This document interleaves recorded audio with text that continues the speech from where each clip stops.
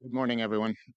I think we'll get started, slightly behind schedule, but beginning a very important session to talk about sustainable transportation. We're coming to you from the SDG Pavilion, Building 88 here at COP28. This session is sponsored by the UNECE, DESA, SCAP, UITP, UIC, and SLOCAT, just to illustrate how important this issue is and the breadth of support that we need going forward. My name is Bob Willen. I'm a partner and the managing director for Carney. It's a consulting firm. I lead the Middle East and Africa region. Among other things, we do a lot of work with public and private sector entities in various transportation issues. We all know how important this issue is. I think if you see how the populations are increasingly dense in urban environments, you can really appreciate the need for more holistic, comprehensive solutions. This includes regulatory, certainly policy actions, as well as cooperative actions across so many different entities. I think we have the opportunity to explore these issues today with the lineup of speakers that uh, are ready. This is such an important session, and to kick it off, I'd like to introduce Tatiana Molchian, the Executive Secretary for the UNECE.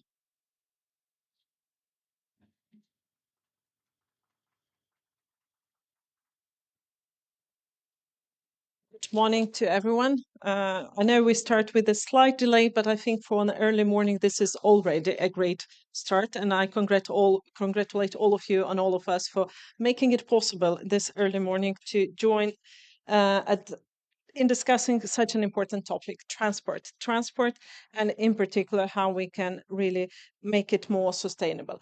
Indeed, on behalf of UNECE, United Nations Economic Commission for Europe, but also together in partnership with our colleagues from the Asia Pacific region. My colleague Armida will be joining lately remotely to this event, but also with the UN Department for Economic Affairs, DESA, whose pavilion we have generously being offered today here, this SDG Pavilion, actually, as it is called.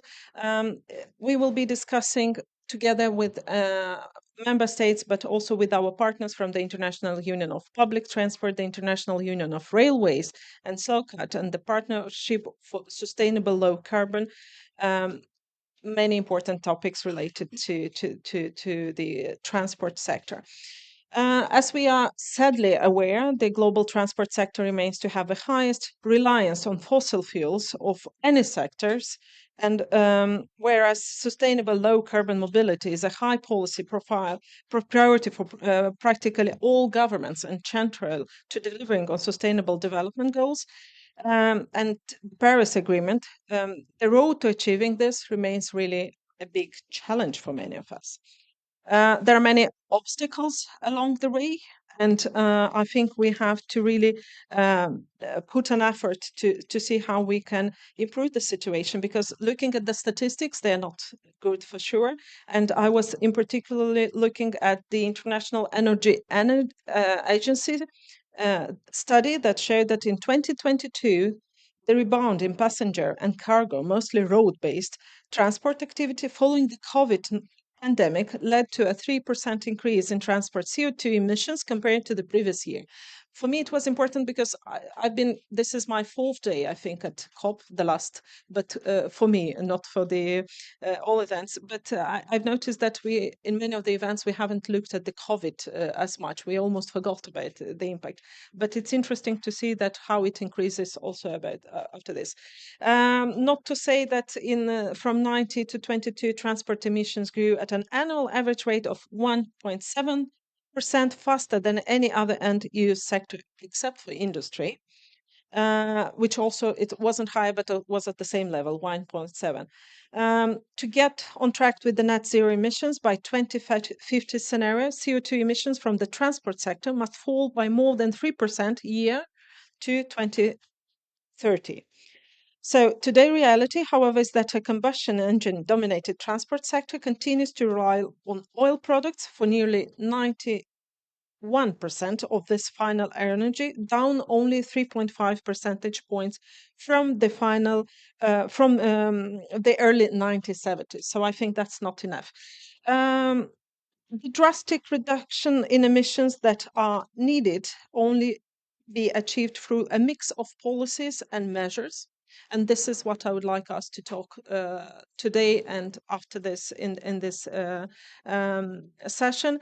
Strong regulations to discourage high emitting operations and fiscal incentives, investment in infrastructure to enable low and zero emissions vehicle operations, a real push towards modal shift away from roads towards the much less emitting rail and inland waterways, and finally, enhanced cross sectoral cooperation, as indeed decarbonizing inland transport will only work when transport and energy sectors work together and coordinated in their efforts and move in the same direction. As an example of this is rapidly evolving electrification of mobility, which will only be successful when combined with the availability of sufficient charging infrastructure and sufficient energy on the grid to allow for this. We've been just discussing that this is the key issue that transpires from all these discussions, that we have to look really well. Connection, uh, charging infrastructure, and also potential use of some of the EV battery capacity to storage for short and medium term for the grid balance overall. So we have a package of measures that we can do together. At UNICE, our expertise, in particular within the Inland Transport Committee, which brings together member states not only from our region, but from 152 countries, many from of which are present here today. We are looking exactly at this, how to bring these solutions. We have drafted the experts. We, when I say we, it's not EC, it's the members who have drafted the 152 members a strategy exactly on how to reduce greenhouse gas emission in the transport sector, how to address climate. So the climate strategy for the transport sector that we expect to adopt in February at the Inland Committee meeting, which will bring us together in Geneva. So there is a lot of work. We hope active participation and lengthy but concrete discussions this morning. And this is a timely discussion, and I know that my colleague from also other for the regional commission will joining us, but we will also have a session of ministers with ministers from UK, US, Estonia, Fiji, and Netherlands being present at this discussion. So I wish all of us a very fruitful engagement, but with very, I mentioned lengthy. I shouldn't have said that. We never have time at COP28. I would say short discussion, but meaningful discussion. Thank you so much, and good luck to all of us in a very engaged interaction. Thank you so much.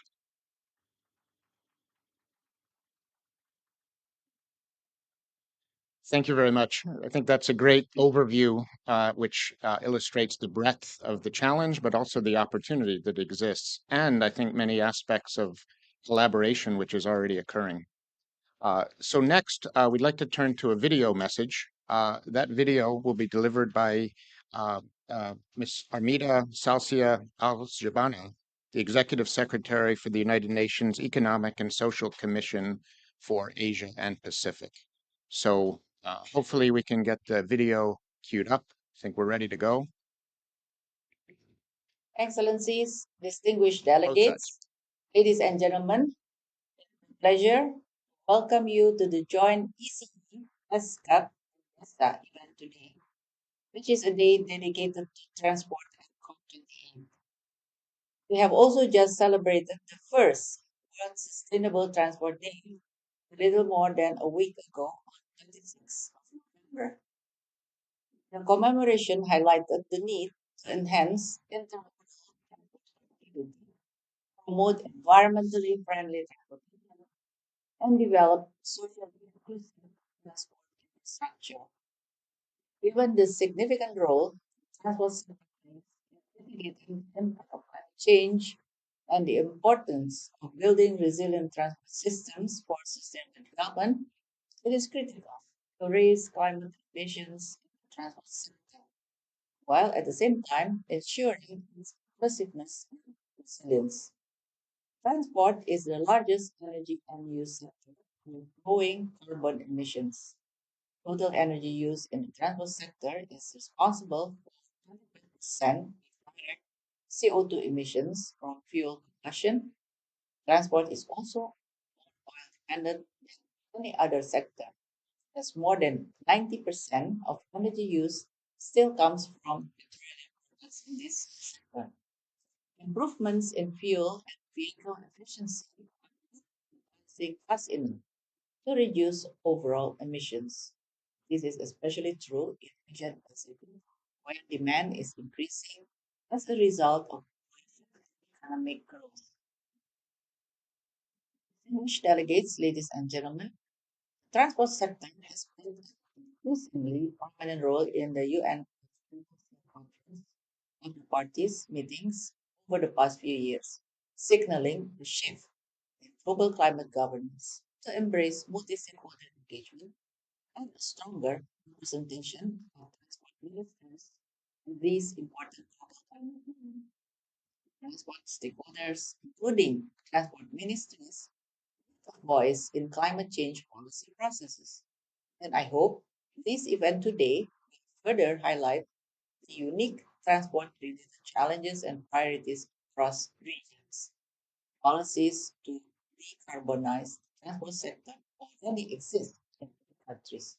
Some examples include modal shift for passenger and freight transport, infrastructure improvements, shared mobility services, traffic management, integrated land use and planning, changes in regulatory frameworks, as well as increasing vehicle fuel efficiency, switching to alternative and renewable fuels, the adoption of electric vehicles. This event will enable the sharing of effective policies to decarbonize transport initiatives between countries. It's also an opportunity to identify strategies and areas of collaboration that align national transport and climate change goals with regional or global targets. Deep and radical partnerships within and between sectors, as well as across regions, are needed for the successful transition to zero carbon transport. Multi-stakeholder engagement needs further strengthening for more ambitious transport action. Moving forward, PASCAP will continue to support regional cooperation, which is a key catalyst for global progress, played an increasingly critical role to advance the goals of the Paris Agreement. Through the ESCAP Regional Cooperation Mechanism on low carbon transport, more than 30 member states have participated in a series of sub-regional consultations covering all five sub-regions over the past year, and a regional meeting that just completed at the Asia Pacific Climate Week 3 weeks ago. Policy brief, key discussion outcomes on achieving low carbon transport through regional cooperation in Asia Pacific will be launched today.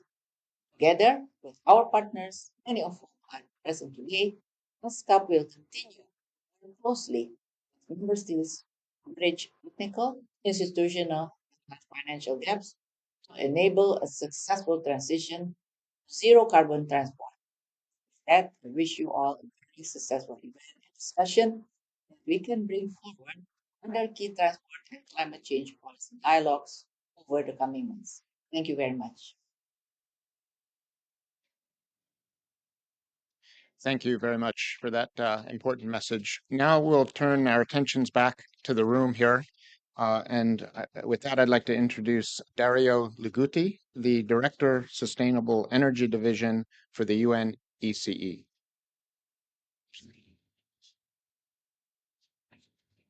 Okay. So,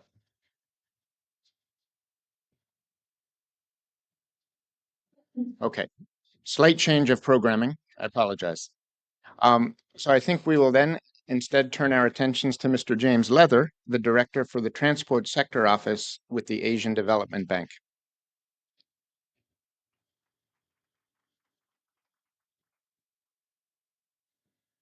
Welcome to Transport Day here at COP. It's great to see so many people celebrating transport and bringing it here. ADB President Asagawa has emphatically said that the battle for climate change will be won and lost in the Asian region. And as a result of that, we have looking at innovative strategies across all our sectors to try and address this key issue in our region. We are committed to a cumulative climate investment target of $100 billion by 2030. That's of our own resources. We're implementing a long-term framework, and the Climate Change Action Plan was released during COP28 a few days ago. And with all the other MDBs, we will ensure that all our assistance sovereign work is aligned with the Paris agreements as it has been since July of this year. The transport sector at the Asian Development Bank is critical in delivery of these key climate commitments. And currently and in the future, the transport is likely to amount to about 50% of that $100 billion total we referred to. But low carbon transport goes hand in hand with the broader needs of transport to support sustainable development and lift people out of poverty. As such, ADB supports transport systems to be both clean and sustainable.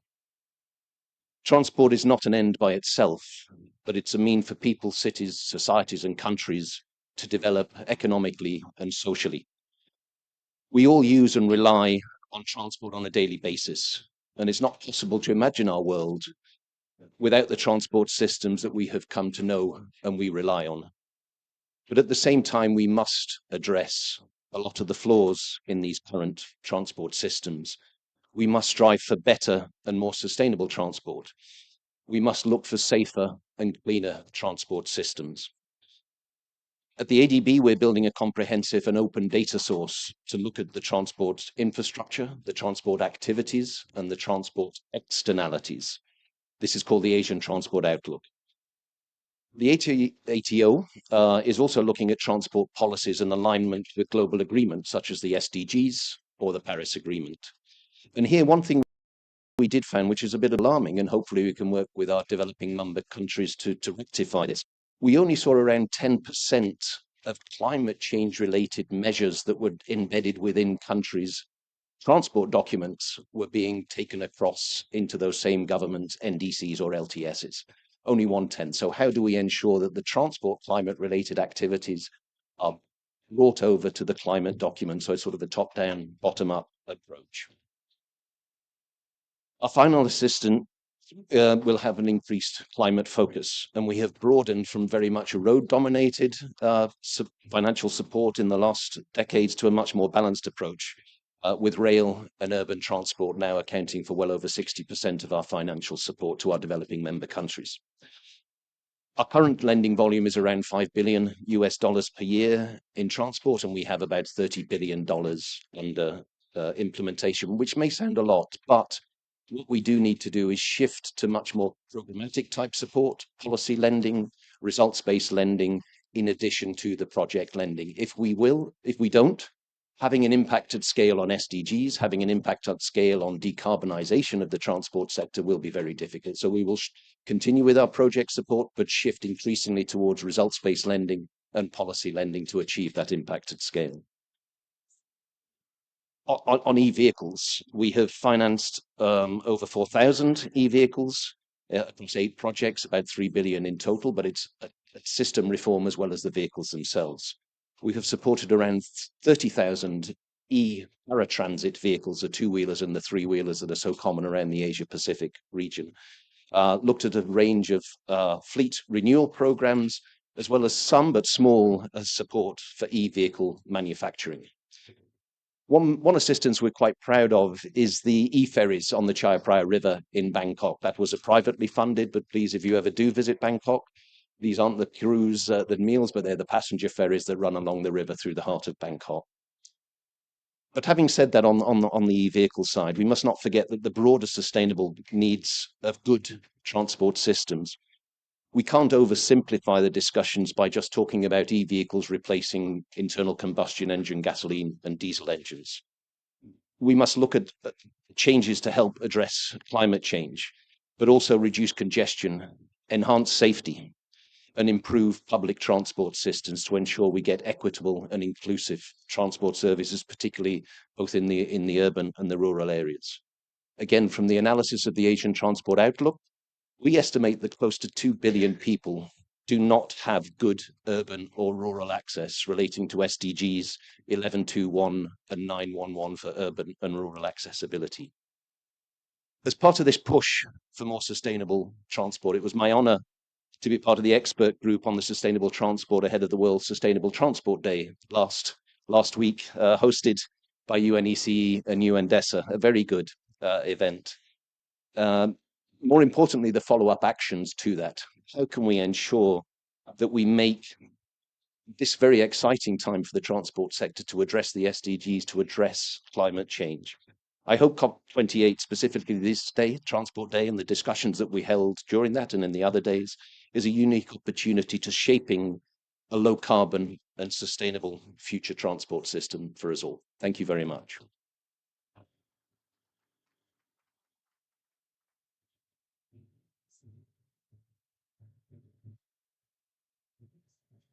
Okay, thank you very much. I think the three speakers have given us a great overview about the challenges that we all face, the breadth of opportunities that exist, and the need for really extensive collaboration, holistic collaboration across so many different activities.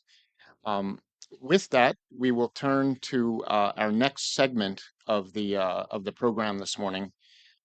We will have a panel discussion, so we'll use this opportunity to invite the panelists forward. I will turn over to my fellow moderator, Ms. Heather Thompson, the Chief Executive Officer of ITDP. And at this point, all the other panelists we can invite to take their positions here at the front of the room.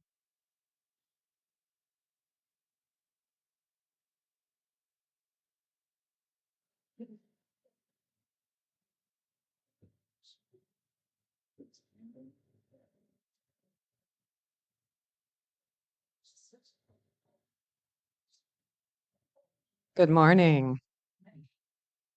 How are we doing today? It's an early morning. It's still a little cool, so hopefully the rush through the line didn't get you too hot yet. A good reason to start early. Again, my name is Heather Thompson, and I'm with the Institute for Transportation and Development Policy. And it's my real pleasure and honor to be here with all of you this morning on a very important day. I know we've all been preparing for the Built Environment Day. It's really great at this COP that we're finally getting attention on the built environment as it deserves, both with a look at buildings and infrastructure, but also our transportation systems. And I'm sure all of you are here because you focus on transportation systems, so you know that it's about 25% of greenhouse gases in the world. And I think more importantly, it represents the fastest growing source of emissions. So it is so important that we get more attention on this important topic at the international level, but we all know that the real work gets done in cities around the world with support of national government. So I'm really honored, and it's my pleasure to be here with so many leaders from around the world to share with you some of the work that they are doing on transportation. So I want to first start by introducing Mr. Kait Kezmets from Estonia, Secretary General, Minister of Climate. To his left is a gentleman from my home country in the United States of America, Mr. Carlos Monier, which is the Undersecretary for Transportation Policy, U.S. Department of Transportation. Sitting to his left is Mr. Mark Harper, Secretary of State for Transport, United Kingdom. To his left is Minister. We were just at breakfast this morning together talking about active mobility. So it's wonderful to have the Vice Minister for Environment from the Netherlands, Mrs. Afke van Rijn. And then to her left, last but not least, from the country of Fiji, Mr. Yavoli, thank you very much. Permanent Secretary, there's been a change in the name, so you are the ambassador for the country of Fiji. Thank you very much. We're going to do a couple of rounds of questions to tee up some important topics. But then, we'll give a chance, hopefully, to have some discussion and some questions from the audience as well. Mr. Kesmets, I want to start with you to give your perspective from Estonia. And so in terms of what we need to do in the world, I mean, here we are at the pavilion for the Sustainable Development Goals, but we also know that we're here at the COP. And really, it's important that we're bringing the work of the SDGs together with the work of climate change and the negotiations in alignment with the goals that were struck in Paris. So from your perspective, could you tell us a little bit more about how you really bring collaboration together? Transportation requires so many stakeholders to work together at the national, at the state level. Can you give us some examples of how your country has really come and brought stakeholders together to address this important topic? Thanks a lot. I'm very happy to be here, and clearly decarbonization of transport is one of the key priority objectives also of the Ministry of Climate. I actually start with that we have a very new ministry. It has been created only in May.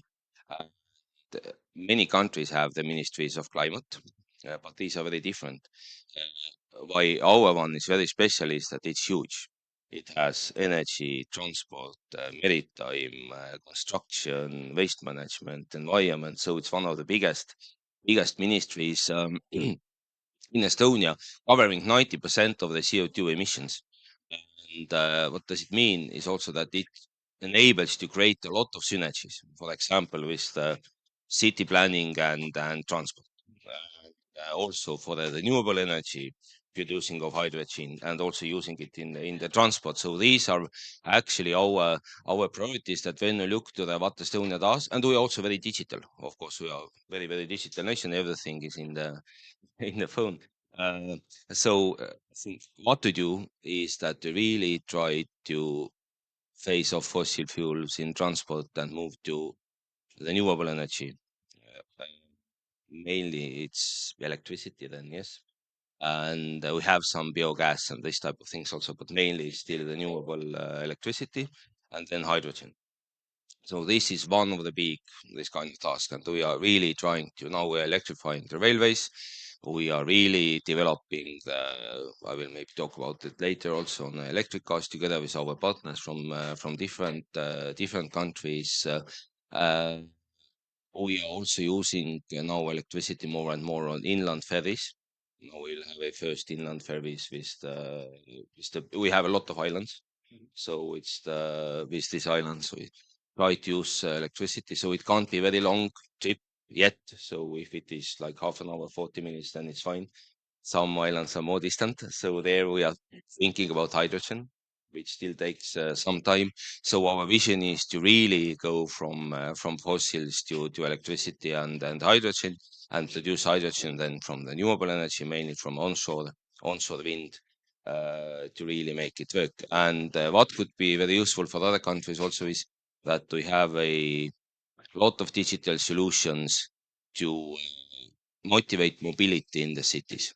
So many countries have it, but we have it very extensively. The scooters, rental cars without drivers, what you can use in the apps. They are mainly electronic. You have also other ways of transport. So we are encouraging people, and these are also this kind of. It's not only Estonia. The same apps are used also in the region. So we're encouraging people to not use their own car, but use basically other modes of transport. Thank you. You already touched on so many perfect things. I love that you also brought in the point on ferries, because I think so often we don't think about the importance of water transport. So I'm going to turn to you next, and let me take a moment to properly introduce you as well, the ambassador to Indonesia and the lead climate negotiator, Fiji. So we know that that is a country or two countries full of islands. So maybe you have something to tell us about ferries, but maybe if you could just touch upon again the point of, again, we are at the SDG Pavilion, and we know the alignment with Paris climate goals are so important. So if you could just touch upon maybe some examples of how your country is bringing those two together, please. Thank you, moderator. Yes, I'm from Fiji. Fiji is a small island state in the middle of the Pacific. We have 300 islands and lots of oceans. The Honorable Minister talks about some islands. We have islands all over. And you can see with that come challenges that we face in terms of transport. We still heavily rely on fossil to connect these small islands, to bring them together, to bring them to the capital city. But the point that has been raised this morning is the importance of changing the narrative to reflect the SDGs and the climate change commitments. For us, it is really, really critical. We are also rehashing our policies towards renewable energy. The importance of making commitments in our first NDC. Uh, we we committed about 95% by 2030 for renewable energies. Again, that is ambitious. Without partnerships, without the importance of like ADB, I heard this morning they are offering 100 billions, and we are part of the ADB region.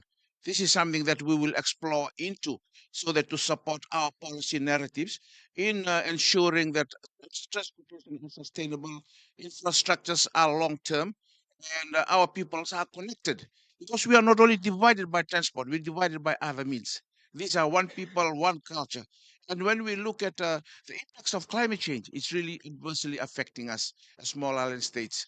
Whether you look at sea level rise or whether you look at coastal inundations that has caused people to be relocated, that has also caused our planners, made difficult for our planners to build sustainable transport. So the islands are really facing tremendous challenges at this stage. And I'm glad to be here today and we can exchange some of these views. And I hope something that I can take back to my country. Thank you very much. Thank you. Those of us that have been going, please.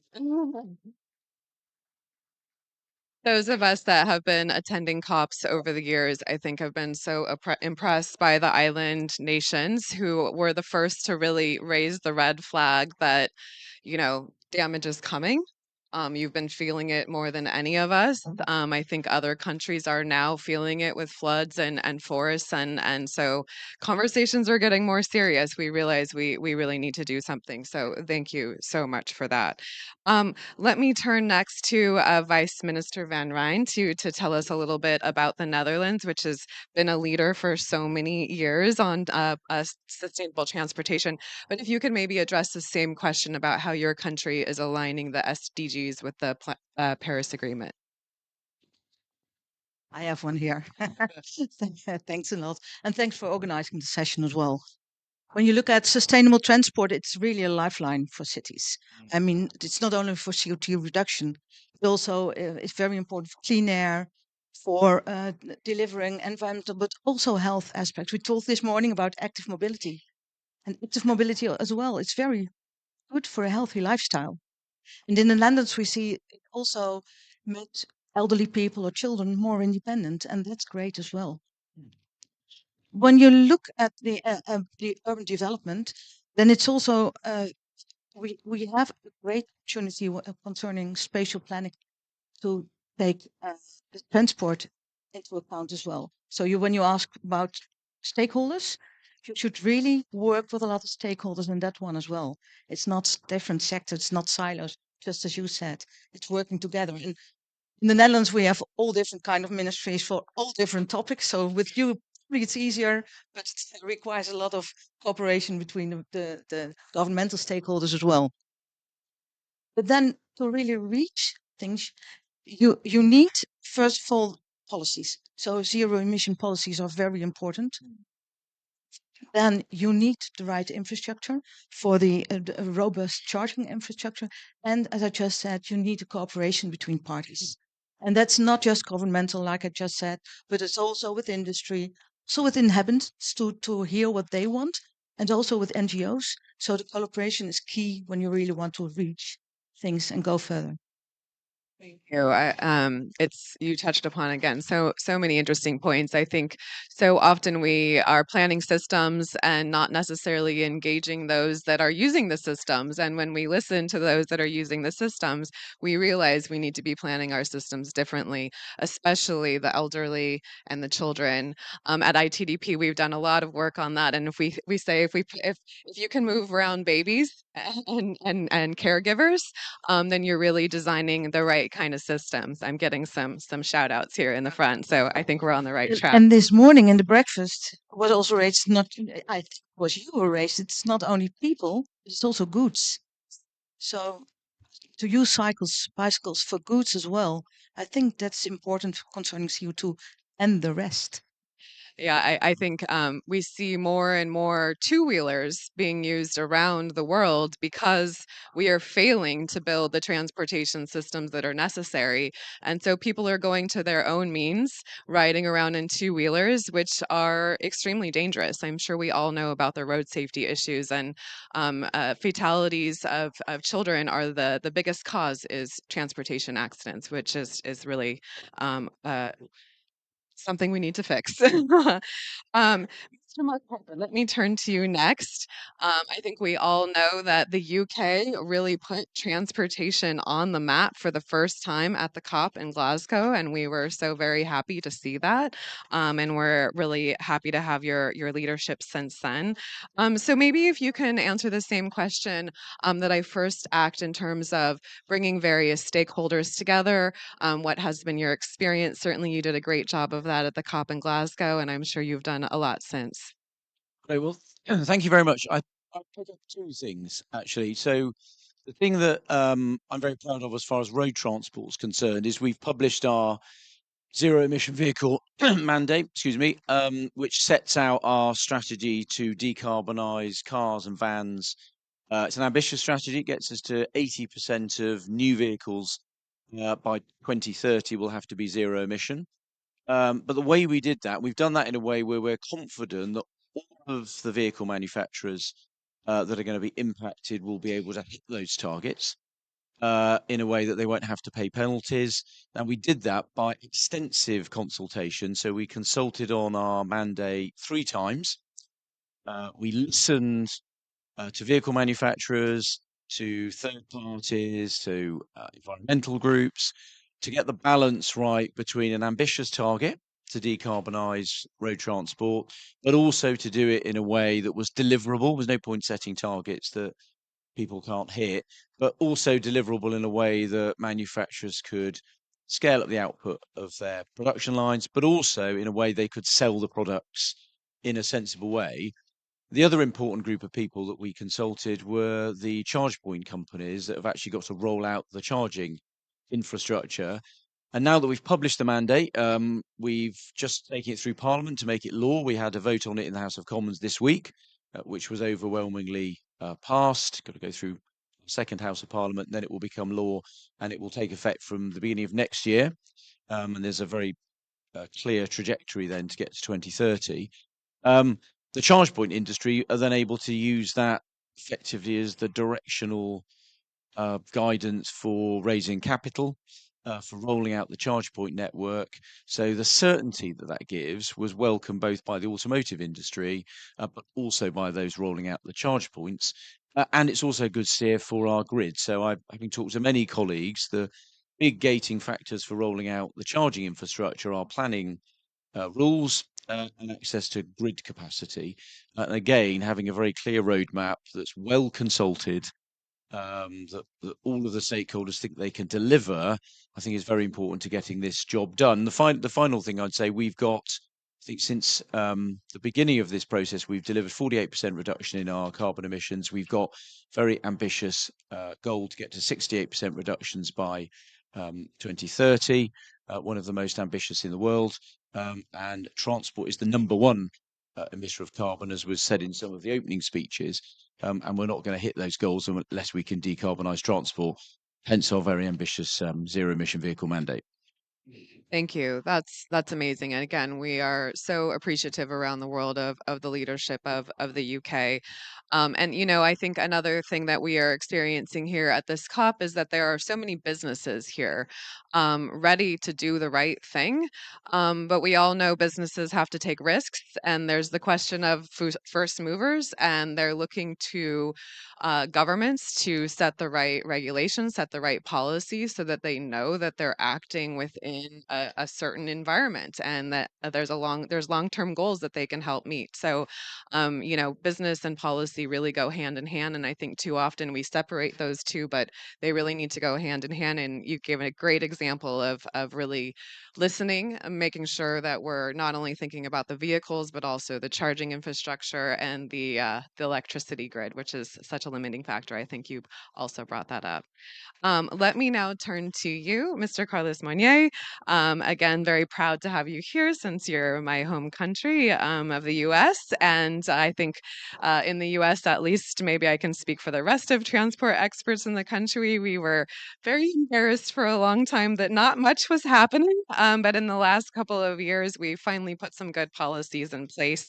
So maybe you can tell us a little bit more about them with really a combination of a look transportation systems, the infrastructure, vehicle improvements, and how all of the policies are kind of bringing those elements, those important elements together. Yeah, thanks so much, Heather. And I was listening in on a panel earlier this morning where they described bipartisan infrastructure law as the biggest carrot in American history when it comes to making the change to a decarbonized transportation sector. We have, thanks to President Biden's leadership, I think back in the world and trying to learn. I think listening to my fellow panelists, there's a lot of echoes here, and I'm very grateful that the bipartisan infrastructure law, for the first time in history, in our history, has a climate title, has more money for transit than ever before in our history, more money for rail, which is a lower carbon form of moving around freight since the creation of Amtrak. Um, we we've got a decarbonization strategy that we've developed with the Department of Energy, with the EPA, with how we don't have the luxury of establishing a brand new cabinet agency, but by working together, we're trying to get as proximate to it as we can. And so our it's a three-part strategy. It's making our communities more convenient, which is like you said, giving people the option of leaving their cars behind. If people don't feel safe to walk, to bike, to roll, to where they're going, they're not going to do it. How are we going to integrate land use planning in order to do that? The other is efficient. So how do we move people onto transit? How do we move on maritime and onto rail, which are again less carbon intensive way of getting things around? And then how do we clean up the trips that are happening? And we have $7.5 billion to install these charge points across our country. 500,000 is our goal. I understand that we've got 1,000 new chargers that are coming online. Those are privately funded right now, but the publicly funded ones are just around the corner within days. It is just a wonderful time to be working on these issues because for those of us in the U.S. who have worked on this, it is a once in a lifetime opportunity. We want it, 2 years in, and we get 40,000 projects across the country. There's a dot. We got a map with dots on it, and there isn't a blank spot. And it really is a beautiful thing. But we've got a lot of work to do, and we've got to tell the story too. I think that's one of the big challenges we face. But the great thing about transportation is it is a secret weapon when it comes to combating the impacts of climate change. Because in a time when we're more polarized, you can argue against woke policies. You can't argue against a bus rapid transit line. You can't argue against giving people a chance to efficiently get to work in an affordable way. So grateful to learn from my fellow panelists here, and thank you, Heather, for your leadership this morning. Thank you. Thank you. I love the idea of transportation being the secret weapon. Secret weapon, although maybe we shouldn't make it so secret. But it is so true. I mean, everybody rides on transportation every day. It's something that everybody relates to, and you flip the switch and you assume that the electricity is going to go on. You may not really understand how it gets there, but when it comes to transportation, it's you're doing it every day. You know how you get someplace and how challenging it can be, or how expensive it can be, or how time consuming it can be. So we all live and breathe that, and I love the idea that there's no doubt about bus rapid transit systems in particular, something that ITDP has been promoting for decades. And it used to be something that we had to explain. And now people understand that it really truly is one of the most cost effective ways to move mass amounts of people. And people always think that buses can't move a lot of people, but we've built systems where you can move a million people a day, which is huge. And people think of metro systems with that sort of capacity, but you can really build systems quickly and make them affordable for people.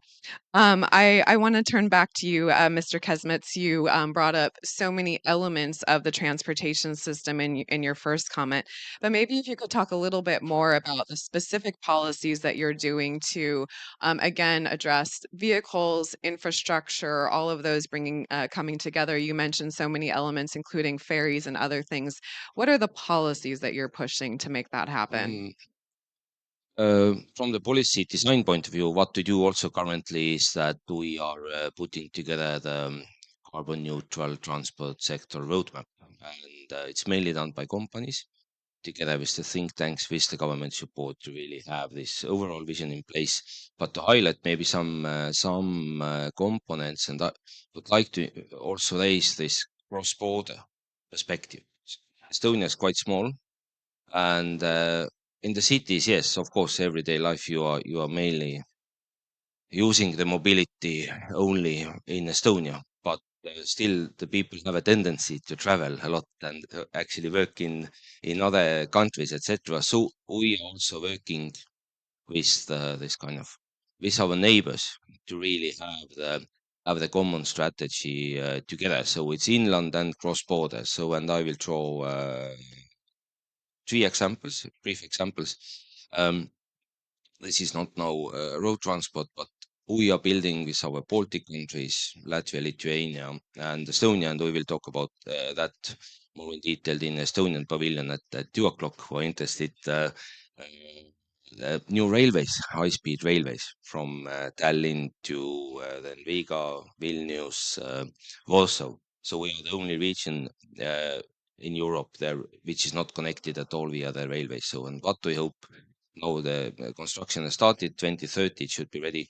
It's a huge exercise of the involving all the companies, different sectors, material producers. It's one of the biggest infrastructure projects in Europe currently.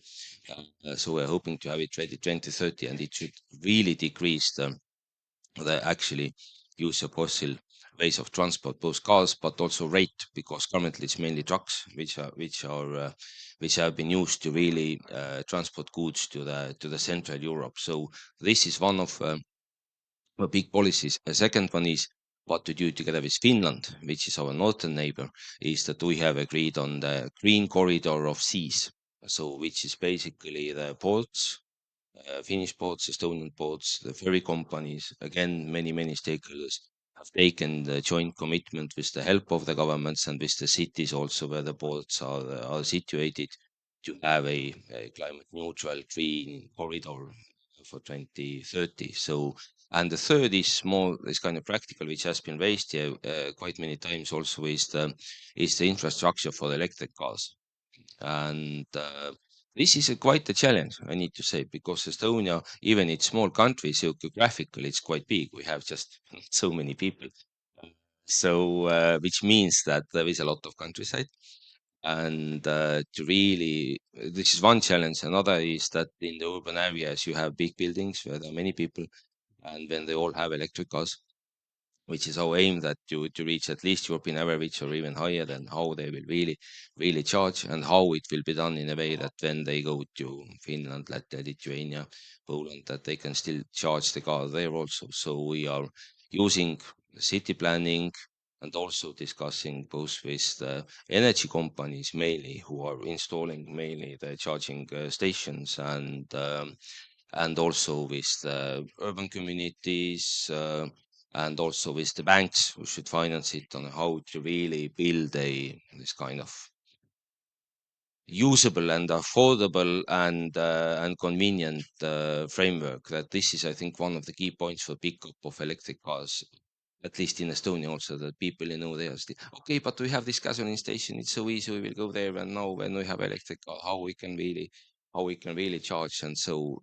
this is infrastructure is really relevant to, in a way, convince people to change from the fossil to electric. Thank you. Gosh, yeah, it's hard. It's challenging to think about setting up systems within one city or one country, but really thinking about doing it across borders, across countries is such a challenge. And you've brought up some great examples on maritime freight and the EV charging infrastructure. So important. I'm glad you brought up freight as well. I think maybe that's something we haven't touched upon quite as much. I think especially with the COVID pandemic, we've just seen so many changes to supply chains, more people having goods delivered to their homes, and just so much changing in freight delivery patterns. So, getting our freight onto rail for long distance, but also thinking about what we can do within our cities to electrify and decrease the size, make the fit for size mobility is really important. Ambassador Gavoli, let me. Oh, sorry. Need to say one thing on Okay. the you Okay. inspired me on the COVID and the food. And in Estonia, you have small electric robots who are bringing you the food. So they are driving in the cars in the streets, and then you can order. Like, so you don't use the human courier, but you have a small robot who is bringing you the food and plays a little song what you can order on when it opens. And so people really like it. Musical robots. That's the future.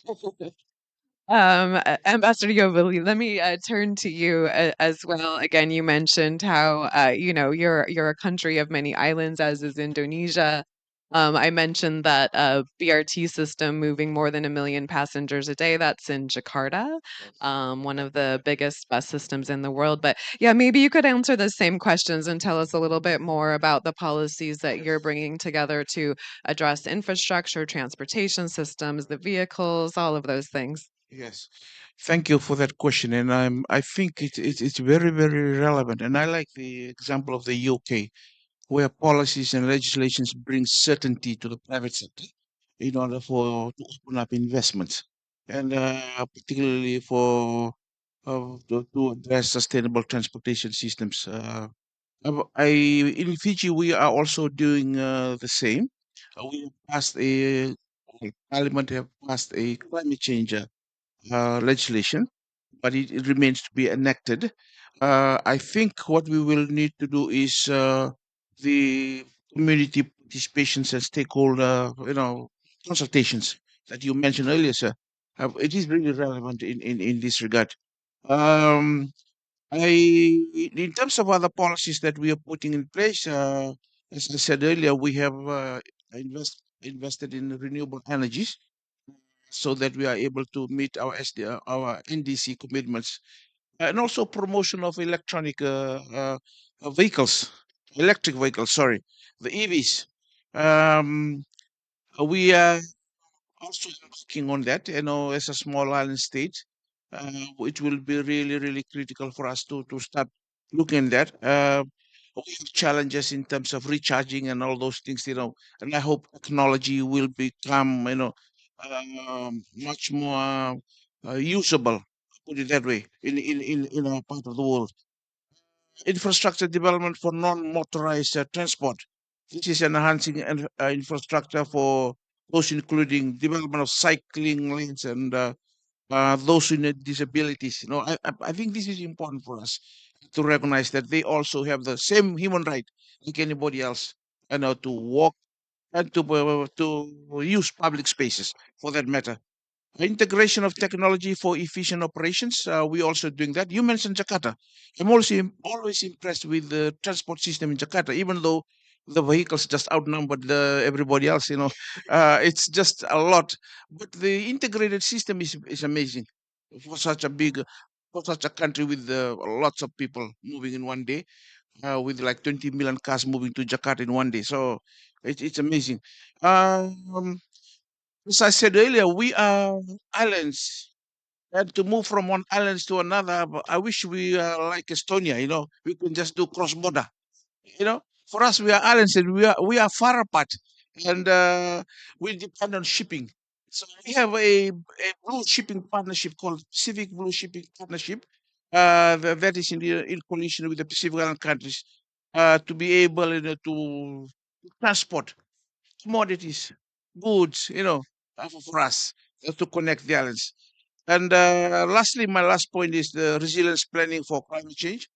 As a small island state, faced with the scourge of climate change, we are undertaking serious implications to ensure that our long-term plans do reflect climate scenarios that will enable to derive sustainable development for us. Thank you very much. Thank you. Again, so many interesting points there. I think one of the things that you said that is so important is the technological advancements, right? Like, again, no business can do this alone. They need the right signals from the government. No country can do this alone. We really need to work together to scale up all of these technologies. Something like bike lanes doesn't take too much technology. We know how to do it. It's cheap and easy. But things like charging and electrification, I mean, we know that the prices are coming down, but we still need to continue to do that. I think, in particular, on charging, ITDP has done some studies where we were looking at the electrification of buses, and we realized that countries were so focused on purchasing the buses, but forgetting about the charging infrastructure, and so they were ending up having to buy 2-to-1 buses, replacing one ICE bus with 2 electric buses because they didn't have enough charging infrastructure, and they basically had to have 2 buses to do the same that one ICE bus was. But now with a better, this was in the early days, and now with a better understanding that we really need to focus on the charging infrastructure, that's part of the package, we can make sure that we just have a one-to-one replacement ratio. So all of these things we need to learn together, and work to, increase the demand so that the scale of production can come down, and the prices can come down, and we can all benefit one another. So thank you for that interesting point. Um, Secretary Harper, let me turn back to you. Again, you mentioned a lot about the goals that the UK has set, the stakeholder engagement that was done in setting these goals, these targets. But you also mentioned that you have a roadmap to get there. So can you tell us a little bit more about the specific policies that are going to really help make those goals tangible and meet them? Yeah, so it's worth me just picking up a point that came up earlier from my Estonian colleague. So I don't have quite such a extensive ministry as his, but I own all the transport policies, so that's both aviation, maritime, and road transport. But we have a climate change department which owns energy and overall net zero responsibilities. So it's worth just saying we work very closely with them. So one area where we interact very closely is in aviation. So we have a Jet Zero Council, which brings together both my department, our business department, and the Net Zero department, and involves all of our stakeholders from the aviation sector. So that's one where we're making sure we're aligning not just transport policy, but all of the other policies within government as well. And that's one of the patterns that we're doing about having that internal alignment. On getting this stuff done, I think it's a couple of things. First of all, it's the point that I highlighted and was reinforced by the ambassador about having policy certainty for business. So we're not going to get this done just as governments. This is about setting a legal and policy framework for business. One of the things I've been very encouraged by in the year or so since I've been doing this job is the fact that government isn't really having to push business to doing this. If anything, in many cases, it's often business having as big ambition or further. So on the vehicle mandate, we've said we want to get to 80% of zero emission vehicles, cars and vans by 2030. There are a number of very significant vehicle manufacturers globally who want to get further than that. So both Nissan, which has a very significant car plant in the UK, and Ford both want to get to 100% of their output by 2030. So they actually want to go faster. So I think that's but setting that regulatory certainty, I think, gives business the confidence to set out their investment plans and to get things done. On the government side, one of the things we're doing is trying to align with that where there are market failures. So if I go back to the charging infrastructure, most of that in the UK is going to be delivered by the private sector. So there's around £6 billion of capital behind the charging infrastructure sector. That's now got a roadmap for delivery. And the fact that we've set out the regulatory certainty has, I think, given them certainty for their investors and the confidence to roll that out. There are two areas where we're having to jump in specifically. One is on-street charging. And that's both capacity building for local authorities. So to make sure that as the 300 or so local authorities engage with the charge point industry, we don't have 300 or so different ways of doing that. So we're trying to have capacity building for local authorities so they engage well with the private sector in a consistent way. And we stop everyone, picking up your point about bus charging. Everyone doesn't have to relearn the lessons, that we share best practice. So we're doing that and putting a significant amount of money into that also to pay for some of the public infrastructure. So coming back to the point that Carlos made, there's going to be some public infrastructure here as well. So we're funding that. The second area is on our strategic road network, so our motorway system, where we are trying to level the playing field by installing the grid connections so that those are a baseline for the strategic road network. And then the private sector organisations can deliver the charge points. The final thing I'd say is we're also trying to, I think, coming back to the point that you made about what this looks like to consumers, we're also trying to change some of the legal framework around transparency. So for charge points, pricing, how you display pricing, what people get so that people don't get surprised when they've charged it up, getting some of the information available so that builders can build that information on digital platforms so that you know where charge points are, you know how to get to them, you know if they're available, you know the pricing, so you make it easier for people to navigate around the system. So I think there's a role for government on legislation and regulation, working in partnership with the private sector and then local and city governments is how we're going to get this done. So I think we've done all of those things. If you bring those together, then I think you can quite rapidly see a roadmap and actually see delivery taking place. The final point on that, we've seen just over the last year, 43% increase in charge points. We're on track to deliver a very ambitious target by 2030, and that is both a legislative, regulatory, and private-public partnership that's going to get that delivered.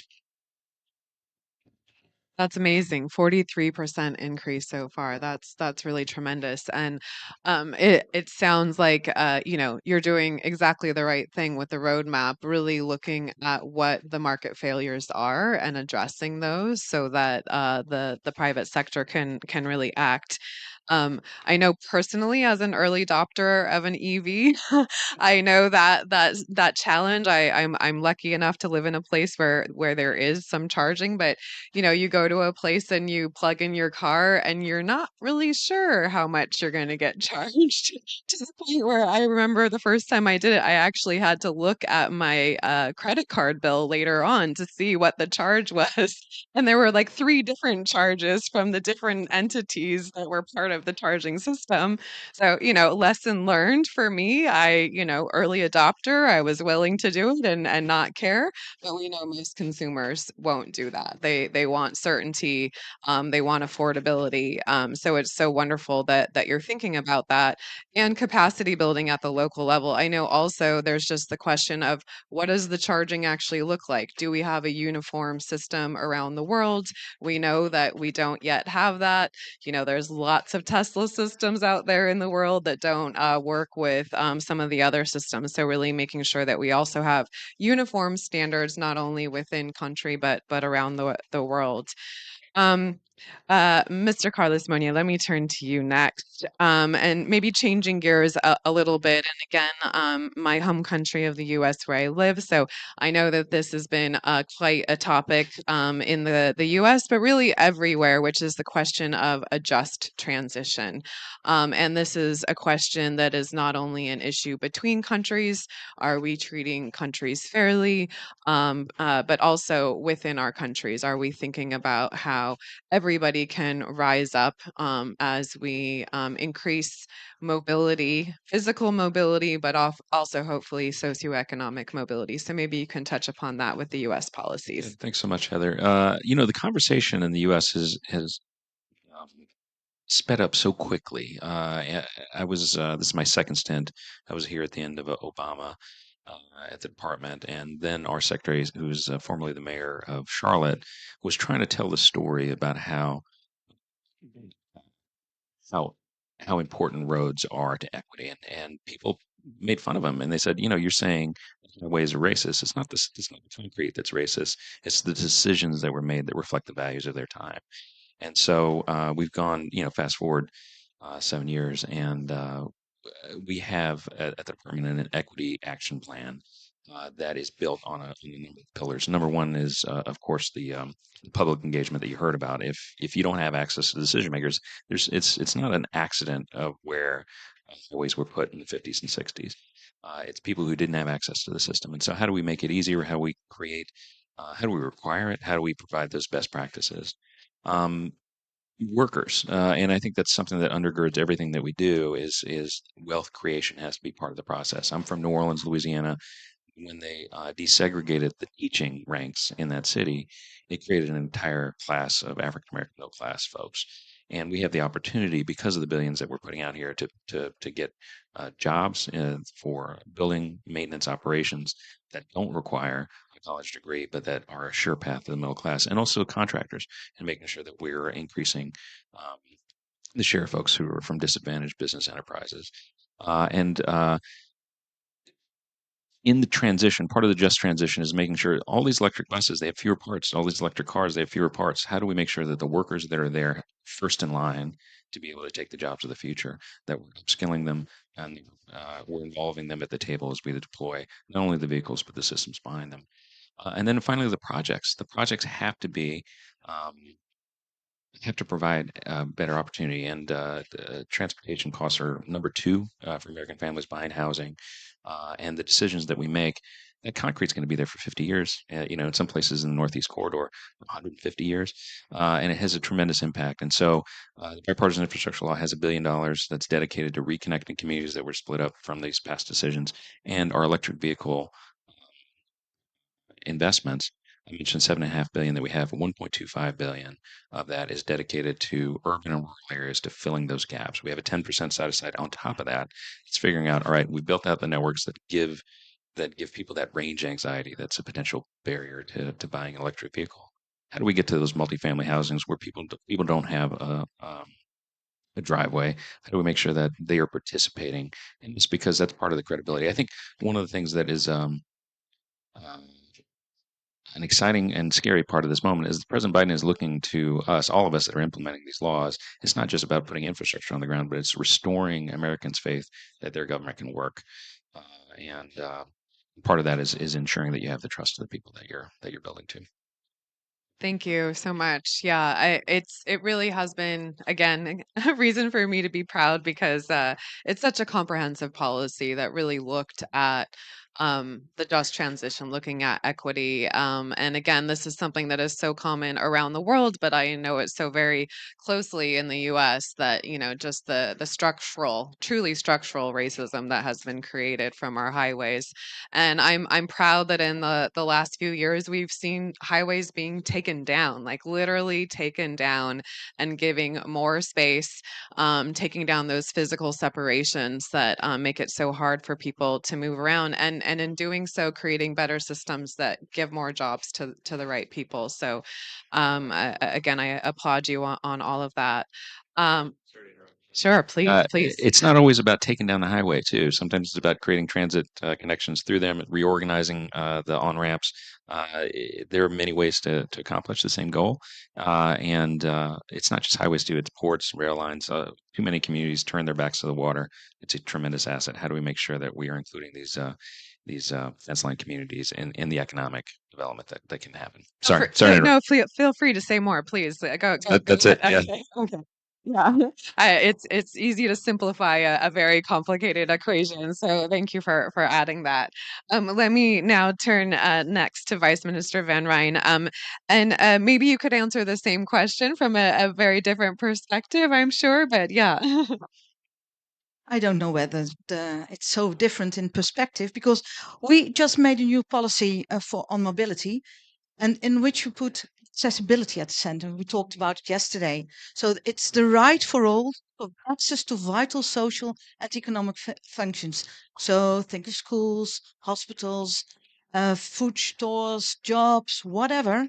And in this way, you will bring the spatial development and mobility together, because just as I said right now, they are so interlinked and so important to take them up at the same time. I think you talk about the same. And you also put people at the heart of your policy. And we think that's important as well, especially when you talk about just transition or social injustice, whatever. And you talked about highways. Active mobility, as you know, for the Netherlands, very important, as well as taking it up globally.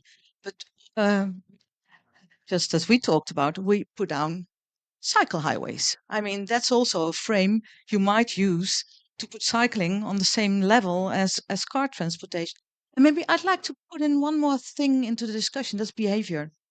Using less cars or whatever kind of transport might also be a discussion you can have. Sharing cars, always a very difficult position. Still, in a circular economy, we have to look at those aspects as well. So, and as far as putting down the right policy, the good timelines. So for us, buses are very common in the Netherlands, and we have put quite high targets there. From 2025, all new buses in the Netherlands will be non-zero emission buses, and from 2030, all buses, the total bus fleet will be non-emission. I think those are great targets, and it's feasible. We've looked at it. I mean, it was a sector that wanted targets like this, just as you said, and that's very important as well. But when it concerns the medium and high vehicles, you need more collaboration. So that's why global MOUs on zero emission in that respect are very important as well. That's not about just transition, but I thought I'd put that in as well when concerning non-zero cars, so electric cars, electric vehicles. We use, just as you said, promotion as an instrument. So purchasing subsidies for both new cars and second-hand emission cars. And that last one, it works out very, very well. So I think for just transition, that's very useful as well. That's very interesting. Yeah, that the last point on the secondhand vehicle market. You rarely hear about subsidies for the secondhand vehicle market, and we know that as we move to zero emission vehicles, there's still all of the rest of those vehicles on the road, and often they get exported to countries as well. So we need to be thinking about that secondary vehicle market. Well, we have just a few minutes left, and I don't know if we may not have time to take a question for the audience. So maybe instead I will just turn to you and allow you one more opportunity to give, just a sentence or two, your golden idea to leave with the audience in wrapping up. And I'll turn to you first, please. There have been so many good ideas during this discussion. I think the golden idea on how we get people to really help with the decarbonization is that the policies need to be made for people. They need to be affordable and they need to be easily usable. And this is, I think, we're all aiming for in our countries. Say, I first met my boss, Secretary Pete Buttigieg, on a trip. He was just a lowly mayor. Not mayor's my favorite, but he was a small town mayor, and we went to Amsterdam and saw the train station and the rows and rows of bikes. And given the choice, people want to have active transportation, and it's not about forcing people. It's about making it affordable, making it efficient, making it reliable, and that's transit. And we've learned a lot from visiting other countries, from hearing from our peer leaders, and it is a very exciting time in the United States because we finally have the resources to. The best time to plant a tree is 20 years ago. The second best time is today. So we're doing it. We're planting some trees, and hopefully we'll have a generation of impact that comes from it.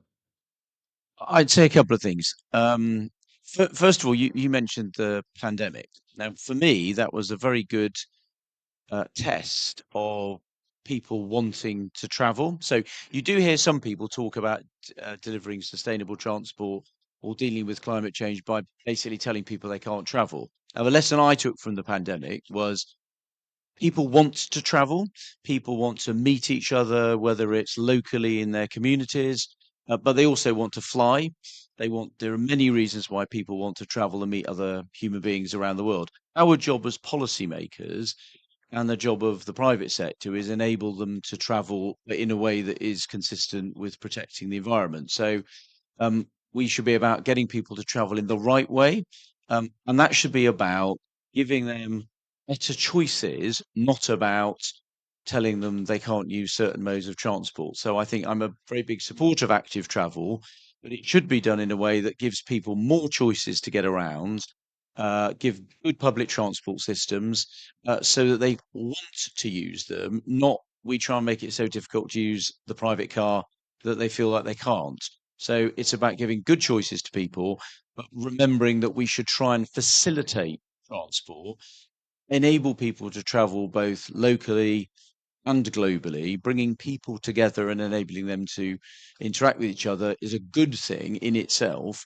Our job as policymakers is to do it in an environmentally sustainable way. And for me, that is the central goal of transport. For me as well. And accessibility as a frame is, I think, a very good frame because that's what you want. You want to have accessibility for everyone so people can go where they have to go in the right way, in a sustainable way. So putting that into the heart is, I think, is key. And also cooperation, because no one can do it alone. You need in the country, you need your partners, your stakeholders, whatever you want to call them, but also internationally, we have to tackle it together. So. Thank you. For us, while policies may be right, but access to technology, access to finance is really, really critical for us as island states.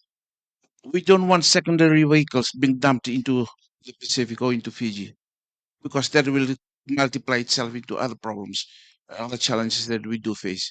So we really, really want to promote sustainable transport so that we can achieve our climate goals. Thank you very much. Thank you. So let me attempt to wrap with a few ideas, and then we'll invite our closer to come on up. But I think transport is about mobility. It's about physical mobility, but it's also about socioeconomic mobility. As you said, people want to travel, they have places to go, and it's not about telling them they can't, but it's about giving them better options, and options that are sustainable. That's why we're here at the COP, but also that are equitable. It's about accessibility. I think that's a really great way to summarize it. And I love the idea that it's a secret weapon. A secret weapon that we need to make not so secret, that we're building our systems for people. We need cooperation between industries, between sectors. We know that a lot of this is going to come from the private sector, whether it's road transportation, aviation. I love the idea of Jet Zero. I hadn't heard that one yet. Whether it's aviation, maritime, road transportation, rail, buses, bikes, walking. We need cooperation with the private sector sector. The public sector, with all of your leadership, is here to set the right policies to give the market certainty so that they can play, so that we can get financing where it needs to go. Yeah, I really thank you for your leadership. Thank you for being here. It's wonderful to be here on a day where transportation and the built environment is given its space. Again, let's make this secret weapon not so secret anymore. And I wish you all well in your day ahead. I'm sure you're going to be busy making sure that we get more attention to this very important topic. So thank you so much for your time and your leadership.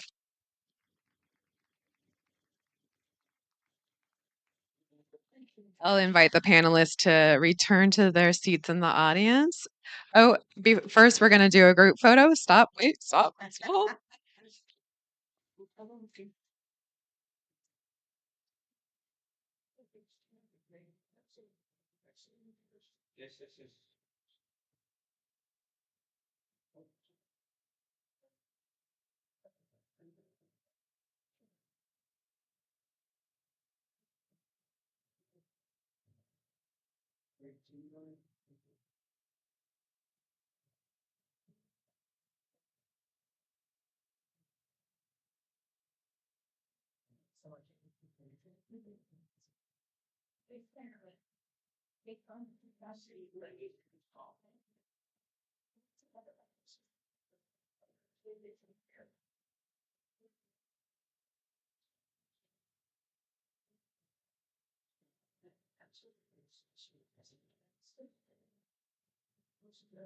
So we're those in the audience don't leave quite yet. We've got closing comments from Mr. Stelios Pessimajoglu coming up from I believe you are, I'm sorry, I'm looking for you in the audience. Who is I'm sorry, my notes here. The manager of the NDC's Nationally Determined Contributions Long-Term Low Emission Development Strategies Impact Assessment Support Division for the UNFCCC. I needed my notes for that one because it's quite a long one. Yes, if you could please come to the front and give us some closing comments.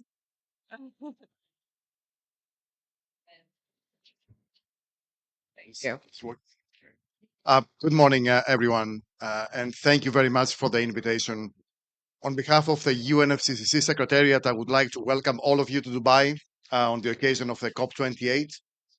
This is the biggest event we have ever organized, and I hope you're taking this opportunity to talk amongst yourselves and getting in touch and realizing the complexity of this problem. I think it was very, very clear from all the statements that we heard this morning, from all the interventions, and really appreciate the openings from the executive secretaries this morning.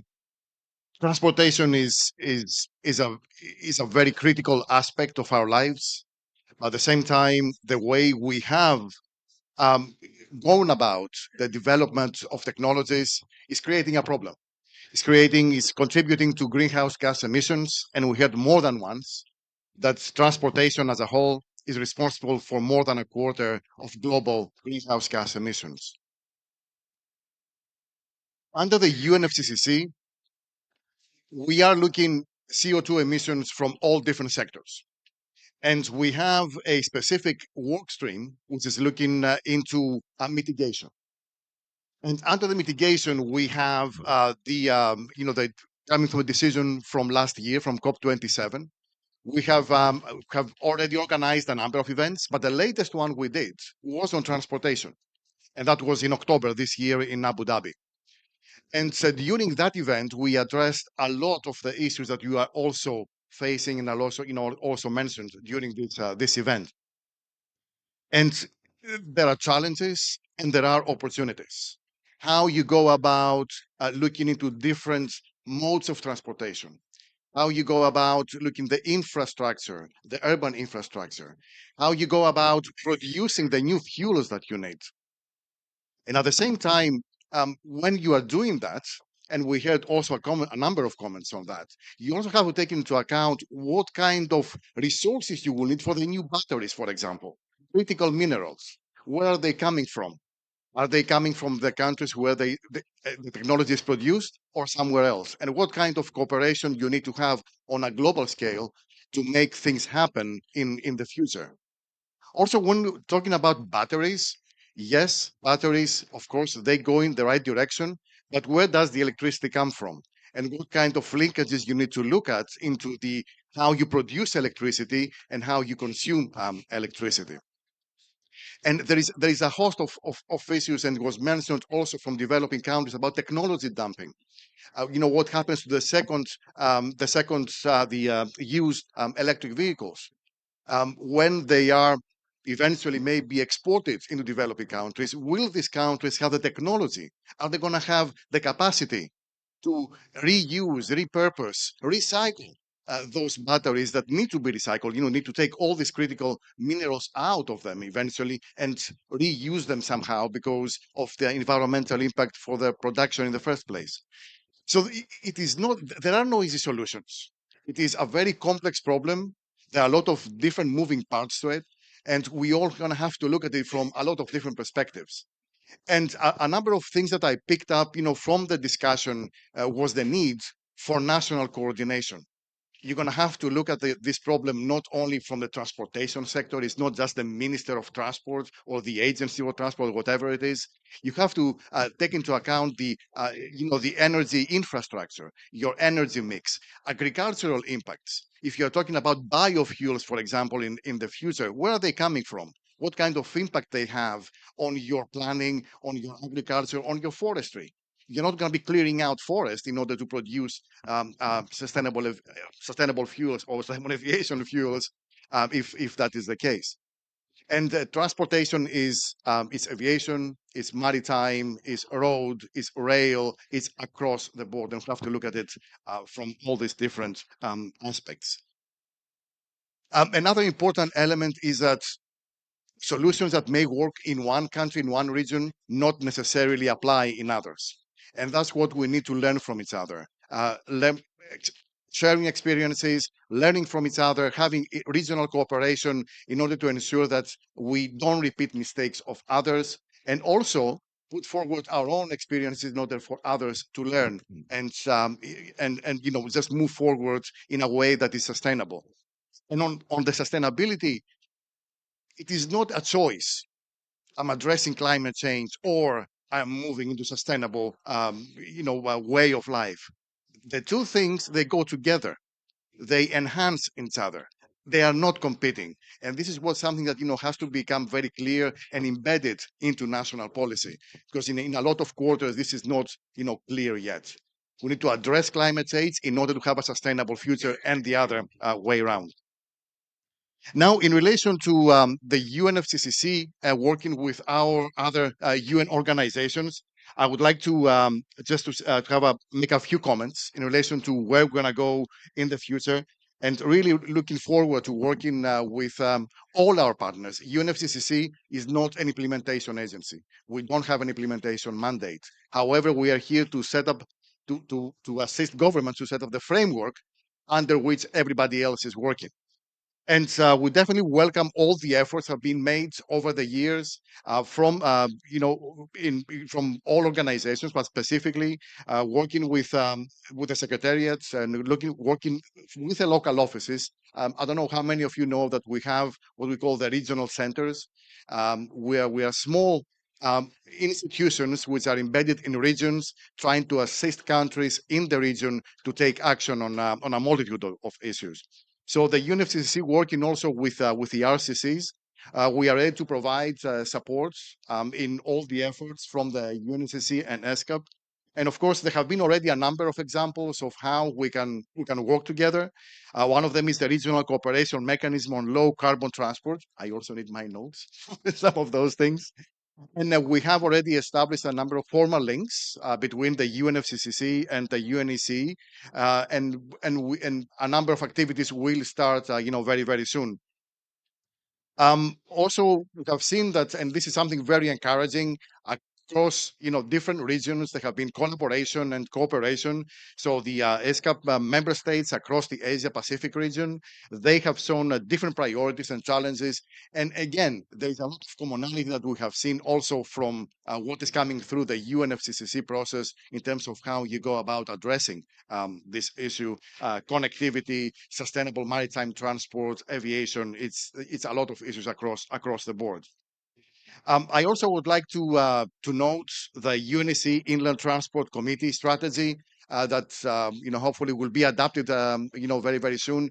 I hope this is something that is going to bring together aviation, maritime, and road transport. I'm sure that you all know there is already ICAO and IMO that are dealing with the other two international modes of transport, and they already have their own goals, long-term aspirational goals. So I think this kind of initiative, it is an excellent one in order to bring all the different modes of transport together, working in synchrony. Moving forward, again, as I mentioned, we'll work closer together with both organizations, UNEC and ISCAP, to support all the regional cooperation in all different parts of the world. And again, I just want to just close this closing remarks by saying that just to echo some of the comments that were made earlier. It's all about making sure that governments put in place the right policies to make sure that people have choices. It is not about restricting transport. It's about ensuring that we have the right choices for the future. So I will leave it at that. Thank you very much for the invitation, and I'm looking forward to our cooperation. Thank you so much. And thank you all for being here. I'll just wrap to say, thank you for the hosting this, bringing together the ideas of the SDGs and the Paris Agreement, bringing together the ideas of so many governments and so many UN agencies. And we appreciate the efforts of the UNFCCC to bring those together, and UNEC and SCAP also doing such great work. So thank you all for being here. I hope this was inspiring, and enjoy the rest of your day. Thank you.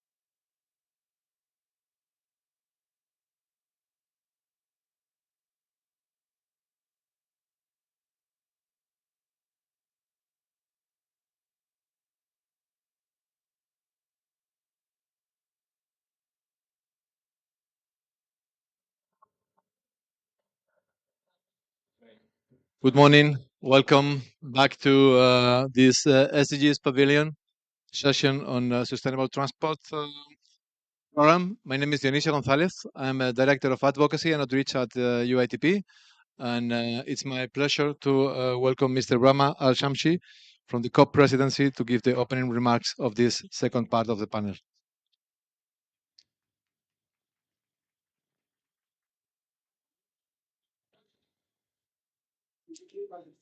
Thank you very much.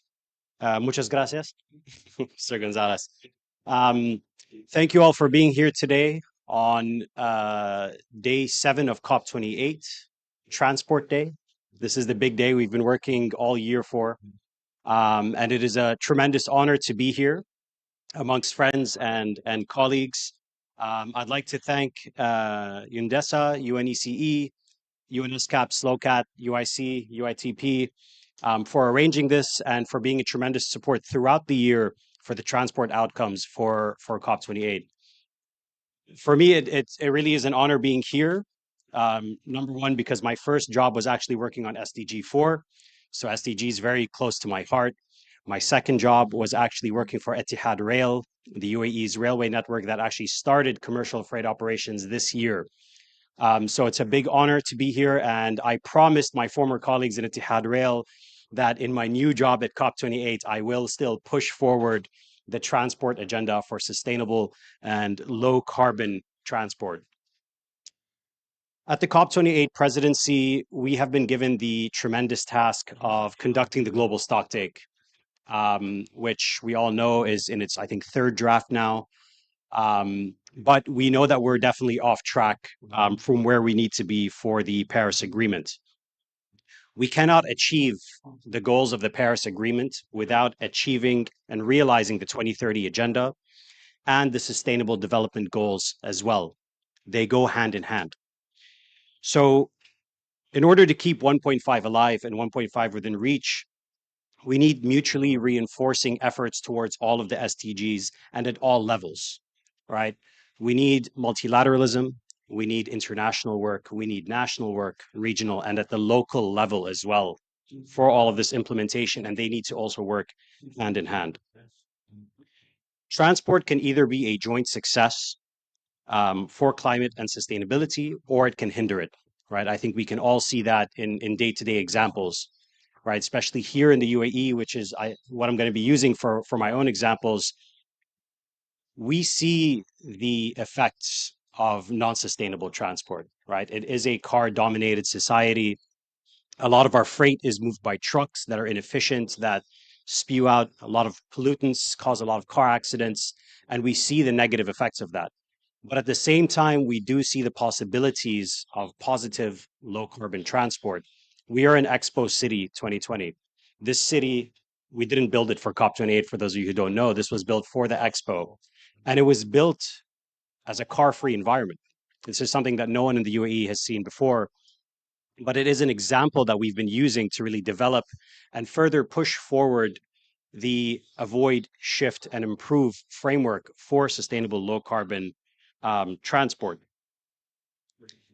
Going back to the bigger picture, the current NDCs, and I think this comes from SLOCAT as well as other entities such as the Climate Tracker, are insufficient to avoid an average temperature increase of 2.5 degrees by the end of century.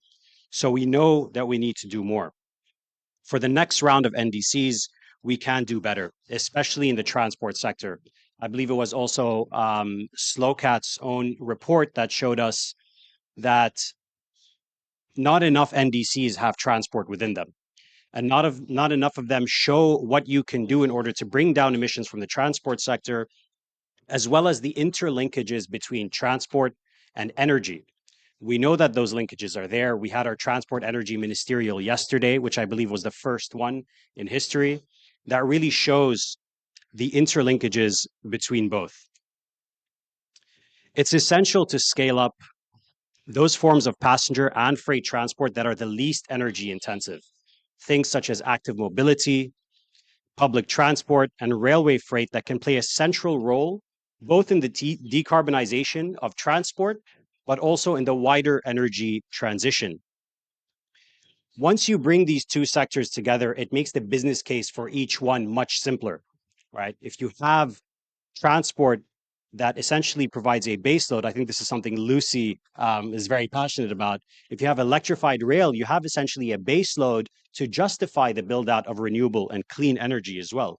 So these interlinkages are clear. And this is something that we were also talking about in Etihad Rail, is you can use your railways as a grid, essentially, and you can build it out. You can reach those that do not have access to power.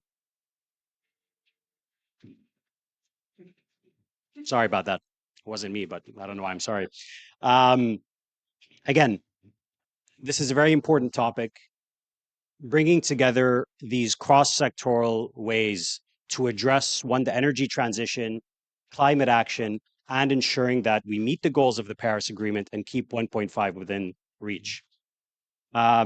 With that, we look forward to working with all of you, all of our sustainable low-carbon transport partners, in the beginning of the COP28 presidency. We've been working all year to get to the start, essentially. So we have a long road ahead of us, and we look forward to working with you all. And I'd like to pass it back now to my colleagues. Thank you very much.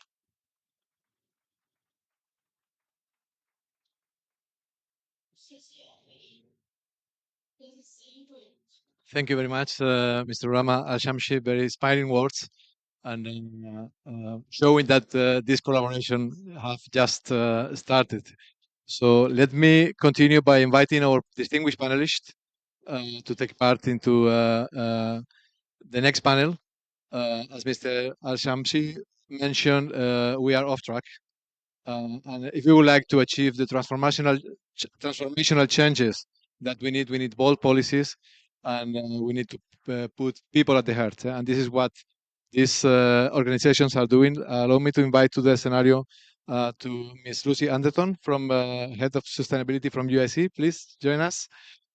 Ms. Bronwyn Thornton, CEO of WAC21, Ms. Alice Yu, Director of Policy Outreach and Strategic Communications at SCAT, and my colleague, Mr. Philip Turner, Head of Sustainability at UITP. Yeah.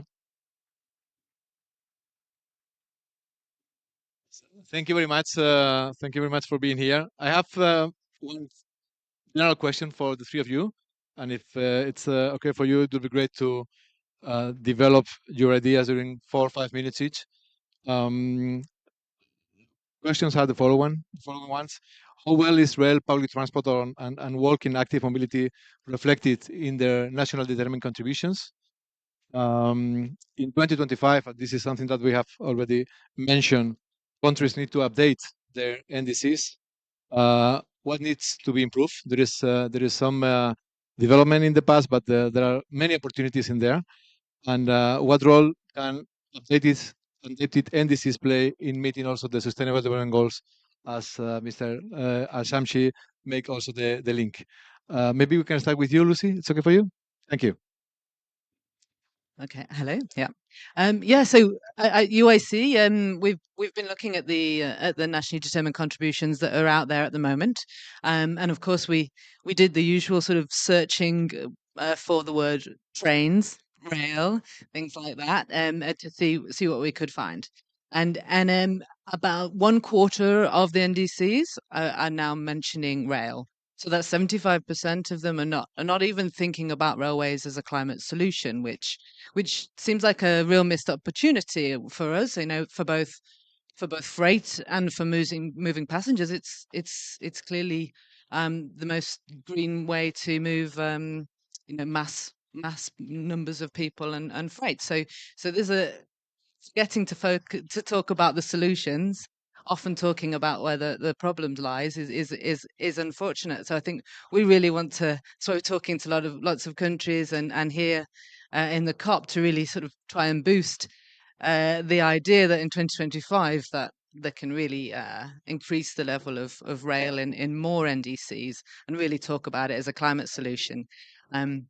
and not just talk about it, so not just mention it and as a possible solution, but to be really specific, because we saw that only well, quarter of them were talking about rail, only 10% actually had any specific targets around it. So there's a sort of very generic statement in some places, but what we really want to see is real specific targets. Many of them who are using specific targets are talking about perhaps expansion of rail, so talking about how many kilometers of track they're going to build. Maybe some of them are also talking about modal shift as well, so specific percentages of shift they want to make from road to rail in freight, for example. And some of them are also talking about electrification, of course. So how much of their railways they want to make electric by certain dates. So that's where we've seen some real specific measures, which I think is really helpful. And actually, the most of the ones that are specific and mentioning are low income countries and lower middle income countries. So it's not the sort of global richer north that are talking about rail. It's those that are still emerging and growing and really need to decouple the growth of emissions from their growth in prosperity, and so they really see that opportunity. So I think that's really where we need to focus and really to get more presence. But I think I know that my panelists have found some really similar themes around this, around the sort of measurability. But we also want to sort of boost ambition. But it's the comprehensive coherency that we've all noticed. And I know you'll all touch on this, because we know there's great transport policies out there in many places. We know there's rail strategies in many countries, but the climate policy is not talking about it, and again it's making that multi-level links, making it comprehensive, and not just talking about mitigation but also talking about the adaptation piece as well, because most of the time people are talking about carbon savings from say modal shift or electrification, but they're not talking about how vulnerable our transport systems are and the kind of adaptation that needs to take place, how we need to build railways in a different way that they were built before. And so really talking about that kind of piece we really see as an opportunity. And lastly, the funding piece. So the really good NDCs we've seen are talking really specifically about the finance they need, making conditional NDCs, talking about what money they need to do even better on rail. And so we'd really sort of want to highlight those that are doing well on that and get better in more NDCs. Thank you very much. Thank you, Lucy. We'll come back to finance afterwards and making this link between low and middle income countries and how to mobilize those finances. Bronwyn, from the workable point of view. Thanks. Now, yes, great. Thanks, Dion. Yeah, so I'm here with the Walk 21 Foundation, but also talking about the work that we've done as part of the PATH Coalition, which is the Partnership for Active Travel and Health, with our colleagues from ECF and other partnerships, to look exactly at the role that active mobility takes with the climate agenda. And for COP last year, we developed a set of coherent messages around the value of active mobility. And this year, we undertook a small study to look at all of the national policies in all 197 UNFCCC countries. So we looked at the NDCs and we looked at the available policies for walking and for cycling with a range of search terms. It gets quite complicated looking for them. You have to get a little bit creative. I'm talking later in the Bhutan Pavilion, and their agenda for walking and cycling is in a low emission strategy. Others have it in different strategies. So what's the result? 197 countries. And I think Lucy alluded to this about the relationship between NDCs and national policies. Only 8 have an NDC for walking and cycling and national policy to actually implement that. Now, this to us was quite shocking, because this means that there's a load of countries out there who have national policies but haven't seen the opportunity to reflect that in their NDCs. And this is a breakdown between agencies, who's writing the NDC and who's delivering on the policy. And there's a load of NDCs out there without a means by which they can be delivered through their national policy framework. So some more numbers around this. What's interesting with these 8, and I think I will name and celebrate them because it's a short list. I look forward to the time when the list is too long to read out. We won't sit here for 197. But Bangladesh, Bhutan, Colombia, Costa Rica, Ethiopia, Rwanda, Uganda, and Singapore. Now, I put Singapore out of alphabetical sequence because that's the only higher income country that has the package of measures that we see as necessary in place. So we celebrate these other countries and we applaud them, and we are putting everyone else, all the other 189, on notice about the need to do something for 2025. But it's not all bad news. I mean, it's not great news, but it's not all bad news. So for walking, there's 80 countries have a national policy that captures walking. Cycling's not so strong here. Only 34 countries have a national policy for cycling. But we see different levels of maturity, investment, and evaluation in those different policies. So at the end of the day, we're here to help. We're not just here to say, this isn't working, what are we doing?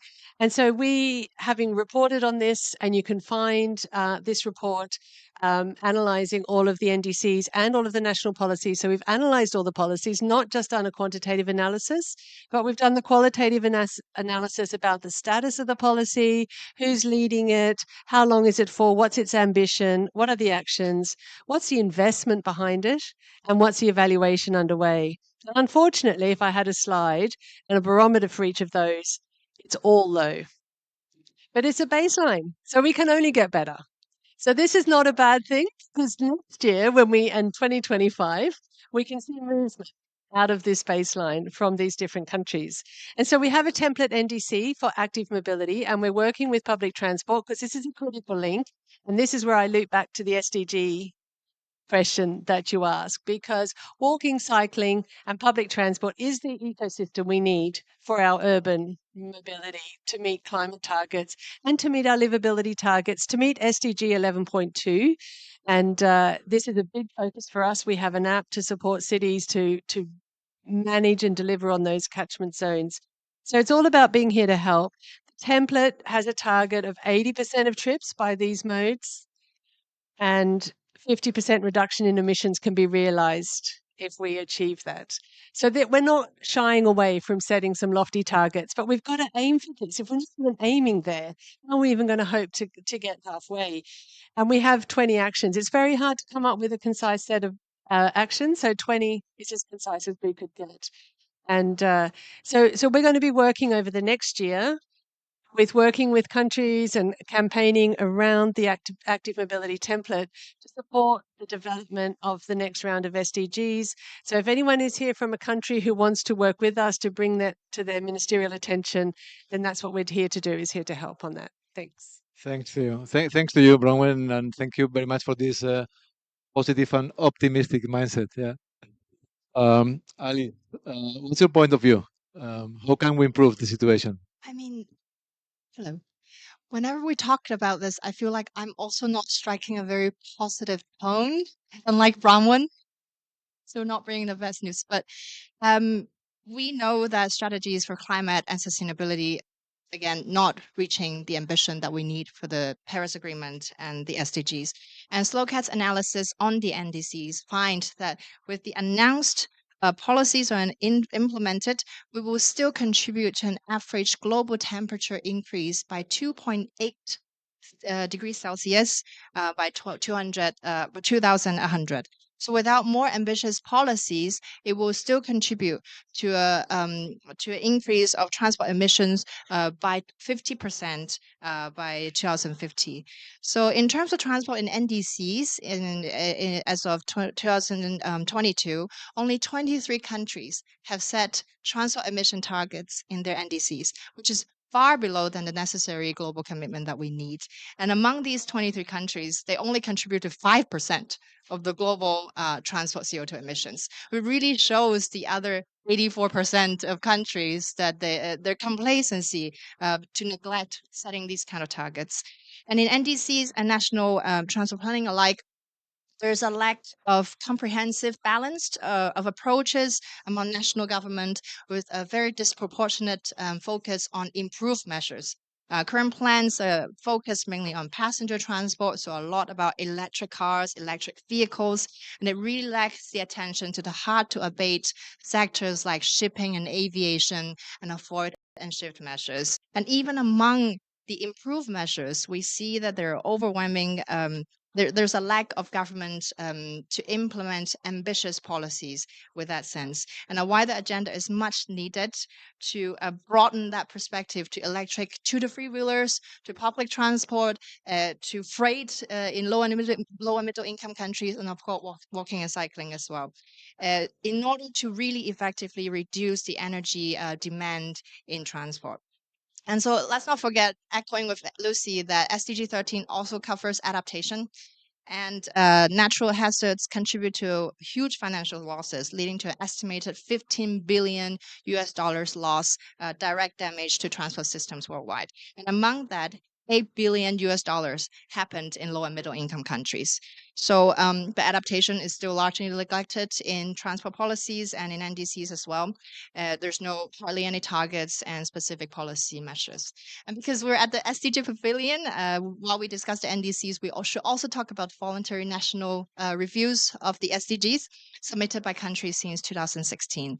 And over the years, we do see how transport was being recognized, being mentioned, being cited by countries, that it is a key sector to implement the SDGs, but there's no hardly long-term targets to actually being reported, or any very comprehensive set of systemic approach of solutions. So among the VNRs submitted over the years, there are lots of mention of public and urban transport because of SDG 11 and the targets and the indicators.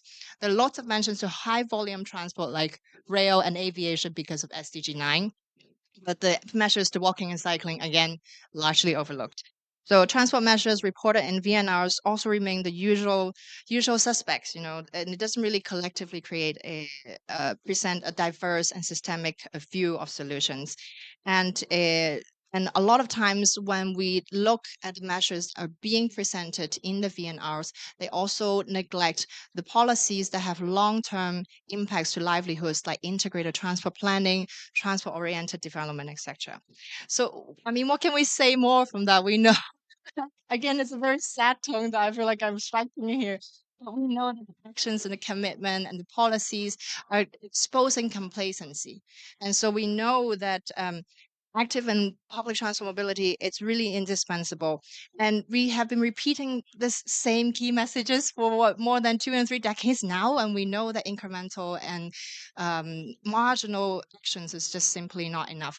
And SLOCAT has been a very proud co-initiator with REN21 to initiate the call to action to double the share of energy efficient and the share of fossil fuel free forms of transport by 2030. And here actually we have our co-initiators and also signatories to the call to action. And so far we have received more than 50 signatories to the call to action within the first month. And today in the morning, I got the very good news that Colombia, as a country, has also signed to the call to action. So we know that there's an appetite, and know that not more than an appetite, but more a commitment is happening. And so I really look forward to see the rest of the discussion, how it goes, but also looking forward to join the rank to a rank of visionaries and change makers around the world to join the call to action. Thank you.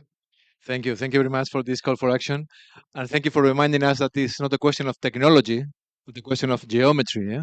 The way we distribute the space in our cities and this modal shift that is very, very needed, yeah? Let me finalize with my dear colleague, Philip Tanner, Director of Sustainability at UITP. Please, go ahead. Well, firstly, good morning, everyone.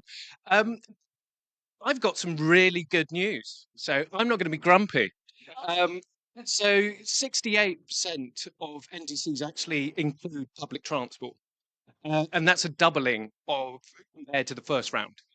Now I will revert to type and be grumpy and complain. They really do focus on private vehicles. More people travel on a bus each day than a car, yet the priority is given to private vehicles and fuel switching, and they don't intend to reduce their kilometers traveled. They're super vague. They just say expanding public transport or we want more. What does that mean? I don't know. I think the third point is that they also don't really include targets. Only 20% of the public transport NDCs included targets, 80% focus on vehicles, fuel switching, only 4 look at modal shift. And actually, when you look at the evidence about how to reduce emissions in cities, more public transport, walking, cycling can reduce emissions in urban environments by 50% by 2030. So that's your big win, yet you're not focusing on your big win. It seems like a really lost opportunity. And so I do think we still have a long way to go. But like Bronwyn said, we have a baseline. We know where people are, and now we can kind of follow up with them. So I think there are huge opportunities out there. And I think when you look at the range of measures that can be taken around the avoid, shift, improve framework, a lot of the NDCs individually, they contain them, but they don't all package them together. So looking at service expansion, infrastructure, clean vehicles, behavior change, urban planning, but critically governance frameworks as well. You need a public transport authority to manage urban mobility. So if you pull all of that together, you can make a significant difference. I've mentioned targets. You need more modal shift targets because it's the most cost-effective way of reducing emissions. Multi-level governance as well. 20% of local level policies are actually directed by national governments. They can either enable the local level or they can hold them back. So, and pretty much no NDC details how they're going to support their cities delivering on these goals. So the other thing which I find quite bizarre is no NDC really includes the plans of UITP members on how they're supporting a modal shift and really cleaning up their fleet. I won't name the ones that don't, because there are too many. I will name the one that does, and that's the UAE.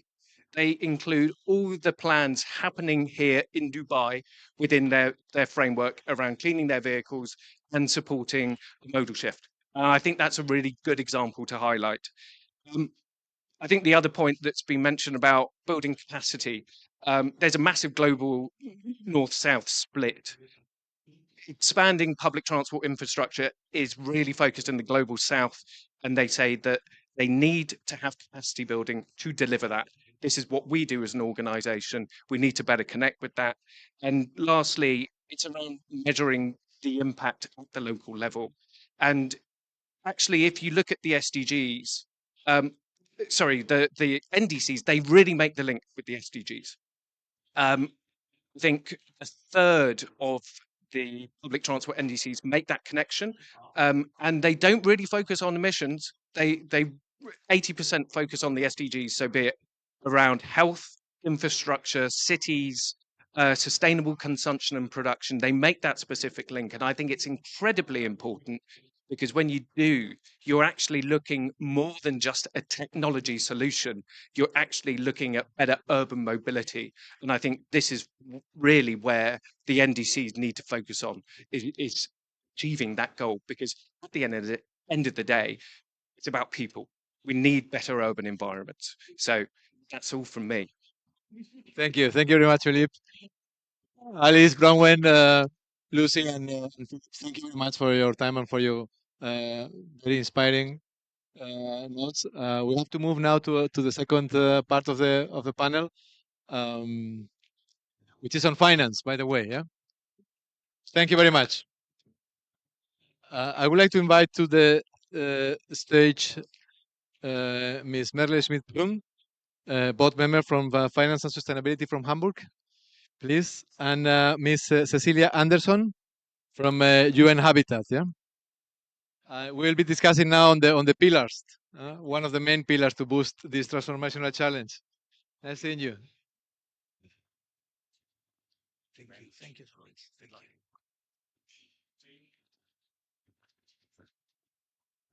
So welcome, and let me start with you, Ms. Merle Schmidt from Hamburg. By the way, UITP will be hosting, or you will be hosting us, Global Summit in 2025 and 2027. So thank you very much again for your great support. Please tell us a bit more about the Hamburg mobility strategy and the way you fight climate change locally. Yes, thank you very much. So in Hamburg, we aim to be, or we think we can be a pioneer in terms of urban mobility.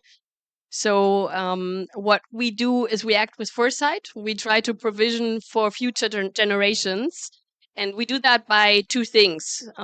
We, of course, firstly invest in electrification of all our environment, of our own environment, so to decarbonize our operations. But the second and very important thing is we have heavy targets on the mobile shift in Hamburg overall. And we believe that that is only possible with flexibility towards our customers. So we have a strategy name even, which is called Hamburg Takt. So for anybody who actually speaks German here, you will know what it means. Takt is something which gives a frequency. And we say what needs to be the aim is we need to provide within 5 minutes to everyone who lives in Hamburg an offer for public transport. And within 5 minutes, we think is only possible if we enhance or integrate also other mobility solutions. And that's what we are doing. So we are integrating through our, it's called Switch platform. We're integrating also other new mobility service providers.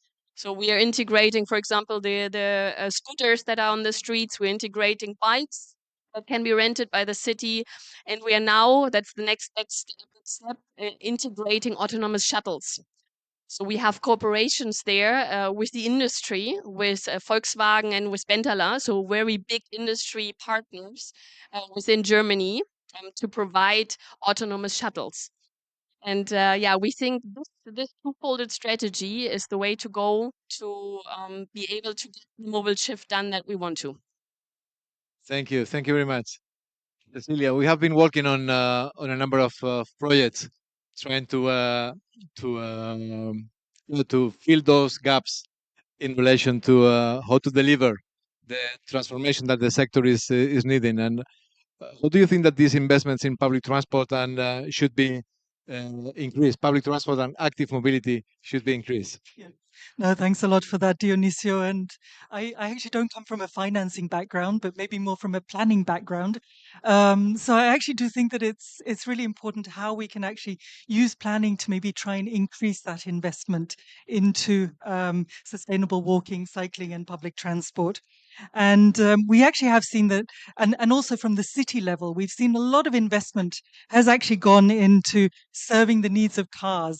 We work in a lot of low income and middle income countries, and a lot of investment into car related infrastructure.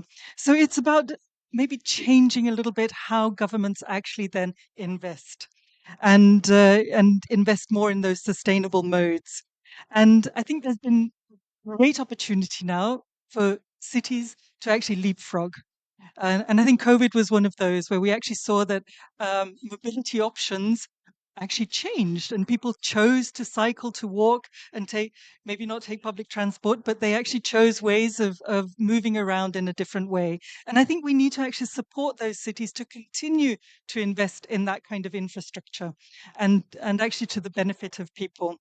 I think we do a lot of these environmental assessments when we do infrastructure projects. But I think more than that, we also need to look at that social assessment or equity, looking at equity and how actually we were talking about access to public transport, 5 minutes walk to public transport. I think those things are so important to measure and to bring out. And we often don't do that. And we don't actually make the investment case around that either. So I think that's really important. I think we need to sort of reprioritize spending. I think a lot of the banks actually find that it's a lot easier to invest in huge infrastructure projects. But we need to, and I think this is one of the things they said, if we can package nicely walking and cycling infrastructure, accessibility, and things like that, then there could be an opportunity to actually then package that in those infrastructure investment projects and make sure that there is more investment into that. But I think it's really trying to shift that investment away from highways and highways and flyovers, which we see a lot in. I live in Nairobi, and we actually see a lot of investment in highways and flyovers into more walking, cycling infrastructure, access to public transport and public transport modalities. So it's being maybe a little bit clever in how we actually package that. Thank you. Thank you very much, Cecilia. I have a general question for both of you. We have been talking during the previous panel, and also you mentioned the need to have solid sustainable mobility strategy involving having a long-term vision, like the case of Hamburg, having an institutional framework and agile regulation, of course, and a stable funding framework, and political leadership. Yeah, we are seeing more and more that this is fundamental. And what would you suggest in the case of Hamburg? Which of those four pillars would you highlight in your success, in your recent success? Vision, institutional regulation, stable funding, or political leadership? What would you say? Yeah, it is a very difficult question because I think all of them are important. Our current success story is around having a very strong support by the city of Hamburg, which is based, though, on our very clear vision towards 2030. So 2030 is the goal where we aim to have this 5-minute promise to the city of Hamburg or to the citizens of Hamburg that everyone is able to reach public transport within this radius or within this time frame. And this is so believable, and we have a clear path to get there, that firstly the government of Hamburg is supporting it, and then secondly we are also the mobility area in Germany, which is heavily supported also by the government. So I would say the clear vision needs to come first, and it cannot be too far away. It needs to have a set date, and you also need to have a path towards it. And then the support of the government is, of course, very important. And with the government comes hopefully then also the financing. But I have more towards financing later. What's your view in that? We have been working together in land use and transport planning. Who would you rate this in relation to the success mobility strategy? I actually think that it's really important. I think all the pillars are important, actually, and we wouldn't be able to be successful without them. But I do think that one of the most important, and I think it was raised here as well, about the importance of moving away from a siloed approach to a more integrated and bringing all the different disciplines together in support of a sustainable urban mobility plan, for example. And I think that that's really important, being able to bring all those different partners, but not only on the national level or on the city level, but also actually across the levels of government as well, and then bringing all the local stakeholders together as well. So it's that holistic and collaborative approach that I think is so important. I think it's also important to we were talking about the vertical integration as well, then the multi-stakeholder approach. But I think also sustainable urban mobility plans are a way of actually for cities to prioritize and to understand where they need to make the investments, but then also a way of actually bringing all the different stakeholders together. Thank you. Thank you very much, Celia. Let us know a bit more about the sustainable finance products that you have in place in Hamburg, because they are the main pillar of this transformation. What can you tell us? Yes, thank you very much. We think that the mobility transformation can only come hand in hand with a stable financing. Otherwise, it's not possible. And we have two ways to finance our mobility transition, which is, of course, government subsidies, and secondly, green financing. So in 2021 was the first time when we published a green bond, and in 2023, the second time that we had a green loan. First one was 500 million, now we have 300 million. And we saw that especially the second time, what we did was during a very difficult overall financial environment. We published right after the fall of the banks in Switzerland and in the US, and we saw a lot of loans or bonds that got pulled, and ours actually went through quite smoothly with a good interest rate also, because we have such a clear vision and strategy behind it, so that it's very understandable for other investors or for investors who invest into our strategy. And this is based, of course, on our good government rating overall.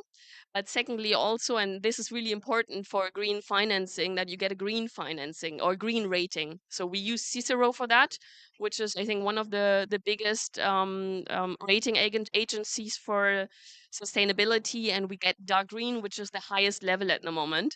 And this is the basis. And with that, we finance the electrification of our fleet. We finance the heavy investments that we currently have into our metro lines, the enhancement, the new builds. And we also finance with that our switch platform that I mentioned before. So what you said before, it cannot be only about infrastructure. We are already getting there. So we are building an overall strategy with the switch platform, and we're getting financing for that. Thank you. Thank you very much. So if you would like to learn more about Hamburg, come and join the UATP summit. But before the summit in 2025, we have the World Urban Forum in Egypt in November next year. What can you tell us about that, and what will be the main topics in there? Actually, funnily enough, I think the Egyptian government is quite keen on the issue around mobility, actually, sustainable mobility. So we've seen a lot of interest actually in not only highlighting it maybe at the World Urban Forum, but they actually want to have legacy projects and projects that will be there afterwards as well. And I think they're looking at sort of mobility, public space, that these kind of projects are something that they would like to initiate already starting now in preparation then for the World Urban Forum. So a lot of opportunities there to continue discussions. Thank you. Thank you very much. I don't know if we have some questions from the audience. We are running out of time, but maybe one question. Someone would like to? Yes, please. If you can introduce yourself, and there is a micro there. Hello, everyone. Can you hear me? No. Okay. Hello, everyone. My name is Sana Khassaune. I'm from Jordan, and I work as Advocacy and Campaigns Manager for YOURS, which is short for Youth for Road Safety. We manage a youth network of 2,000 young people from more than 120 countries around the world, and we provide them with seed funding and mentorship to implement youth-led interventions related to safe and sustainable mobility. So I would like to ask if you do have any youth mechanism where young people can influence your work, or if you are pushing for, as you mentioned, equity, and we recently launched a policy brief on reducing inequalities in sustainable mobility. So how do you help these people, the disabled young people, women, in your work, because they are the groups that use mostly active modes of travel and also public transportation. So hearing their voices and including them in the planning and all the processes within these projects is very crucial.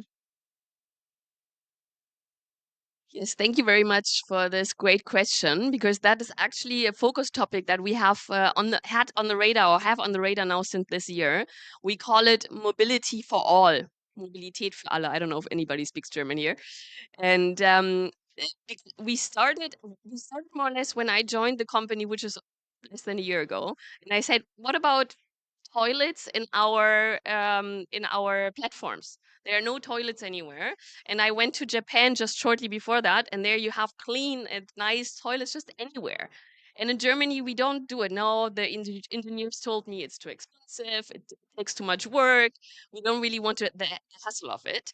And it was just a tiny spark to start it off. Now we have this whole program jointly with the government of Hamburg, which is called Mobility for All. And we're focusing on 3 different groups, which is youth, old people, and disabled people, or mobility constraints, which is in the end not only disabled people, but it's also if you have a heavy luggage. So for example, today I'm here with a heavy luggage. Here everything is completely accessible, free. But also, if you have a stroller, for example, with you, all these things are difficult for mobility purposes. So we now have a measure to start on that. We've already been doing a lot during the last years. We just didn't put it all together in one strategy. And we always think it's very good to give something a name so that we know all the things we are already doing. So for example, we have a topic on safety. Women feel less safe usually in public transport than men do.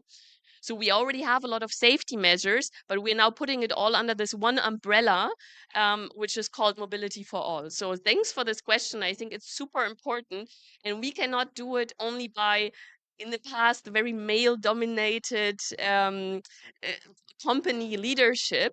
It's changing now, and because of that, we are also now getting more young people involved, our apprentices, who have a different grip also on topics like that.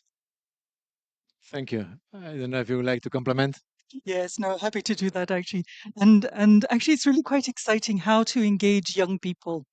And one way that we've been doing it, because we've often seen that if you have like a participatory group or a focus group, then the voices of children and youth are often not heard. So we've actually been using Minecraft. I think many of you might know it as a game, in actually designing streets, and sort of getting the ideas then of the youth in the design using Minecraft of what a street could look like, if it can sort of incorporate some of those ideas. And it's actually, it works not only for young children, we've also actually used it for older persons as a way of actually engaging them in really being part of designing streets. But I think that's only one aspect. I think the other aspect is also making sure that their voices are heard in the policy making places where policy is made. So, you know, if there is an opportunity for youth organizations or women's organizations to actually sit in a task force on sustainable mobility on the city level, then I think that that is actually a way to also influence a lot and to bring in a lot of the needs and aspirations actually of both young people, but also of all the people that need that. So leave it. Thank you very much, Merle, Cecilia, Merle. Thanks a lot. And thanks to all of you for your attendance. Thank you.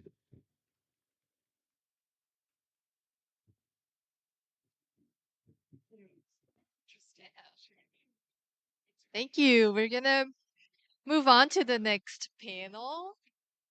Sorry about the quick transition. I think we're a bit short-timed. But if I can ask my panelists to join me at the stage, Elisabetta, Paul, Sandeep, and Ella.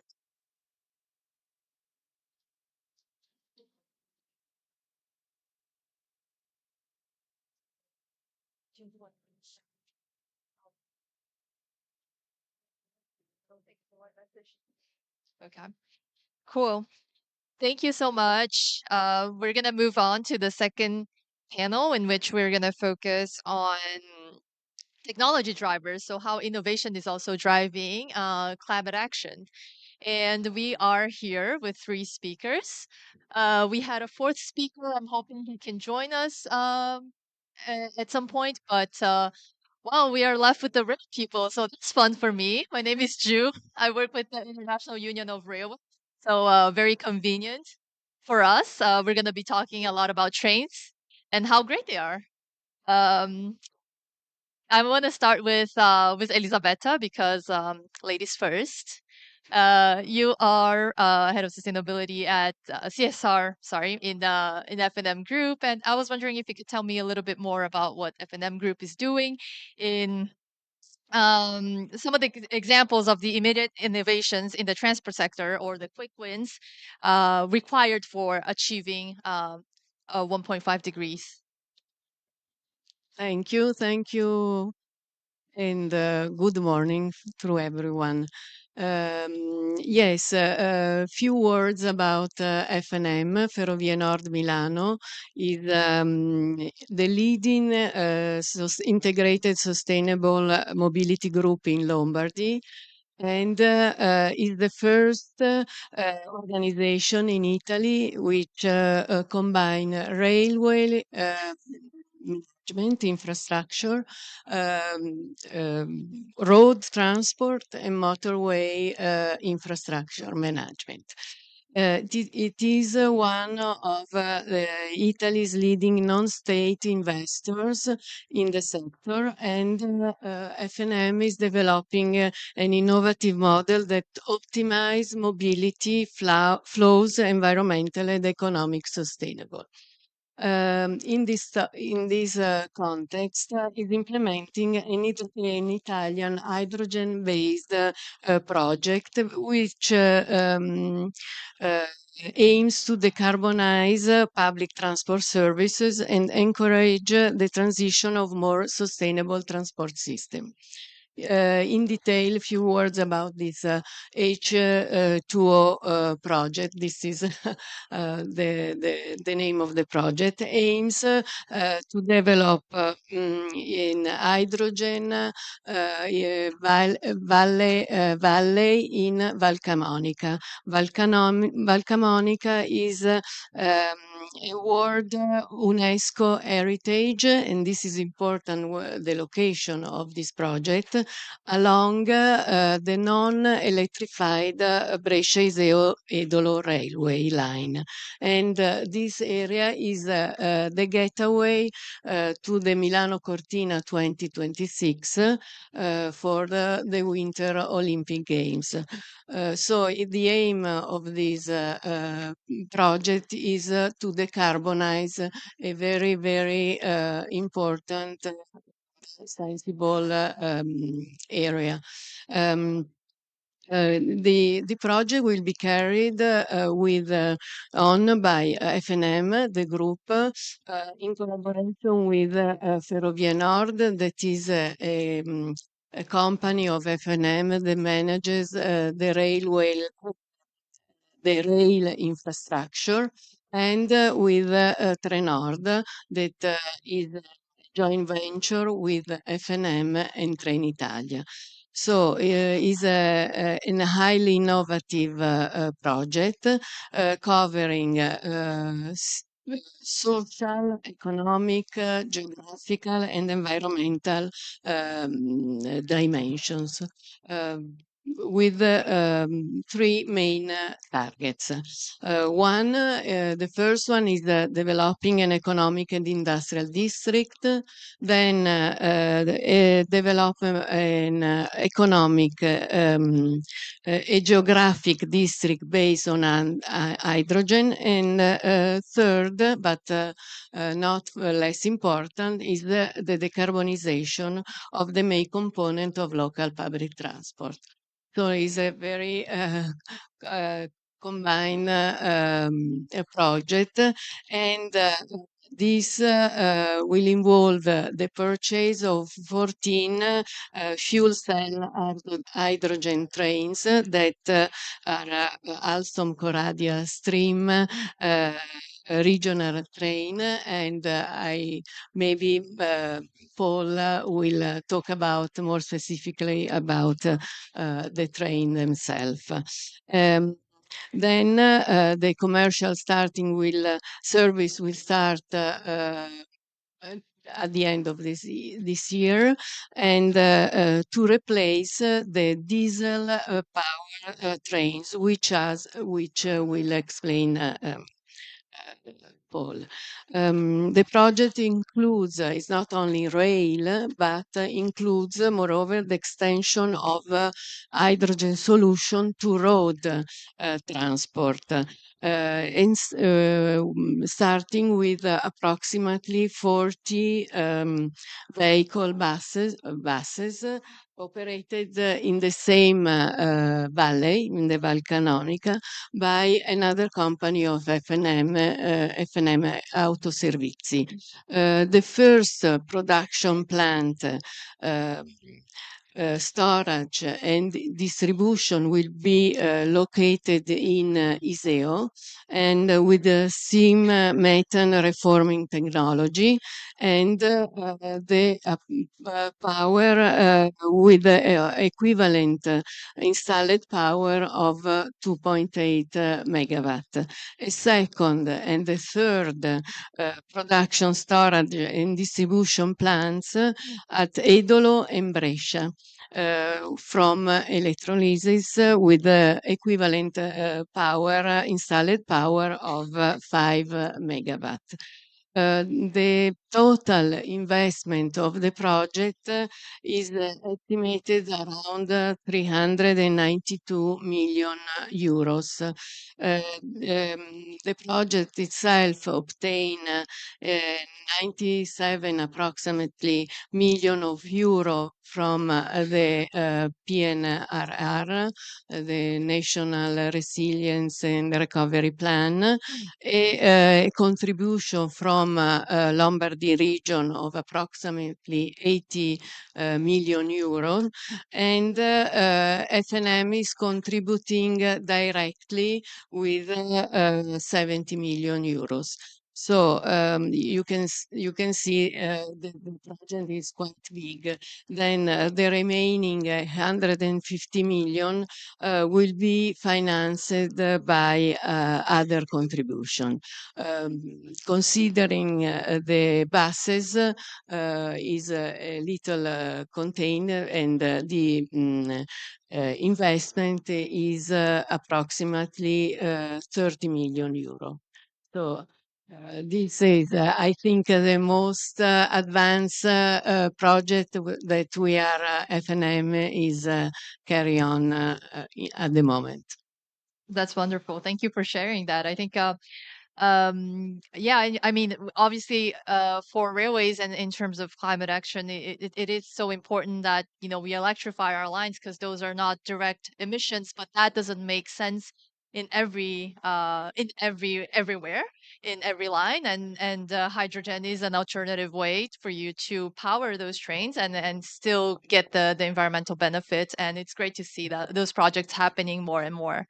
And it's great also to hear about sort of how, you know, the hydrogen production is also serving for buses as well, and sort of brings that sort of multimodality and the integration of the modes benefit as well, that helps the business case for it to continue to go on. So it's really great to hear, and it's a very convenient leeway to our next speaker, Paul, from Alstom, who manufactures those trains as well. But if you can please talk a little bit about, you know, the work that Alstom is doing. If you want to talk about hydrogen trains, of course. But I understand that, you know, this is one technology that you're investing in, but obviously there's so many more sustainability targets that you're trying to achieve. And if you can share some of those with us, that would be great.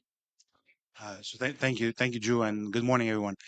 I hope you can hear me at the back. I know it's a bit loud.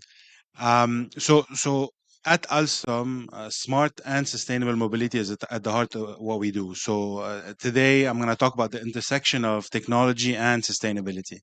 And I think, you know, Elisabetta, thank you for sharing your experience. So hydrogen is one of the solutions, but if I take a step back and I'll try to describe a bit the broader innovation agenda that we have.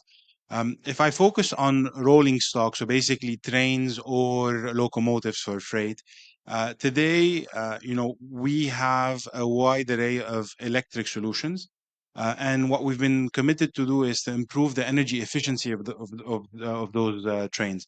And compared to the 2014 baseline, we've achieved 25% reduction in energy consumption. So our trains, although they're already a very efficient means of transport, we continuously invest in improving them. And that kind of range from you know, making them more aerodynamic, investing in lighter raw materials so that the train is lighter, or even looking at the power train to make it more efficient. So that's one element which applies to kind of electrified lines, whether this is urban or interurban.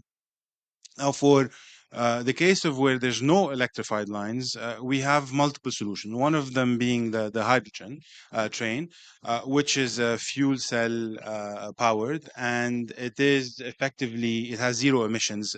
At least from the running of the train, the only emission is water ultimately. Now it has to be in certain location, has to be in certain type of arrangement. It's not effective for every single use case. In parallel, we have a battery powered train for non-electrified networks. And the innovation that happens there is really around two things. So other than the efficiency of the train itself, we're investing a lot into battery technology with a lot of our partners to make them, one, lighter, and then two, to make them more effective in terms of extending the range of these trains. And this is a very promising technology. Now, when we look at legacy trains, which were diesel, and we still have a lot of diesel train out there. There are a few things that we're doing in that space. So there's something about kind of green retractioning. So how do we take the diesel engine and make it more green? And one of the case examples that we have is we can create a hybrid technology where we add a small battery powered engine that can come and supplement the diesel engine for the segments that don't require a lot of power. So that could be, on either straight lines or inclines, so where the train doesn't require a lot of power. And we've also kind of augmented it with some of the, really technology and software. So we have, a driver assistance system, which help drivers to better operate, right? So in terms of, how, when they accelerate, when they decelerate, really like as if, your Google Maps, but for someone who's driving the train. And that, can lead to about 10% reduction in the fuel consumption, which is very nice. And if we shift away from the actual train itself and we look at infrastructure, so obviously infrastructure is still a large part of the railway ecosystem that is not as sustainable as we would like it to be. So we're heavily investing in what type of technology can we implement to make it more sustainable. One of the things is around, signaling systems. So as we make the infrastructure itself smarter, you can increase capacity and utilization of that specific infrastructure without needing to invest more. So all of a sudden you can run more trains on the track that you already have. So avoid, the need to invest in infrastructure. And then in like an urban setting is how do we make it even more smarter? So how do we harness energy from the movement of trains to feed back to the grid? So we have a HISOP solution, which is basically from the braking that happens continuously on an urban setting, we actually harness 90% of that energy and feed it back to the grid. And that achieves multiple things. One, so your consumption of the grid becomes lower. And ultimately, you need less investment into substations. So the cost of building also the solution becomes, much more lower. And all of this, in collaboration with our partner, allows us to achieve our commitment to reduce our scope 1 and 2 emissions, and ultimately kind of hit the net zero commitment by 2050.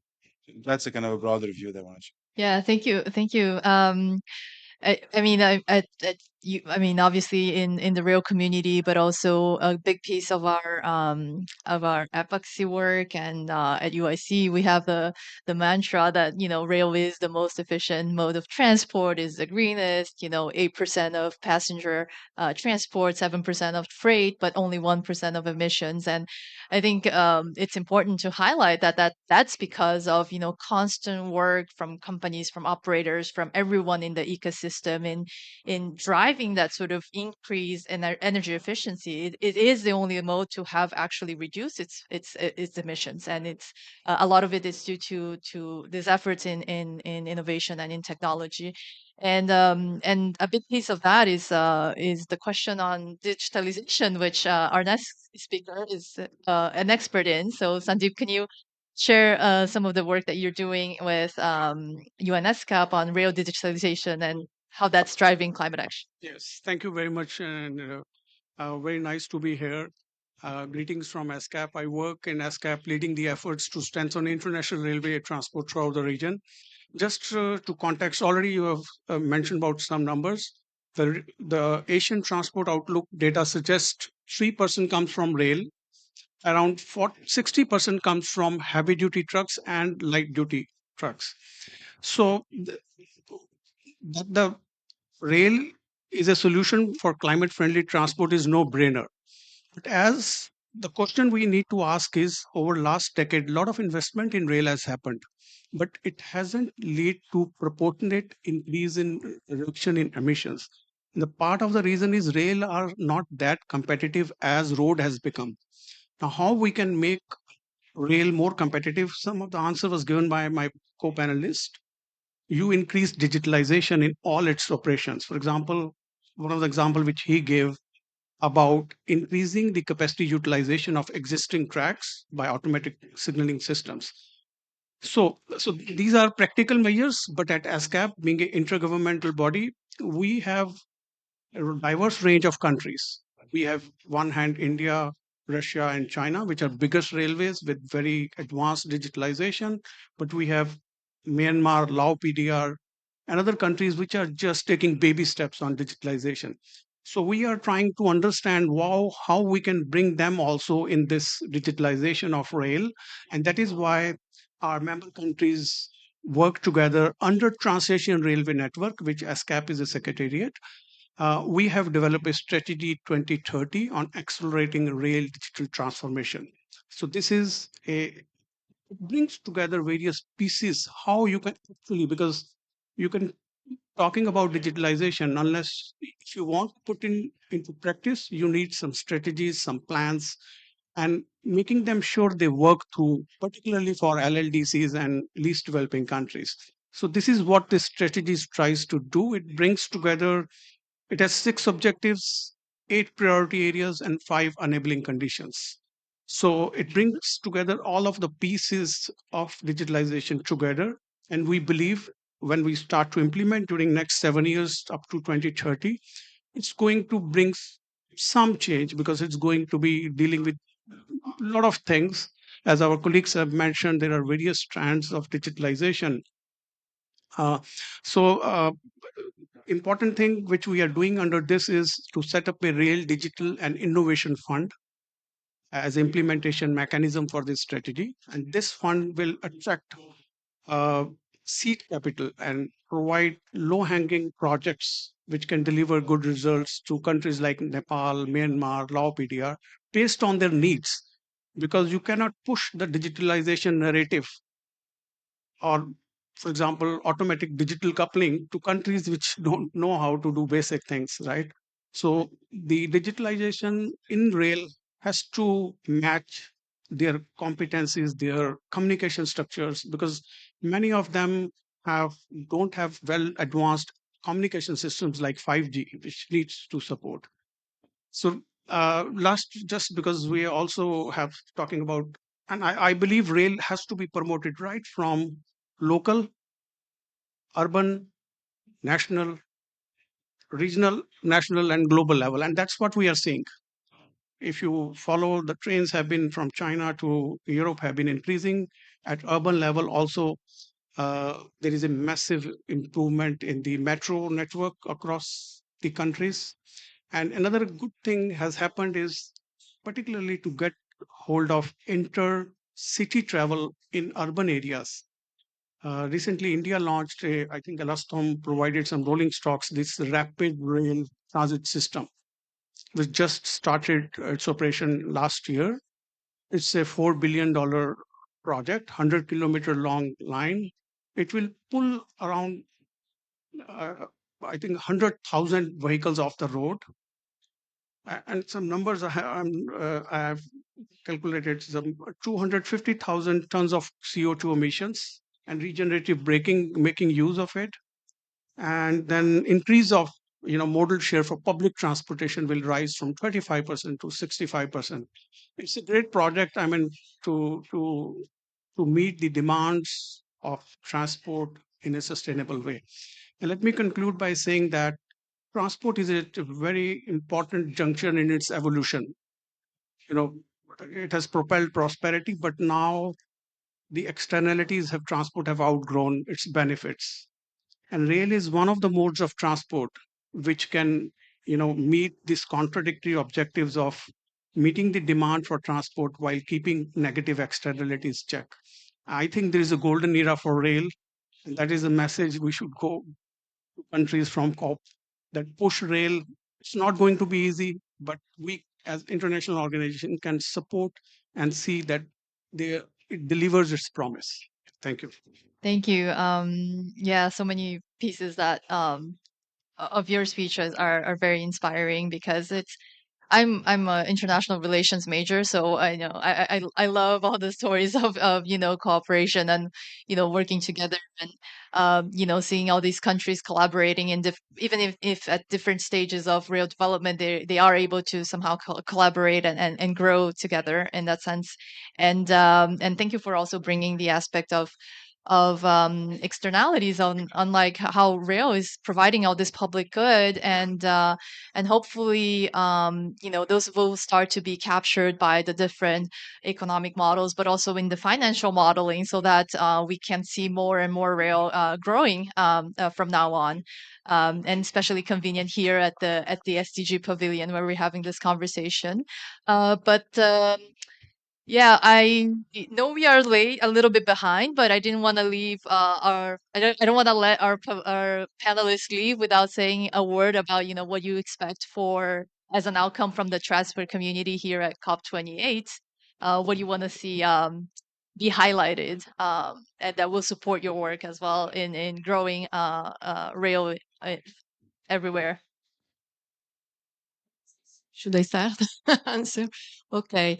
Um, I think anyway that this COP World Climate Action Summit is a fundamental appointment for us of safeguard of our planet.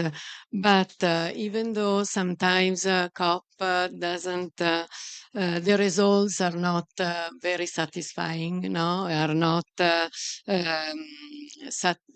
satisfactory, but it's still a great appointment, unique occasion to compare best practice experience worldwide.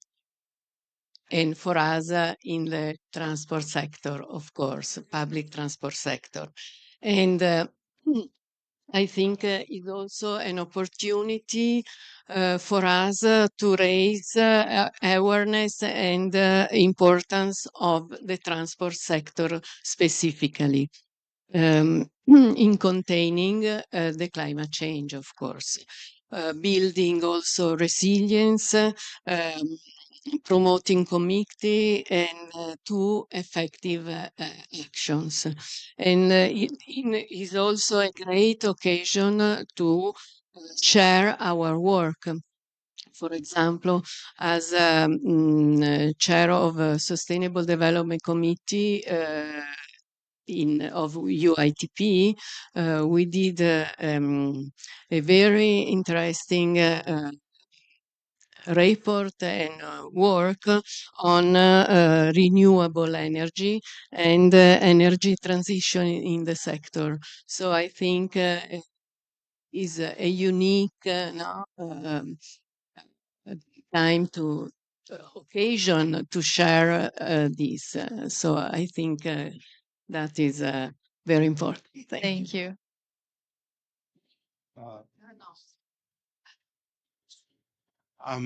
So I think a few things. One is I'm happy to see that rail is being elevated in the discussion around the transport and the criticality of rail as a mode to decarbonize the sector. And I think this COP compared to the previous, at least personally, I'm seeing much more rail being elevated in the discussion. Second is, this type of conversation, this type of gathering where, you have investors, operators, public sector, someone from the private sector, someone from the development agencies come together to bring that awareness that, once you have the right element in place, it really can make a change. And then the last is just a reflection on what I've seen in COP and one announcement that was, very important for us. So this global decarbonization accelerator, where you're seeing commitment towards renewable energy. And I think this is one element that will truly make rail a sustainable mode of transport, because now we can say, as countries are investing in more renewable energy, we can say it's a zero emission from well to wheel, and that really will help us push the narrative that this is the right solution that we need more of. Thank you for that. And in 1 minute, I'm sorry. No, it's okay. No, I just want to echo, it's absolutely right. We want to push renewable sources of energies, particularly solar, and we have the template, and people know how it is. Each day it is getting less, so because it will actually help our transport system to become more sustainable. Another thing, of course, promoting rail, and I believe implementation will be key. We know the solutions, we have the data, we know transport contributes to quarter of global emissions, we know road transport contributes to three-fourths within that. We know rail's emission footprint. So all is well known, well documented. We now have to push for implementation, question ourselves why rail being so environment friendly is not being used. So where is it missing? So that is where I think I stated digitalization could help to push rail integration with other modes of transport. Look, we are not saying that other modes are not important. They are equally important. So we have to move toward multimodality, which we harness the strengths of each modes of transport. So that is what I think can help us. So implementation to me is very important. We should continue push countries towards those directions, which can definitely help them to reduce carbon footprints of the transport in general. Thank you. Thank you. Thank you. And thank you. As a round of applause for our panelists. I'm going to ask you to take a seat and then call our next panelists to the front. Jill, Adra, Tatiana, Antonia. I don't know if Urda is around. I don't know if I see.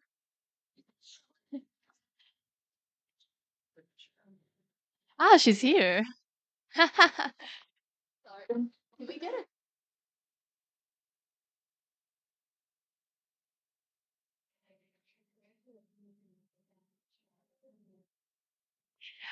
First of all,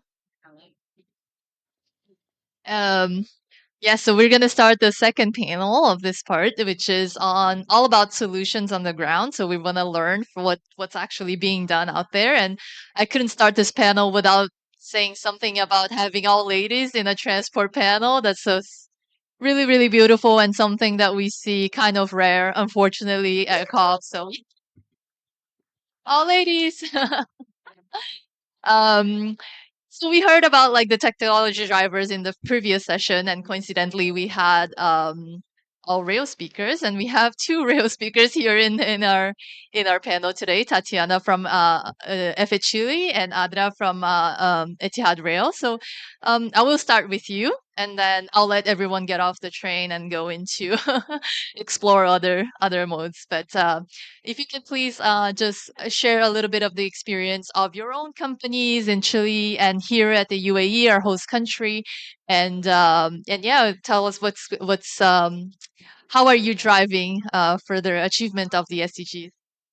Thank you. In general, the projects that we develop at ERFE have been designed to meet goal 11.2.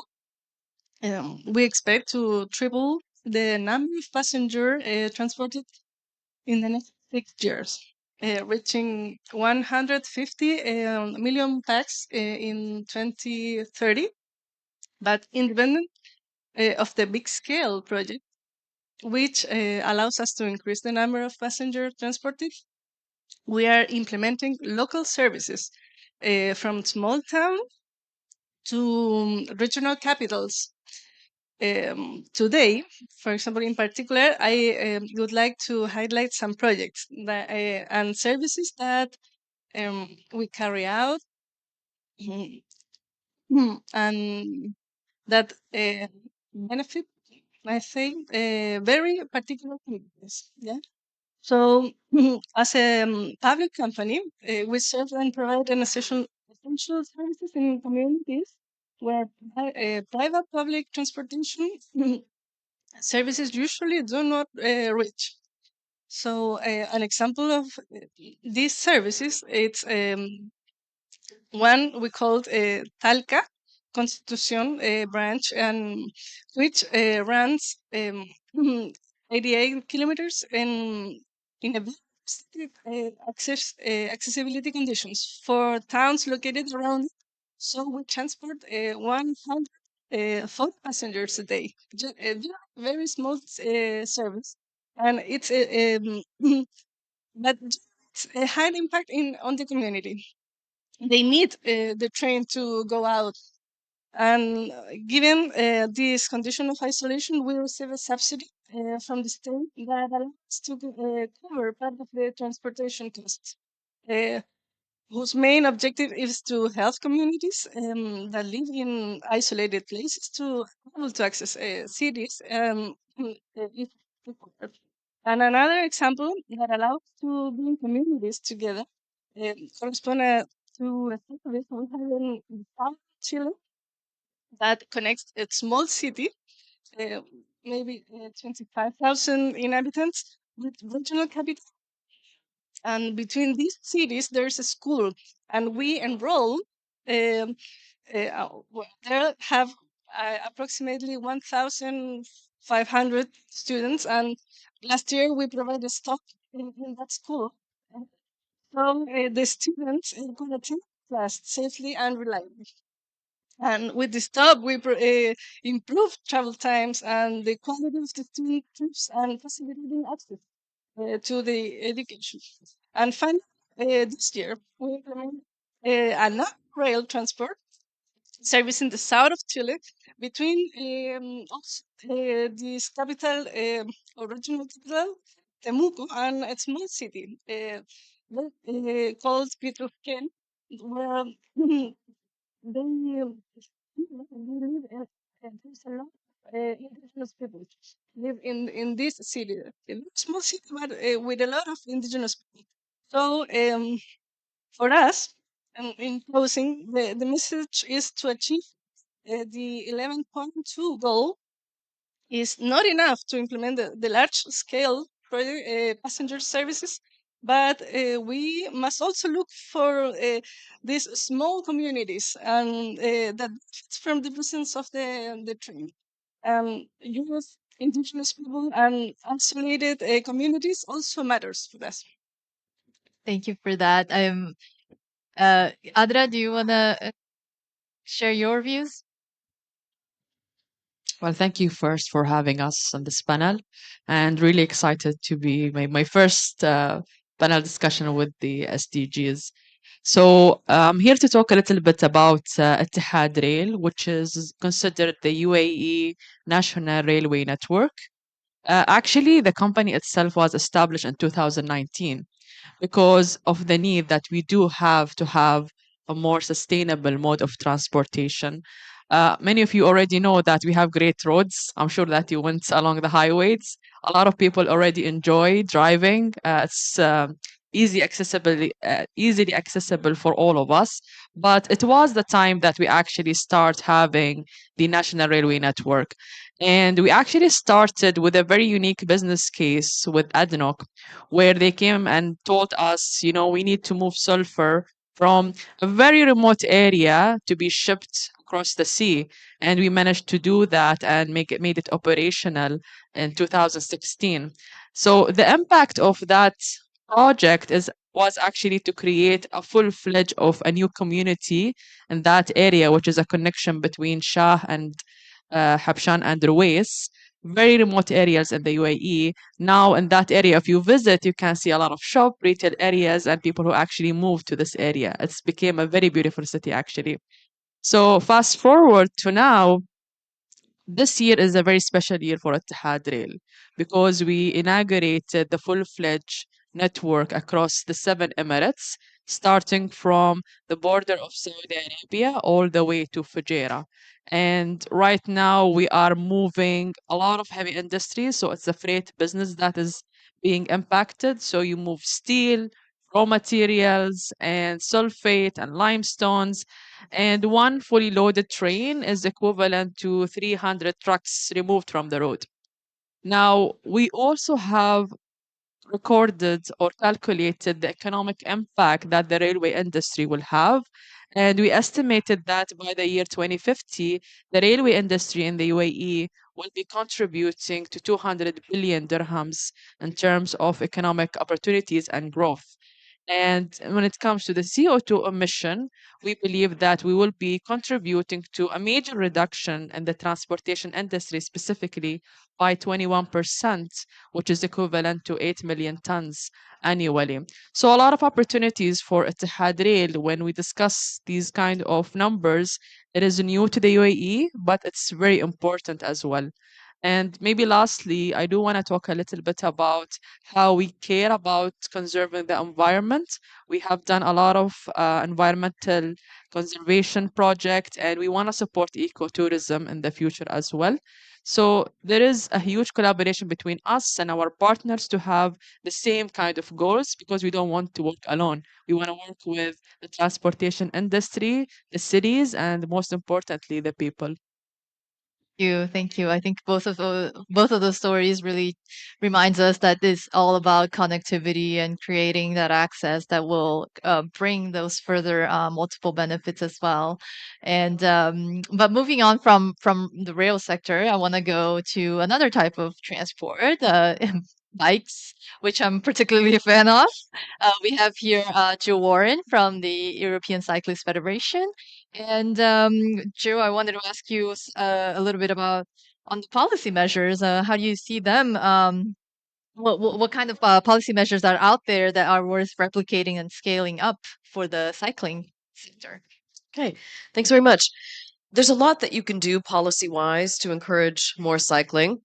And I think it all starts with making sure that you are planning and that you have policies that help direct and create the kind of mobility mix that you want.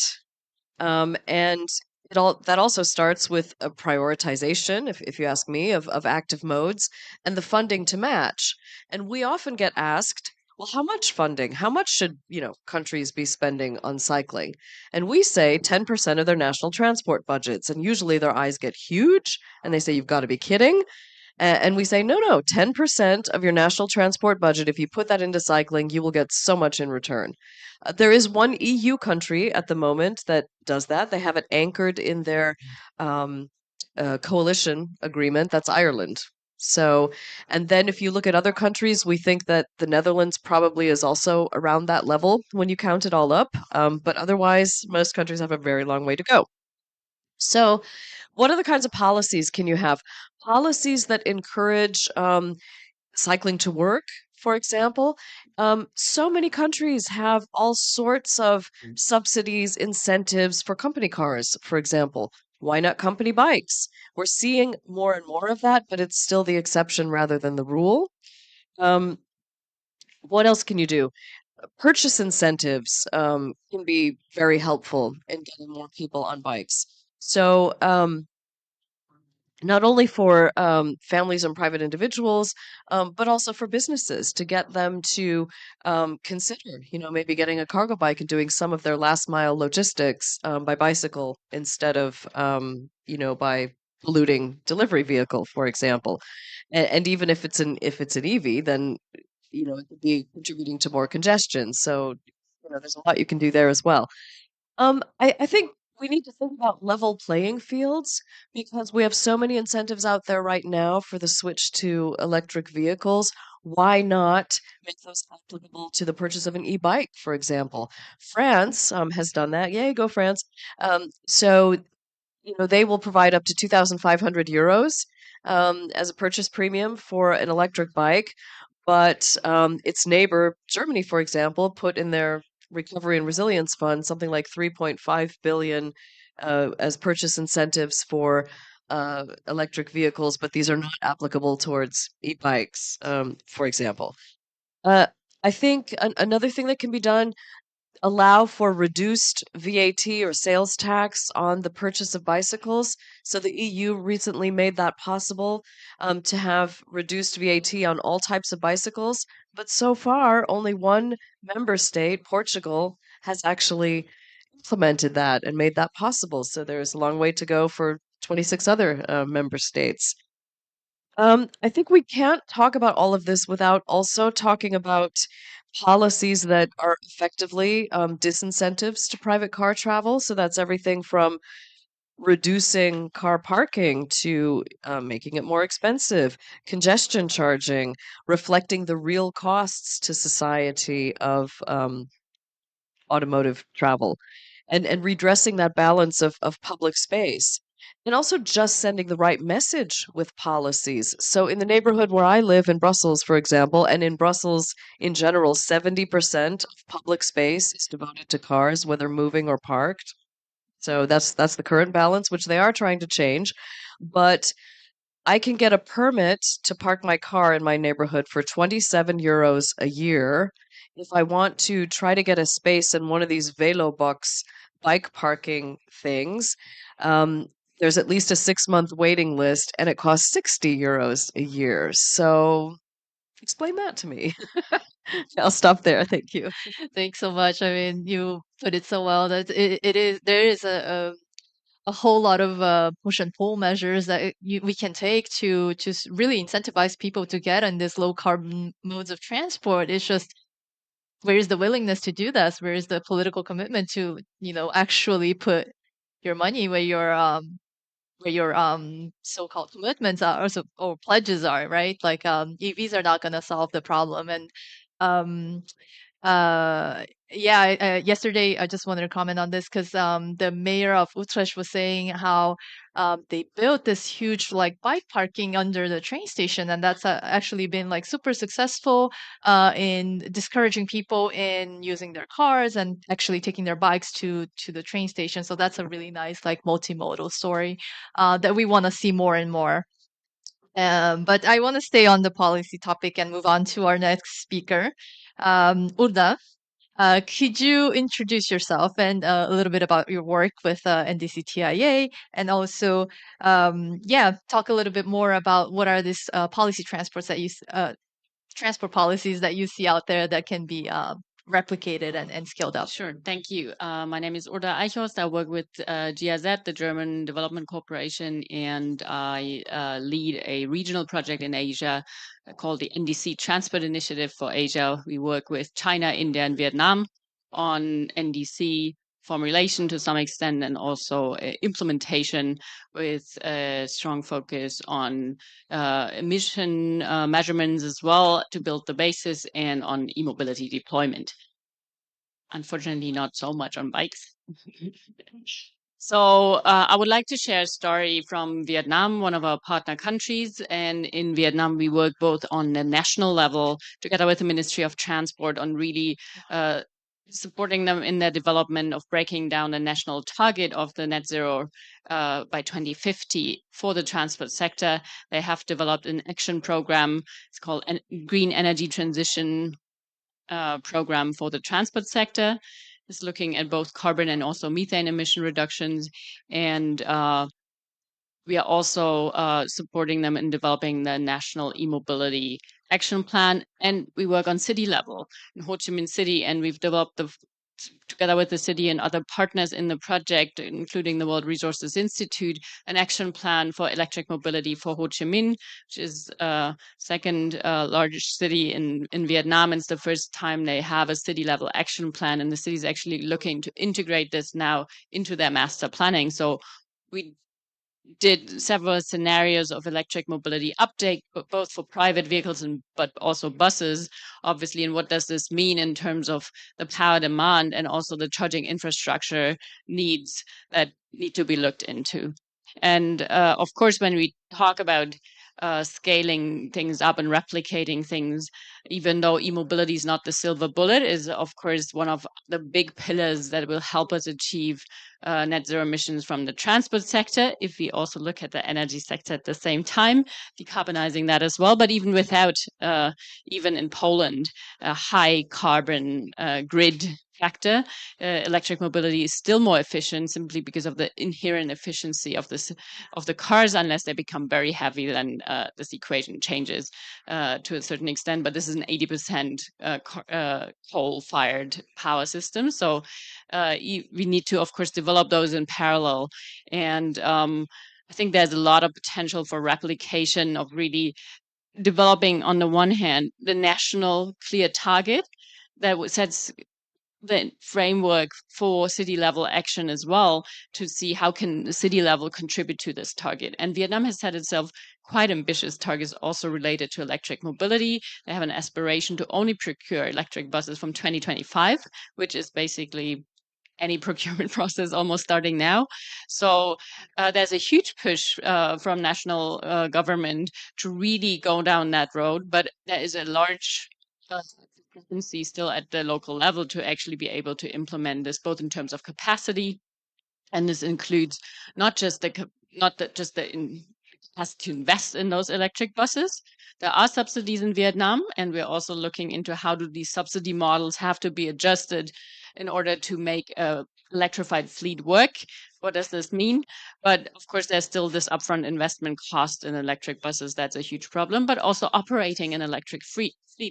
So a lot of more capacity development is needed, and also developing the electricity grid is still a huge aspect that needs to be looked into across all these countries.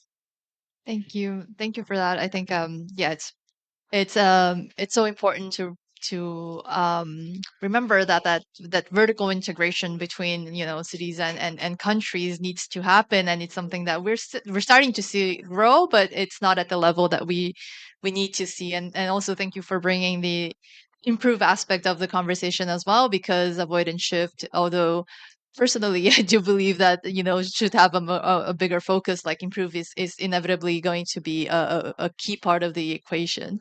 But I wanted to get to our last but not least speaker of the day.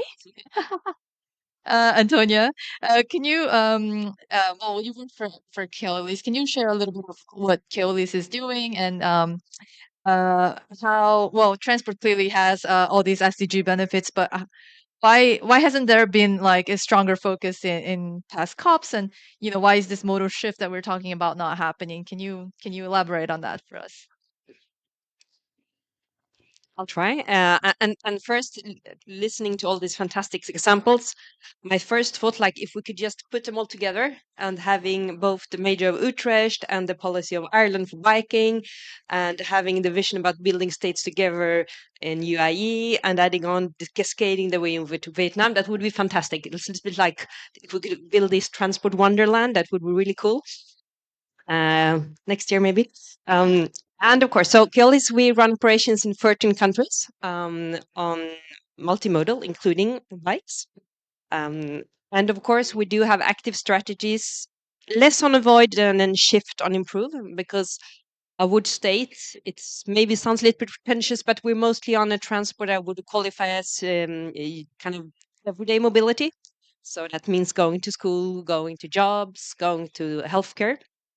So limited focus on avoid. On the shift, I think we heard some really good examples here. What I could maybe add is that what we see is that also the design of the transportation service is really important. So, and a recent example from Australia, where we do on-demand transport. So we have this on-demand transport that is taking you to the metro. So it's an area where there's a big urban sprawl. So we know it's complicated to get to the metro. Could happen in other countries as well, other cities. So we have this like on demand that bringing you to the transport that eventually avoids having a second car within your household, or like more like a feeder. So really the transport design as a whole, and bikes, of course, be a very important part of that. We see that also. On the improve, I think also we have some really great example. We're running operations in Sweden, and we've been fossil free for almost a decade now. It's also thanks to very strong national policies. So we're coming back to policy measures, and we also trying to put an increased focus on the energy efficiency part, because we kind of, it's sometimes less fancy, it's less innovation, it's less new. But still, the best energy is the energy that we don't use. So we're having increased focus on that within our operations.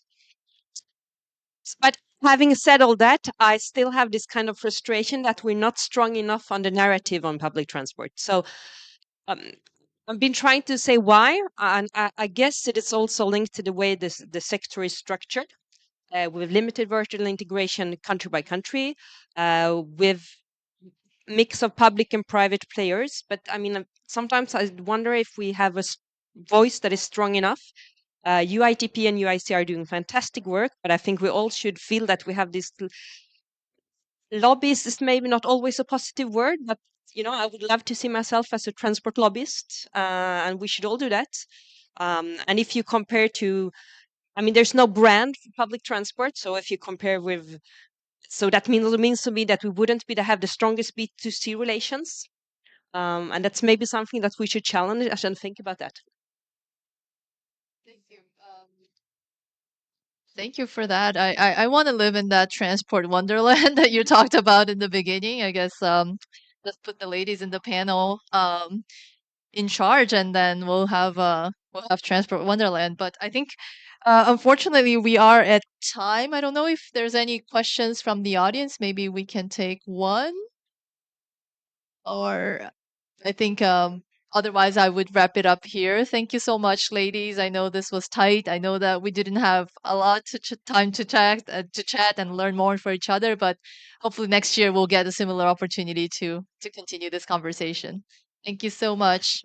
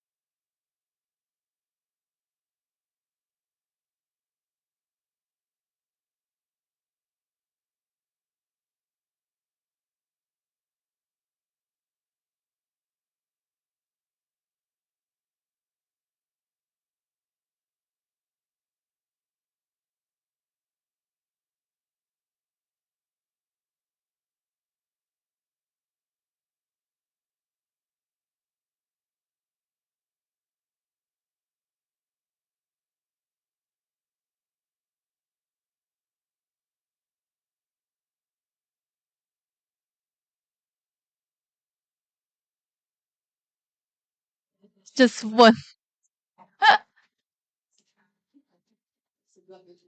Sorry about. That's excited.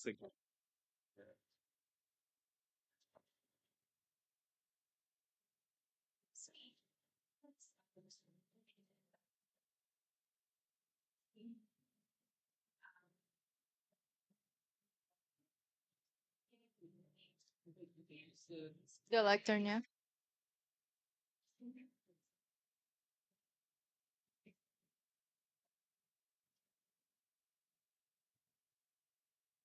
Hello. Thanks everyone for staying. We have closing remarks from Minoru Takada, the Deputy Director of UNFF at UN DESA. So please, if you can take the lectern and close the day for us. No, thank you. Thank you. And it was a pleasure to host you and discussion on sustainable transport and mobility at the SDG Pavilion. Achievement of the SDGs and, of course, achievement of net zero, resilient, sustainable, no one leave behind future require several game-changing initiatives and sectors. I think transport could be one of them and must be one of them. It is so close to everybody, and it can translate that kind of action into the sort of day-to-day life and experiences, which is what everybody needs to feel for us to be able to be very confident about the future that we are going to create together. So I'm hoping that based on your discussion today, everybody felt very encouraged and excited and energized to move forward with many initiatives that you are proposing. From the DESA side, we'll do our part to make sure we continue to facilitate intergovernmental processes and discussions and mobilizes all stakeholders and bring your dialogue together to, bring good ideas into the global dialogue and an agenda setting making. So thank you so very much on behalf of DESA coming here and look forward to working together. Thank you very much. Thank you. Pleasure. Pleasure.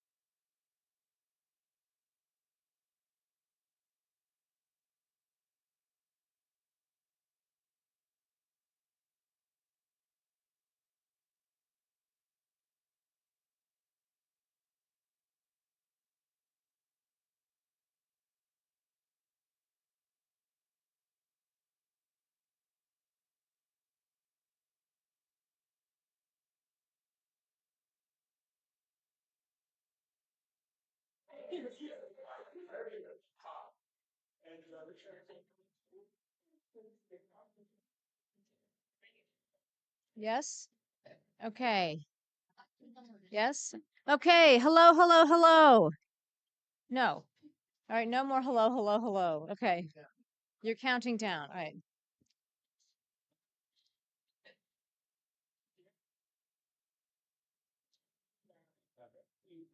Hello, hello. Good afternoon. Welcome, everybody, to the SDG Pavilion, where we're going to be discussing bridging the infrastructure divide.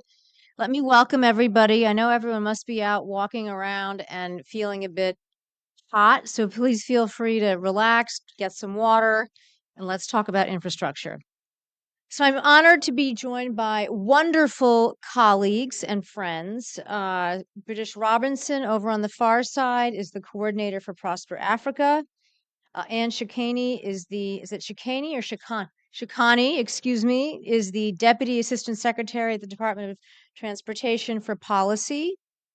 Faheen Ali Boy is the Managing Director and Global Head of Multilateral Development Banks and Development Institutions at JP Morgan. That is a very long title.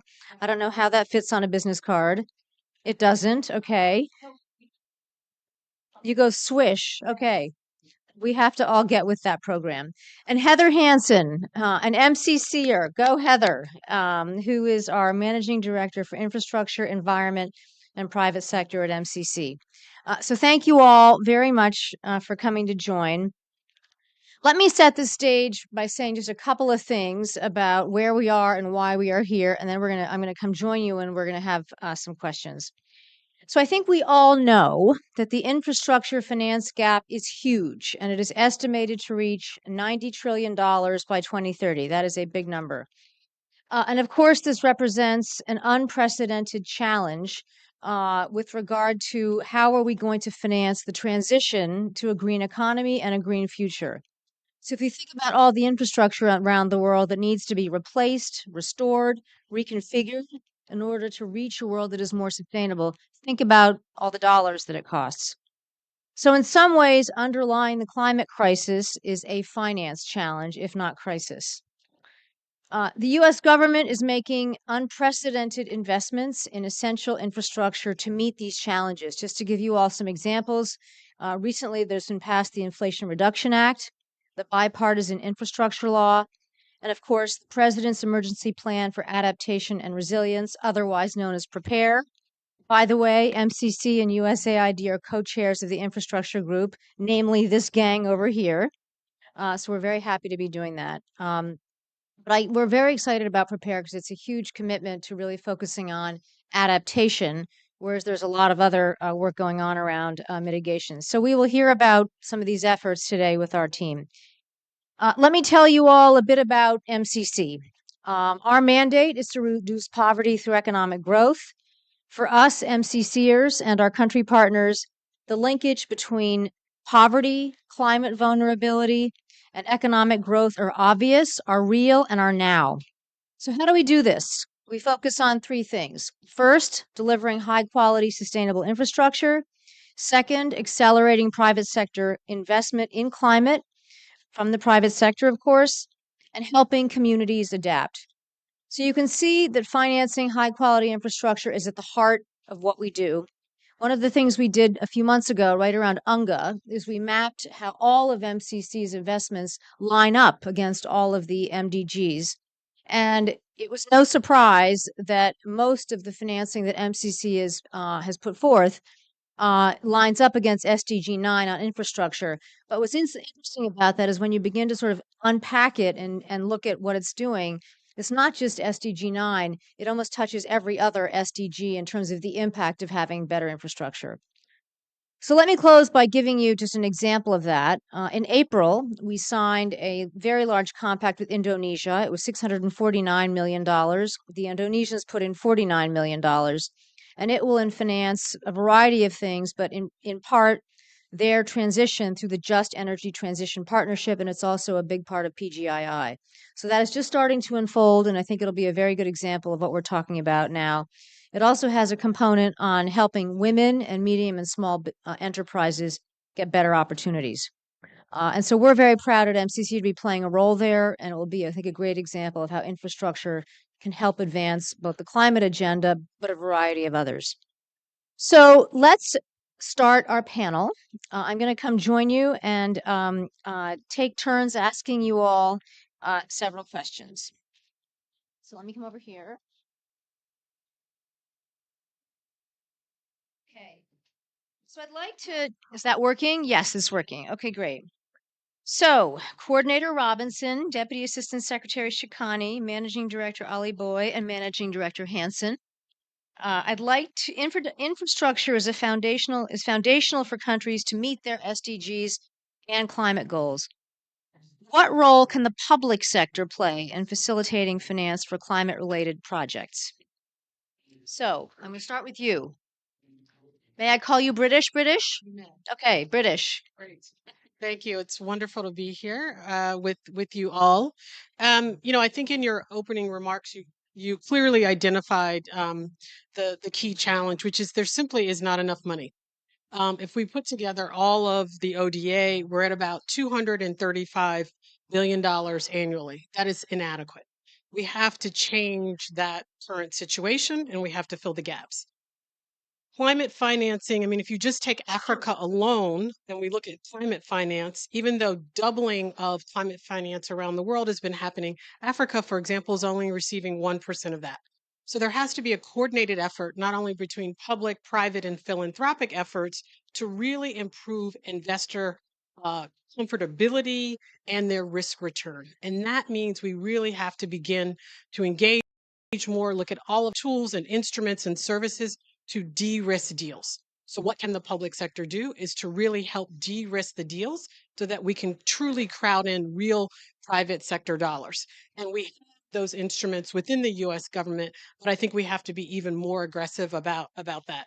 In fact, to that end, earlier today, Prosper Africa put in sort of junior investment into the Green Guarantee Company, which we just announced with the UK government, MUFG, the Japanese bank, along with the Nigerian Sovereign Investment Fund. And the fund is entirely focused on green bonds and green loans. We hope that with our investment, we're at about $100 million. We hope that ultimately we'll crowd in up to $1 billion in private sector dollars. And so that is the opportunity that we have, but also it's a way to truly change markets and truly ensure that in this case, or anywhere in the world, that Africans and local communities can be empowered to strengthen and grow their own economies. Thank you very much. I've just realized that I have misread my notes, so I'm going to slightly shuffle the deck on the questions. So forgive me. Yes, you did. So the question was meant to be key issues and challenges, and there's one for public sector and one for the private sector. So I'm going to ask my two public sector colleagues to talk about key issues and challenges and how they see the role of the public sector. And then I'm going to ask you to do the same thing for the private sector. So, Heather, key issues and challenges, and then Anne, same question, and role of the public sector. So I think in most of the countries where MCC works, if you asked our partners what is one of the key challenges facing them in terms of bridging the infrastructure divide, I think the really simple answer would be that there's not enough fiscal space. And one of the realities of climate change is that it actually gives them less fiscal space because they're most likely to suffer the impacts of climate change. And some of these can be quite damaging to local economies as bigger storms sweep away infrastructure, cause damages for our partner countries. And so, fiscal space. Do they have enough money in their own country to make the kinds of investments that they would like to make? And I think the answer in most MCC countries is no, which is where the MCC resourcing and US government assistance to our partner countries can make such a big difference. And so MCC, I think, provides not only grant funding to help our partner countries build critical infrastructure that will drive economic growth for their populations, but we also work with them on a couple of other things. And one of them is creating bankable pipelines of deals. Another one of them is creating the right policy and institutional reforms. All of that is meant to bring in public sector investment. But I just want to say, when we talk about public and private sector investment, it's really important to remember that, in my view, there will always be a role for the public sector. Because there are some things that are very important for populations that are just simply don't generate sufficient economic return. And so, for example, when MCC thinks about this, let's say in the power sector, we tend to concentrate our limited grant funding on those investments that are public investments serving the backbone, the infrastructure backbone that's necessary for the private sector to come in behind and create more benefits and more access for the populations in the countries where we work. Thank you, Anne. May I call you Anne? Okay, Anne. What do you see as being the key issues and challenges in the role of the public sector from where you sit? Thanks for having. Are we on? Okay. Thanks for having us here, and thanks to all of my esteemed colleagues. I am really glad to be here. I would say on extreme challenges that we're facing, transportation is in the United States the largest emitter for climate change, but it's also one of the areas of the economy that faces the direst impacts from actual climate change. When there are floods and fires and emergency evacuations, it's our roads and bridges and airports and ports that help get us out of those situations. So, one of our biggest challenges is building resilient infrastructure that can meet that moment. Another thing that we're facing as challenges is in the United States, at least, which is the majority of Department of Transportation's work. We have not invested for decades. And we are, on the opportunity side, really lucky that this is a moment when our investments can make the most change because the effects are most dire, but also we have the bipartisan infrastructure law, we have IRA. These are unprecedented amount of resources that can be invested and really make fundamental change in our communities. And included in the bipartisan infrastructure law, in addition to money, we have a new and first time definition of resilient infrastructure. So every single project that we do, whether it is specific to addressing climate and its thought and title, it has the opportunity to address climate, because when you are rebuilding or if you are building new, you have the opportunity to build to a level that can really meet the moment. But we are lucky that we have we have over 40 new grant programs, and one of them specifically, it's got a very long title because we love our acronyms. Promoting resilient operations for transformative, efficient, and cost-saving transportation, better known as PROTECT, has 7.3 billion in formula funds, which goes directly to states, and 1.4 billion in competitive discretionary grants. And we'll do our first awards in Q1 of next year. And we'll have that money over 5 years, and we're really looking forward to promoting resilient infrastructure across the United States. But as I said, that's just one discretionary grant program. All of our dollars have the opportunity to improve resilience. And a couple of other grant programs that I would highlight are our Reconnecting Communities program and our Neighborhood Equity and Access programs. Those are meant to also build community resilience from communities that experienced transportation infrastructure that kind of pulled the communities apart, whether that was putting a highway in that kind of ripped the community apart. But as I said, we can now build back better. We can put in highway caps. We can create neighborhood networks and access that support both low carbon transportation options and really resilient infrastructure. So we're looking forward to that. Thank you so much. My gosh, it's great to have a representative from the DOT to sort of give us a whole different perspective on this. So thank you very much. Faheen, welcome.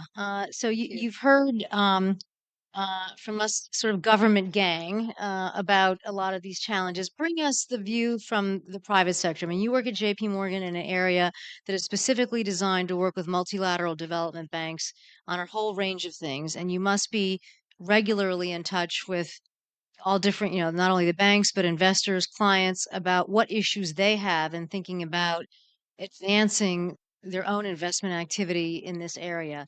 Tell us what you're hearing, what you see the challenges being, and how, this kind of a forum and the work that we all do can be helpful to what you're trying to achieve. So thank you so much for having me. And I think I want to just reiterate something that you were mentioning is I think that there is a role for both public and private to play, right, in this very large space called infrastructure. And having worked in it for over 20 years, the private provision of infrastructure was already controversial at one time and has now become much more accepted. The fact that things are tolled and you pay for, infrastructure services was not imaginable in the time the freeways were laid out, in California, et cetera. I think that what the public sector needs to do to attract to attract private money is really to have a good regime in place, right? Is to have good plans to say this is our energy transition plan, this is our infrastructure build out plan, that consistency, that sense of government support, and the fact that there will be, that there is a trajectory and that the government will be there to support, be it through their financing, but also through their policy work, right? So that's the first thing. In a specific sector, then it's the reliability of the legal framework, the contracts, the PPAs, things that make private investment possible, right? And to know that these contracts can be enforced, that the utility company will make payments on time, and making sure that that architecture is well suited to private investment. The other thing that I would say that I think governments can do very well is to do the what I would call unsexy work, right? And that is transmission, distribution, the things that one doesn't see. Everyone wants to go out and cut a ribbon in front of a solar or wind, farm, but it's laying out the infrastructure backbone. This is something MCC is very good at. That then electrons can flow on, you know, and that you can get base load capacity in. So I think that is something that governments working with the MDBs often can actually put in place. A few other things are kind of looking at supply chains or sectors, right? Talking about Indonesia, I was there earlier this year, and they're keen to have an EV supply chain, and they want to do everything from upstream mining to doing the batteries, but also having a car industry, right? And then selling it. So, how can governments have that kind of planning to say, we want to do everything up and down the supply chain to make this an industry in our country, right? And then attract private sector money into places where it falls in. So then having put the other building blocks in place, they can go to car manufacturers and say, come in, we have the battery, we have the mining, we have the different components you need to have a viable industry that you can come invest in, and it'll be here for the long haul. The other things that government have to do, sometimes to your comments, is prepare for climate disasters and have the funding for it, have a game plan for it, how to not only be able to come back and build back better, but also what is the humanitarian response, how are people's livelihood affected, and this is the whole big world of adaptation as well, and that's something that I think the public sector can really put in place. The private sector responds to incentives, and I think two other things are scale, right? I think most financial institutions want to come in with their projects at scale. And so something else that the governments can think about is to how to aggregate different projects so that the private sector is interested in them, to be able to make sure that, as I said before, they're well structured, and that for private sector entry, these are bankable projects with cash flows that when people put investment dollars in, they do get money out. So I think my answer is really that they're both have very important roles to play, but the public sector working with the MDBs really sets that infrastructure and backbone that's needed. So interestingly, you've all talked about sort of what is the right role between the public sector and the private sector. And I think that that question is going to play out even more over the coming years as we look at adaptation, mitigation, renewables, the different sort of what I'll call sort of subsets of the solution. British, with your job coordinating across so many agencies of the U.S. government, what are you hearing about renewables and the interest in renewables, the challenges in renewables? What should governments be doing around renewables? And the other panelists, please start thinking about the same thing. But what are you hearing about that? Yeah, I think I'll use one example is I think I have to keep going back to the de-risking piece. So there's the public and the private sector, but if we're Prosper Africa, so we focus on Africa, again, there's still not enough, whether it's renewables, whether it's adaptation, whether it's mitigation, there's still not enough private sector dollars crowding in, matching, co-investing. And so I want to underscore our role as public sector between MCC and a number of our other sister and peer agencies. The de-risking piece is critical, and that's what we're hearing from private sector. But as far as renewables are concerned, I'll just take Kenya. Kenya is about 93% renewable energy. Incredible for an African country. Incredible. 93%. By 2030, they're looking at being almost 100% or 99% is what the modeling is saying now.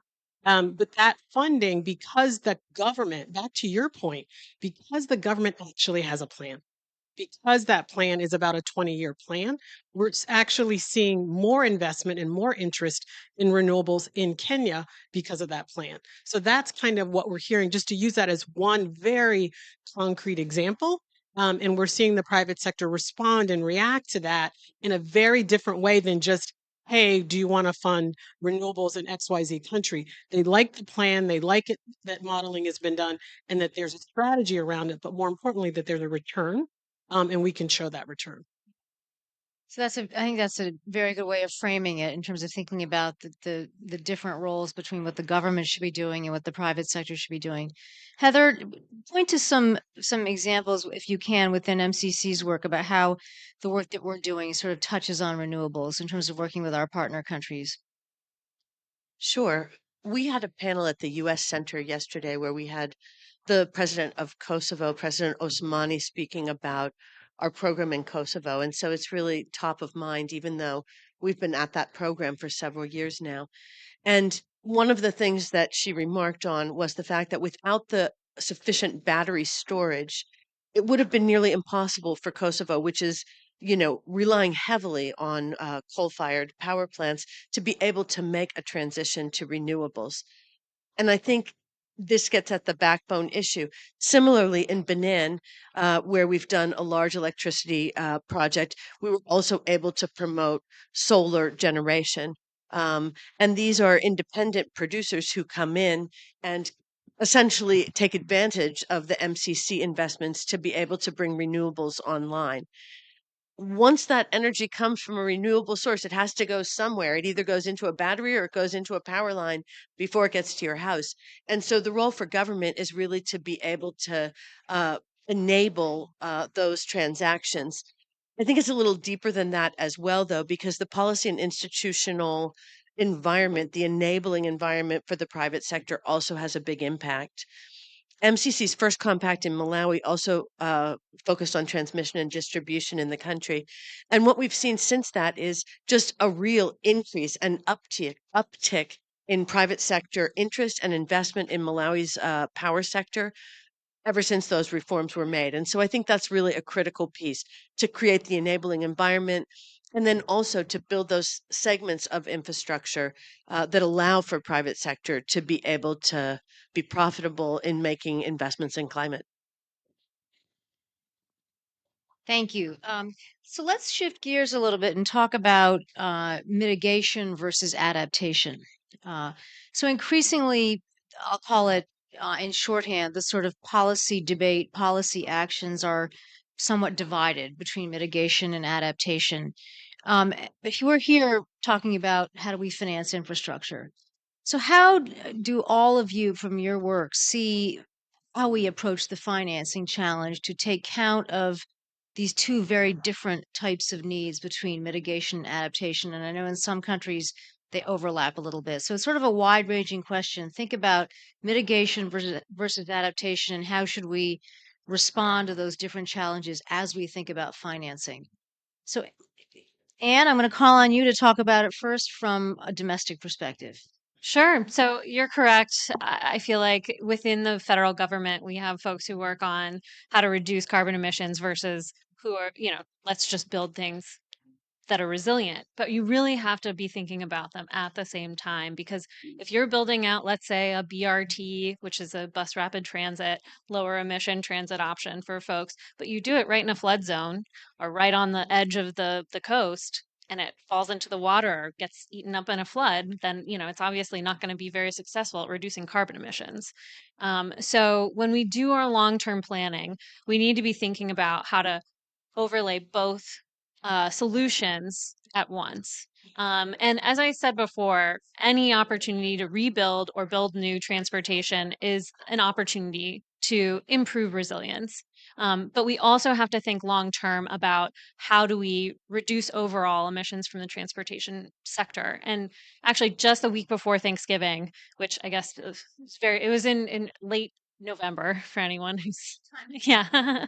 We just put out a new a new rule, our greenhouse gas performance metric rule, which requires our state DOTs and regional MPOs, which are municipal planning organizations, to both measure and set a reducing target for their carbon emissions from transportation. That is going to allow their long-term planning for infrastructure to take into account mitigation. But then also, because of the requirements in the bipartisan infrastructure law, they will be required to build resilient infrastructure as well. So we're really weaving both together. And we've also put a number of incentives within our new discretionary grant programs to encourage both resilience and mitigation. One of those pieces is through the carbon reduction program. States can create a resilience improvement plan, and if they do complete that plan, or actually, this is under Protect. I'm getting my discretionary grant, my various programs confused. They can do this voluntary resilience improvement plan, and if they do that, they are given kind of a match up of federal dollars. So it's funded by us, and you get additional money to meet your plan. So that really incentivizes a plan that kind of meets resilience requirements. Sounds very interesting. I bet there's some things we could learn about that program. Faheen, how are you all thinking about this? So I think that traditionally, I mean, or where we are now, we would think that the private sector is often more well suited for mitigation. Renewables is something that is really par for the course for us. In financing renewables, obviously with the right environment and the bankable projects in mind, and the right countries that have that framework in place. But I think financing renewables or run of the river hydro or things like that are something that we do. What is much more challenging, I think, is adaptation, right? And that's where the partnership with the public sector is incredibly important. But I do want to give a couple of examples where I think the public and private can collaborate in adaptation. So one is agricultural supply chains, right? Agriculture is incredibly impacted by climate change, but then large companies that source food and raw materials have to also be smart and think about how their business is going to be impacted by that. So I know a while ago the IFC had worked with, I believe it was Starbucks or some of the other, coffee producers to say, look, as it becomes harder to produce coffee in certain elevations and people may have to go, up the mountain a bit, how does a large corporate actually work with smallholder farmers to help them migrate their land, use different technology, use better irrigation, what have you, so that that company's supply is secured, but then also farmers can then get the financing they need to adapt to climate change and what impacts there might be on their soil or where they can farm. Um, the second is tourism and hotel providers in issues such as coastal erosion or, the destruction of mangroves or, coastal habitats. This is traditionally a place where the government would need to step in, etc. But I think there are more and more partnerships with hotels, with tour operators, etc., to say how do we collectively work together to adapt to climate change, to shore up against coastal erosion, etc., for the benefit not only of the country, but then to make sure those tourism dollars come in and that can be done more sustainably. So I think that these are the things. It's not obvious all the time, but if you can take that sector approach and figure out what companies also benefit from that adaptation, there can be more public-private partnerships in certain areas. To be more strategic, more differently thinking. I'm going to change gears a little bit and talk about, and would invite you all to talk about what we call systems thinking at MCC. So, infrastructure is typically financed, asset by asset, building by building, without necessarily thinking about how the financing of those pieces of infrastructure impact the services that are attached to it. So think about, you could finance the best hospital in the world, but if the road to it gets washed out, you're not going to get very far. So, and we all work in different settings that tend to be a bit siloed. And so, how can you begin to think about a path forward that is more systems thinking in nature? Because in some ways, the infrastructure challenge is about financing the piece of infrastructure, but when you think about the resilience piece to it, which is sort of along the lines of what you were mentioning, Anne, in order to be really effective, you have to think about both the piece of infrastructure, but the system that it also services.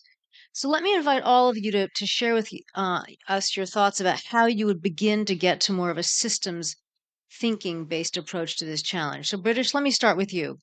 Sure. Maybe I'll just use a concrete example. I think first and foremost, we think that the systems thinking and approach is critical, but also that we are very conscious of, in our case, again, we're talking about the continent of Africa, that we're very conscious of what the country or the government needs when we think about that kind of systems approach, but ecosystem, if you will. So in March, we launched a deal with a Togolese bank, and it's transactional, but it was way more than transactional. What we did is there was a whole conversation around, do we give them a large loan or do we look at sort of bond financing? The idea is that 8 countries in West Africa didn't really have a housing sort of mortgage market. One could think about housing. You need the road to get to your house, but you also actually need a house.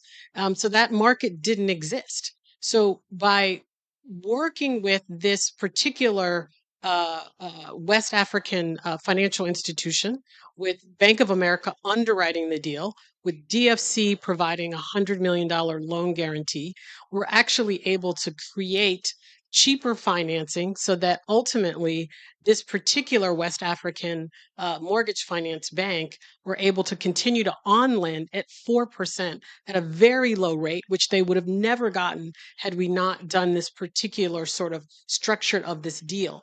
And I raise this question because it's about the transaction that went really well, and we have other U.S. banks and other African banks who want to scale it in other places, which is amazing. So that in Africa, you're not building your home brick by brick over 10 or 20 years.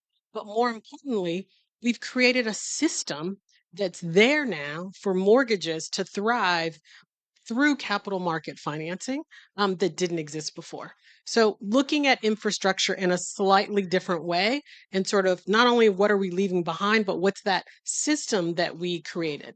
And then we hope that this was done with one of the countries that is an MCC compact country. So in effect, leveraging some of the other dollars that are there. But now what we've done is we've signaled to the private sector, to the markets, it's okay now to invest in Africa, to invest in infrastructure, to invest in some permanency so that we do have countries that are resilient to climate change effects. So I think it's a long-winded sort of answer, and it's an odd way to think about it. But I think we have to broaden our thinking when we think about infrastructure and resiliency. Absolutely. Heather? So, as part of co chairing the Prepare Working Group, which is the someone maybe have to correct me on the acronym, the President's Emergency Response Plan for Adaptation and Resilience. Is that no plan in the middle? No, the expert. President's Emergency Program on Adaptation and Resilience. No, that's not quite either. No. Prepare. We know it's emergency plan for resilience and adaptation. Oh, okay. We got the adaptation and resilience switched. Essentially, one of the U.S. government's major pushes in terms of adaptation. And as part of co-chairing the working group, USAID and MCC were able to bring together colleagues from the whole interagency in September for a workshop to think through some of these issues. And I think, for MCC, this is a natural thing because one of the things I loved about MCC is we like to say that we're data driven and results oriented. And when you start to dig into the data, you're automatically moving towards a system based approach, understanding the interrelationships and being able to do sort of a really careful analysis and planning. MCC often works this way in the sectors where we work. Looking at existing master plans, talking with the government about the interconnections between different programs. And so it's a much more long-term and sustainable way of working. MCC also, I think, has certain advantages because we're an agency that doesn't have a lot of earmarks.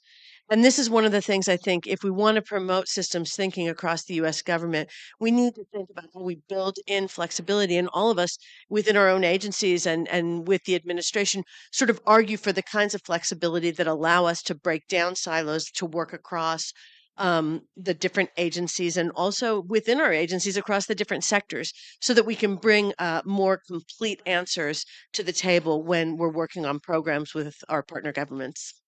Yes, indeed. Anne. Systems thinking comes naturally to transportation. We're always building out networks, whether it's a road network or a multimodal one that connects ports, airports, freight, passenger movement. It's integral to how we approach our work.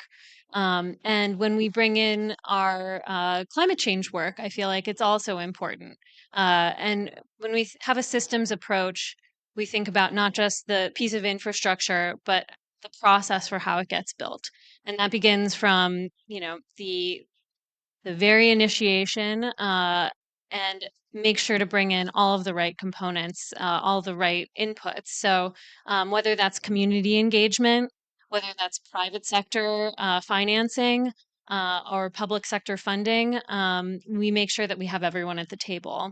And some of the resources that we're currently bringing, because not every community has the same resources. We found that it can be quite difficult to, and usually those are the places that are most impacted by climate change and in most need of resilient infrastructure. We've found that we need to provide additional resources. And so we've created our Thriving Communities Network, which provides technical assistance to low resourced communities.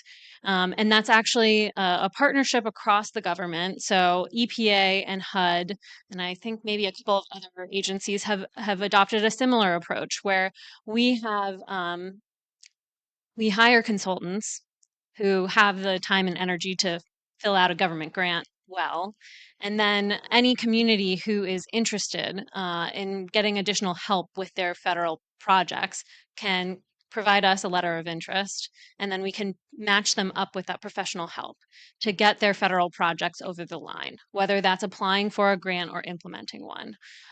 So that is kind of the systems approach to the process of building infrastructure. I would say for physical infrastructure itself, we do a lot of long-term planning. For surface transportation, that's often through what we call STIPs and TIPS, state transportation improvement plans.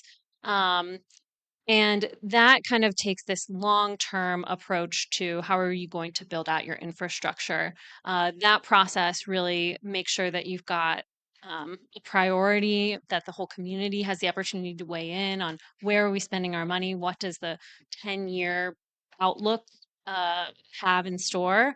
And we found that, that can really make sure that you're not building out without taking into account the needs of the community. So, if you do want to, let's say, do a transit-oriented development approach, that would allow you to say, we're going to build out the line in this direction. We're also going to overlay the needed changes in housing and zoning so that we can do dense urban development along that transit line, and then bring in financing to do transit-oriented development that might allow the transit agency to capture the value of that development and then provide operational funding to the transit operator so that they can run the line without continued public investment.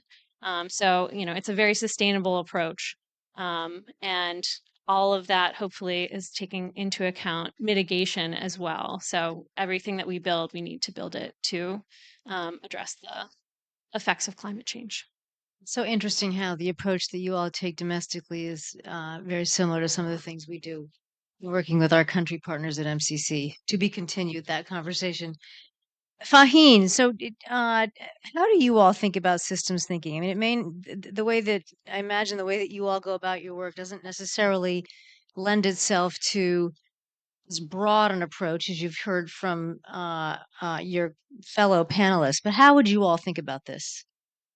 So I think that project success is when a system is in place, right? And you're attracted to countries and that have put all of that together. And I want to kind of speak to this a little bit from my experience living and working in West Africa, and with what the MDBs did and how that attracted private capital. So I think what was very interesting. So I was based in Dakar, Senegal, for 4 years when I was with the IFC, and the World Bank had put together a very deliberate plan working with the Senegalese government to say, how do we get an energy plan? There's a growing demand for energy access, right? People need energy, and then how do we make this a more sustainable and put more renewables into the pipe? And so it was a really whole a systems approach, as you said, right? So the World Bank really led the charge with the government to do two things. One was the planning, right? Where would the power come from, and what sources would be needed, and then worked with them to see how they could make the utility more creditworthy. Right. So, what was the financing needed to make that utility creditworthy that would attract private capital? Then IFC came in and said, we will help structure renewable energy, the first solar plants that were coming in, so that we can make sure that they feed into the system and the grid. And so scaling solar was launched there.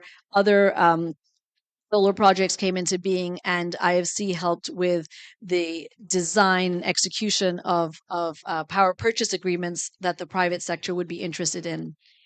I mentioned this because this is a place where MCC played a very interesting role as well. And this was again on the transmission, because you could do all of this, but if you didn't have good transmission, because you're going to build the wind farm where the wind is, and solar where you can get the land, and if you don't bring that into the power plants that then distribute. So I think MCC played a critical role in that system in helping fund that under the ground infrastructure.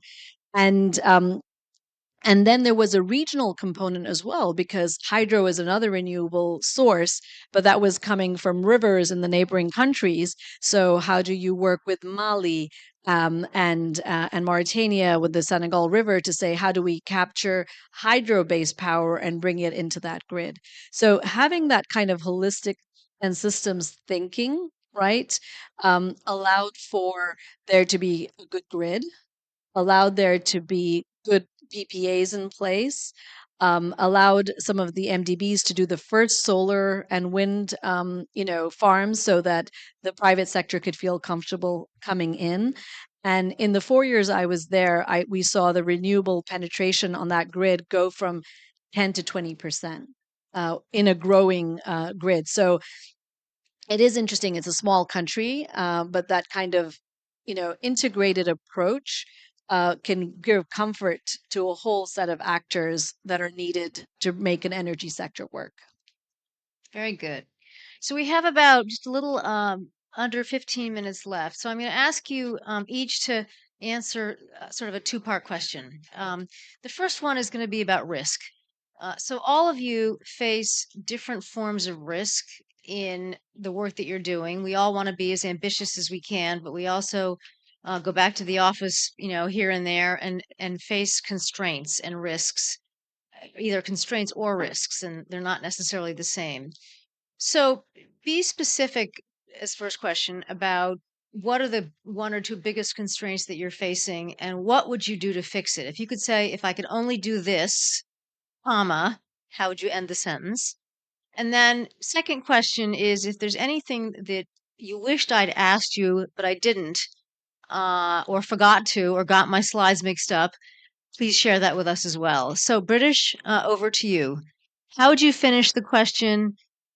In the world of risk, if I could only do this, comma, I would do blah. And what do you wish that I'd asked you that I didn't? And please answer that. Yeah. So the first question, I think it might be the same, is to change the narrative around the risk and reward in investing in Africa.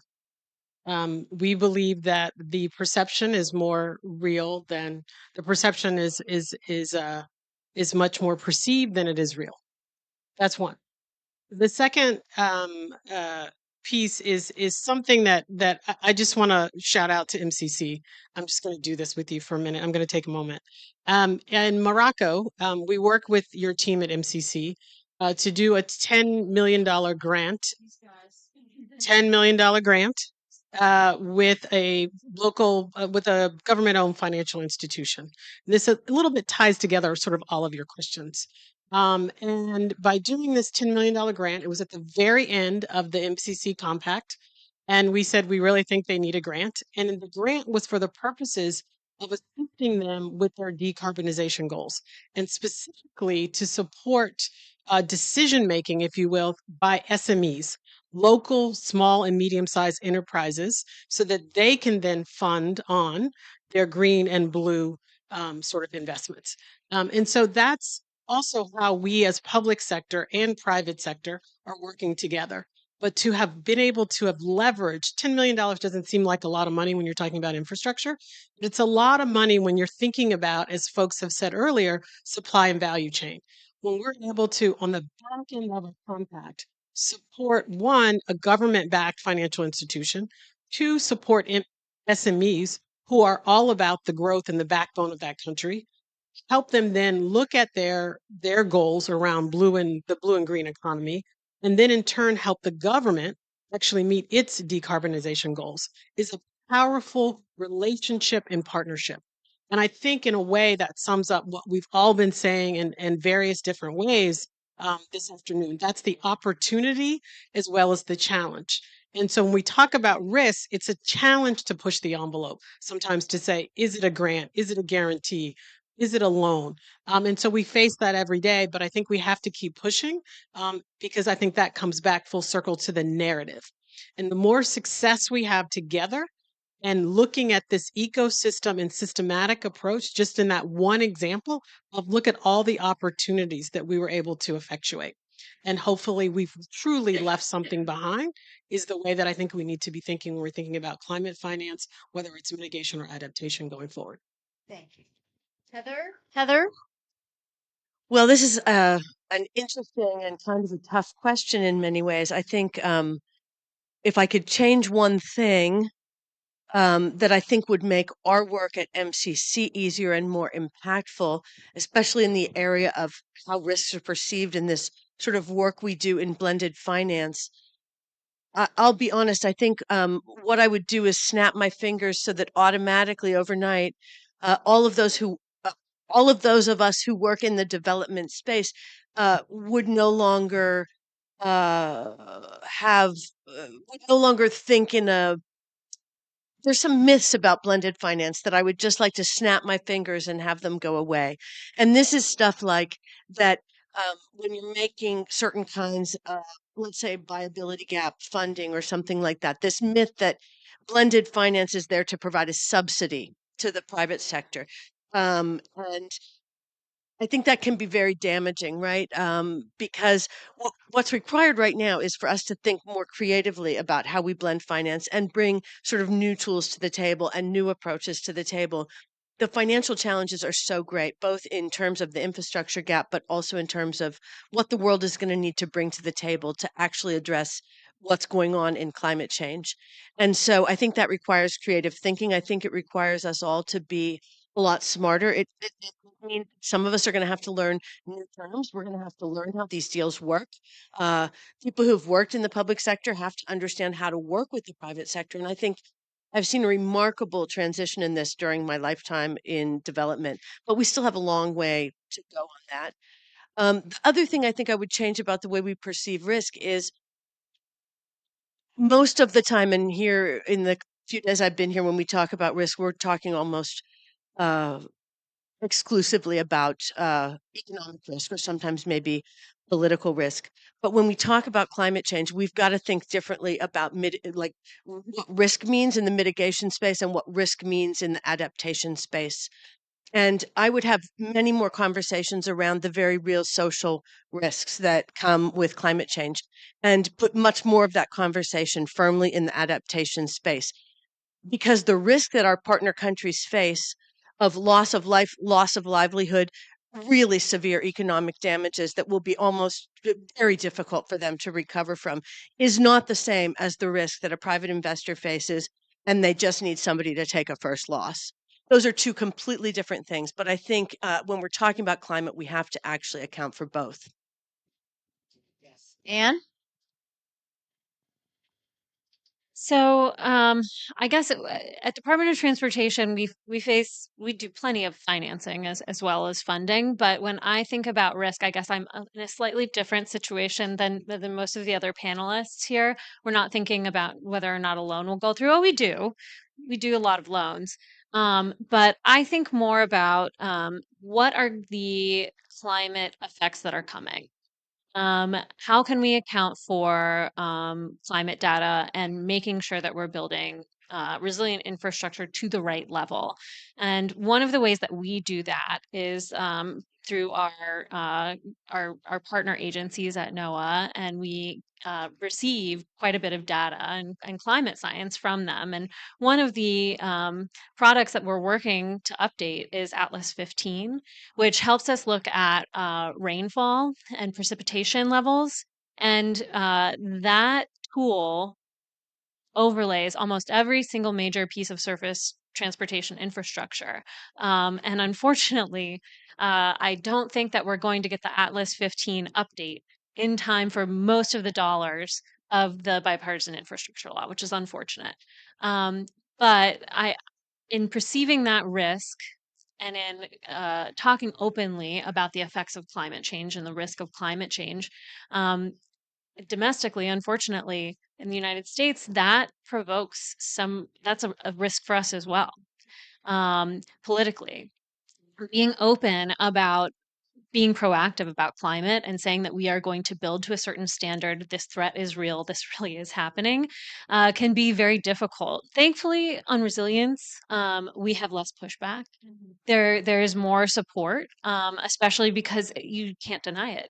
Floods, fires, all of the bad things are starting to happen, and we are spending billions and billions of dollars in disaster recovery and in infrastructure. But I guess one of the other risks that I am looking down as we kind of are just starting to think about is future reauthorization. And will these new programs that we have that are so pivotal for building up our domestic infrastructure, will they be renewed? Will we have a long-term sustainable path to continue to plan to build? So that is definitely, those are two of the risks that I'm most worried about. Different perspective. Faheen. So I'm going to talk about two constraints that I think would be important for us to try and surmount. So the first is scale, right? It's well known that to structure a project that's $1 million or $100 million is about the same amount of work and effort and transaction costs, right? So it is very hard for large financial institutions, as JP Morgan, to do things at smaller scale. I mean, is it good or fair or good or bad? That's another question, but that it's harder to do, right, and to justify. So I think to a constraint that we need to address and think about is how do we bring projects to scale, sectors to scale, so that they are more attractive for a broader set of financiers. And the second is standardization, right? I think deep and powerful financial markets and capital markets really rely on very standardized project documentation, loan documentation.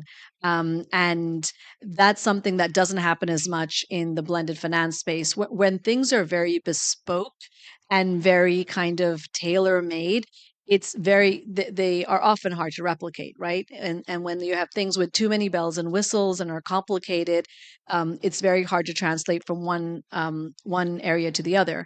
And in large financial institutions or in banks, you are successful if you do things not the first time, but if you do it for the 50th time, right?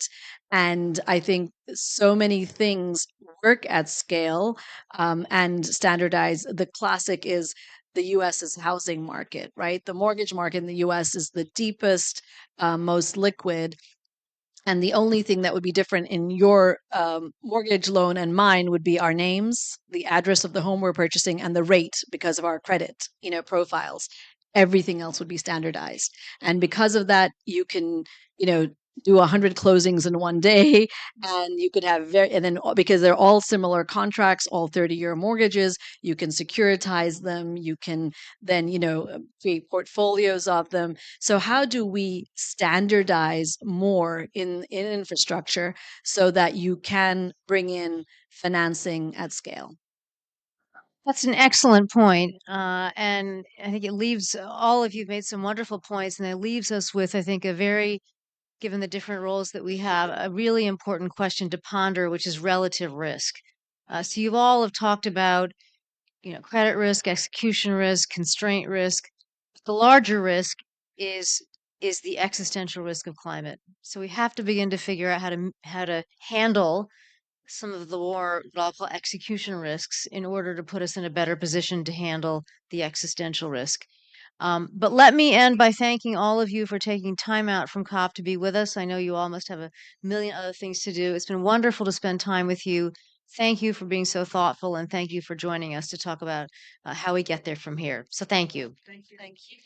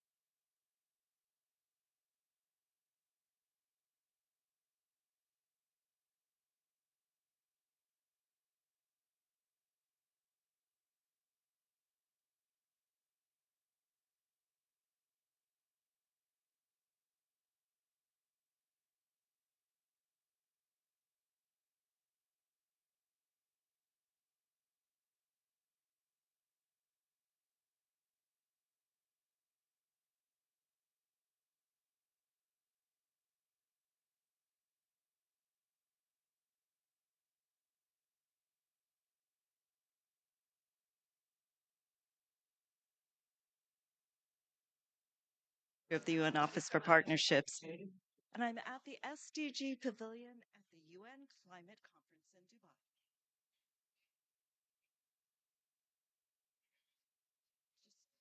Sorry, 2 seconds. I'm just going to record one thing.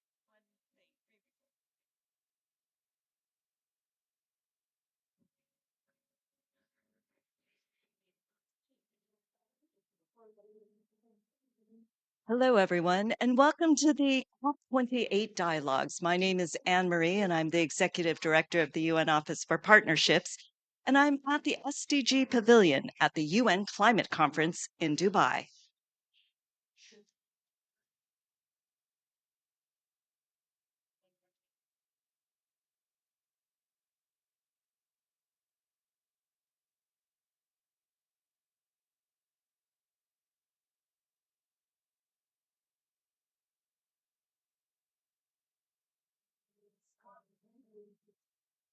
Hello, everyone. My name is okay.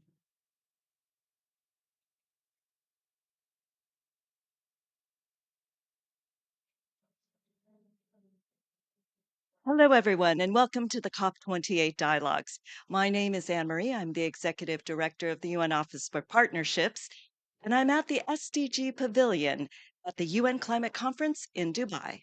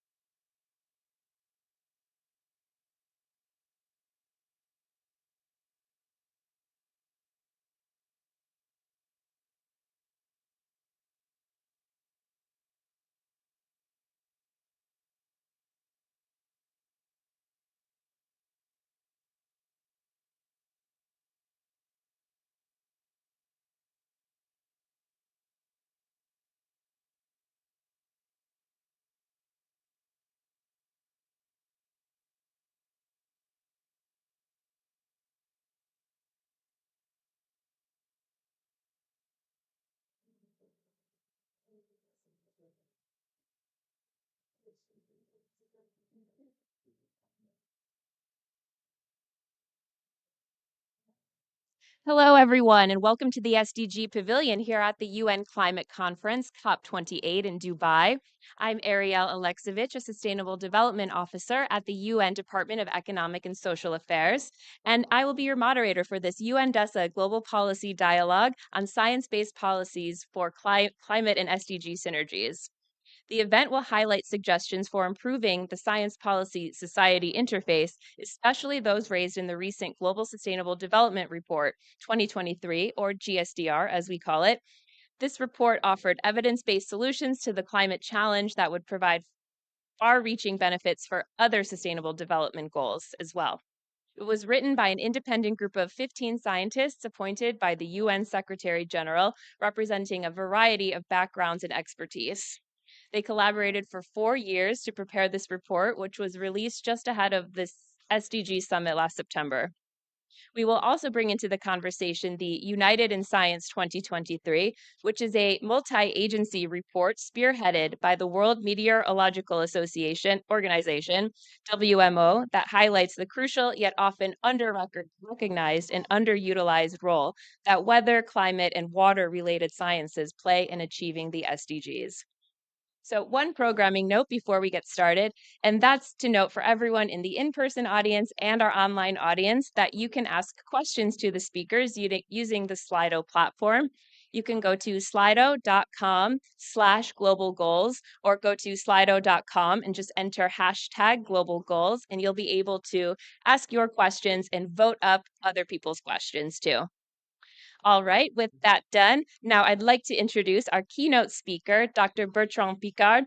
Dr. Piccard is a Swiss explorer, innovator, and chair of the Solar Impulse Foundation. He is also a Goodwill Ambassador for the UN Environment Program. Welcome, Dr. Piccard, to the SDG Pavilion. The floor is yours.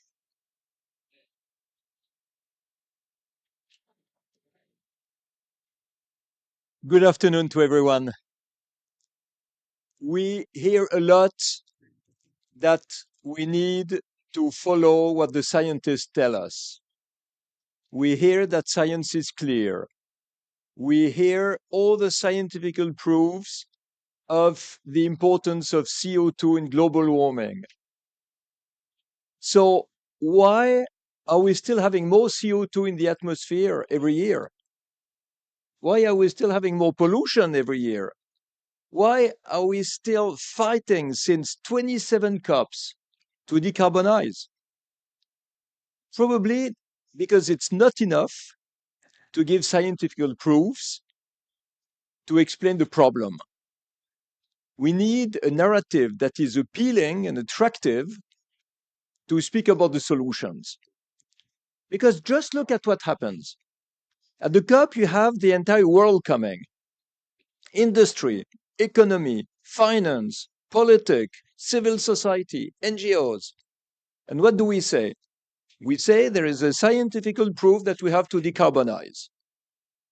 And everybody is working on how to decarbonize. Okay, but what's the narrative behind decarbonization? A lot of countries think that to decarbonize, they have to degrow their economy, that they have to make a sacrifice on job creation. You have companies who say if we decarbonize, we are losing our power. The CEO thinks he's going to be kicked out by the shareholders. The politicians believe they will not be re-elected. So, of course, the science says we have to decarbonize, but everybody is afraid of decarbonization because they think they have to lose something in it. So I think we have to keep the same message of the importance of science, but use also scientific proofs that decarbonization is economically profitable, that it is a financial advantage, that it will bring so many new jobs that the politicians will be elected much better, that there will be more investments that are profitable. So you see how much we need to change the narrative. And this is what we try to do at the Solar Impulse Foundation, because we have identified 1,600 technical solutions that are economically profitable to protect the environment. And this is also scientifically proven. We have independent experts who are showing it. proving it, demonstrating it. And nevertheless, these solutions don't come on the market. So we see the importance of having a narrative about protection of the environment, compassion and respect for the environment that matches very well the spirit of the ecology that has compassion for the environment and respect for humankind. But there are people who don't care about that. They have another language. They have the language of economical development and job creation, and we have to make a narrative also for them.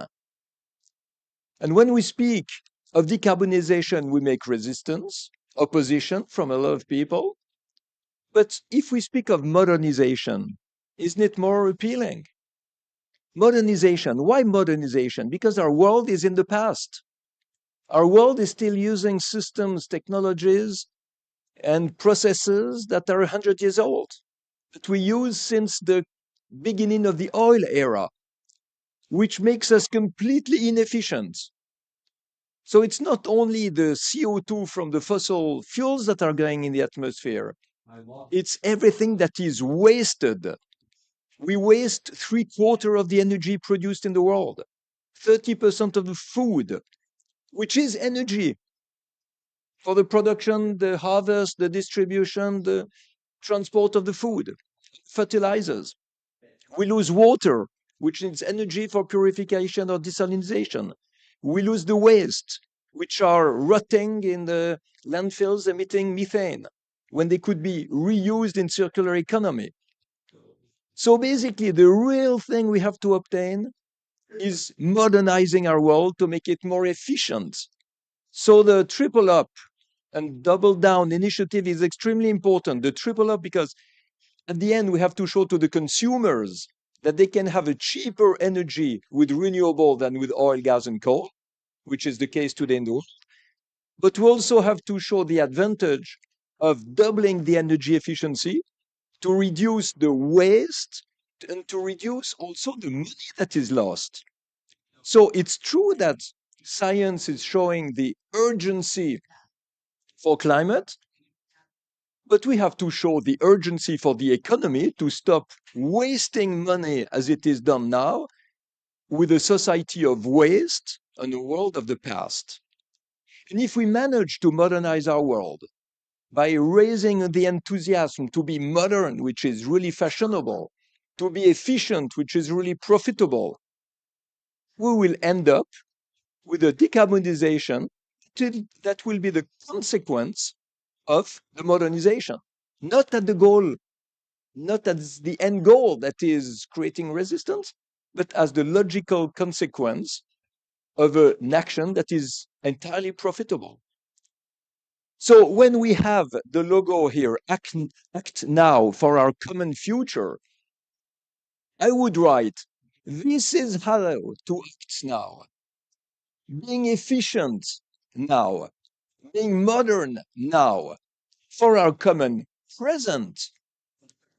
It's not the future that's at stake, it's the present. Because today we lose money, today we pollute, and the CO2 emissions, of course, they're melting the ice. But all the toxical emissions we have are killing people today. 8 million people killed today by pollution of air, without even counting bronchitis, asthma, and things like that, costing a fortune in healthcare and bringing a lot of suffering for the population. So you see that even if there was no climate change, it would be logical as much as ecological to become efficient, to stop to pollute. And this is the biggest economic opportunity of the century. And we show it because we know how many solutions there are. Stopping to waste saves money, saves life. Today. So that's what we have to understand in order to bring in the industry who has new business opportunities thanks to the protection of the environment, the finance, because there are so many profitable investments instead of cost. It's not a question of cost. If it's profitable, it's an investment, so it's good for the investors. If it's an opportunity, it's good for the industry. If it creates jobs, it's good for the countries and for the politicians. And at the end, all together is a way to solve the climate change It's a way to protect the environment, and it's a way to bring people together instead of dividing people by giving messages that they don't understand. So let's work also on the psychology of communicating the actions we need to do today, because psychology and communication is also a science. Thank you.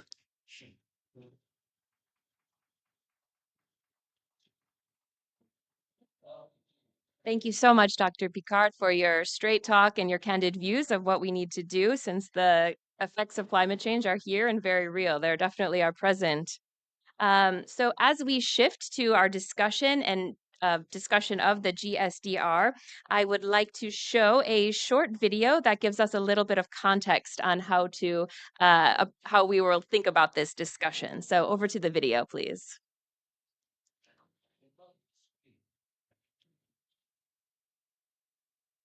Science as the evidence.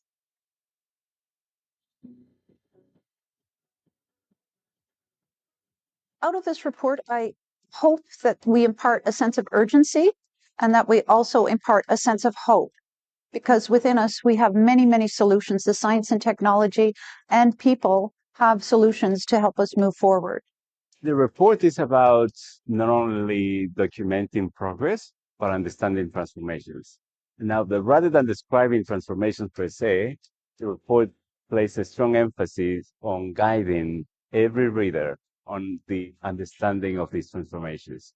Devising those kind of policies, understanding how they're doing, all require science. So science provides a knowledge base that helps us make these policies that will allow us to address these SDGs. Every policy decisions, should have some sound basis. So for me, science policy interface is actually bringing together the people who generate evidence and those who actually use evidence. I think the public should really appreciate science as the evidence for most of the policies we're going to do and the efforts we're going to do for countries and society in order to achieve the SDGs. So it would be wonderful to really synthesize the science in a very effective way and present that evidence to decision makers. Policy should be science-based, especially when it comes to sustainability, climate change, and as well as human well-being related issues too. Policymakers actually need the support of science, not only for devising better solutions, but also for analyzing why things are going wrong. There's so much science out there. Science is really interested in sustainable development and want to contribute to the SDGs. The SDR can play a role between science, policy, and the society. It's a two-way street. It's science helps policy and policy helps science.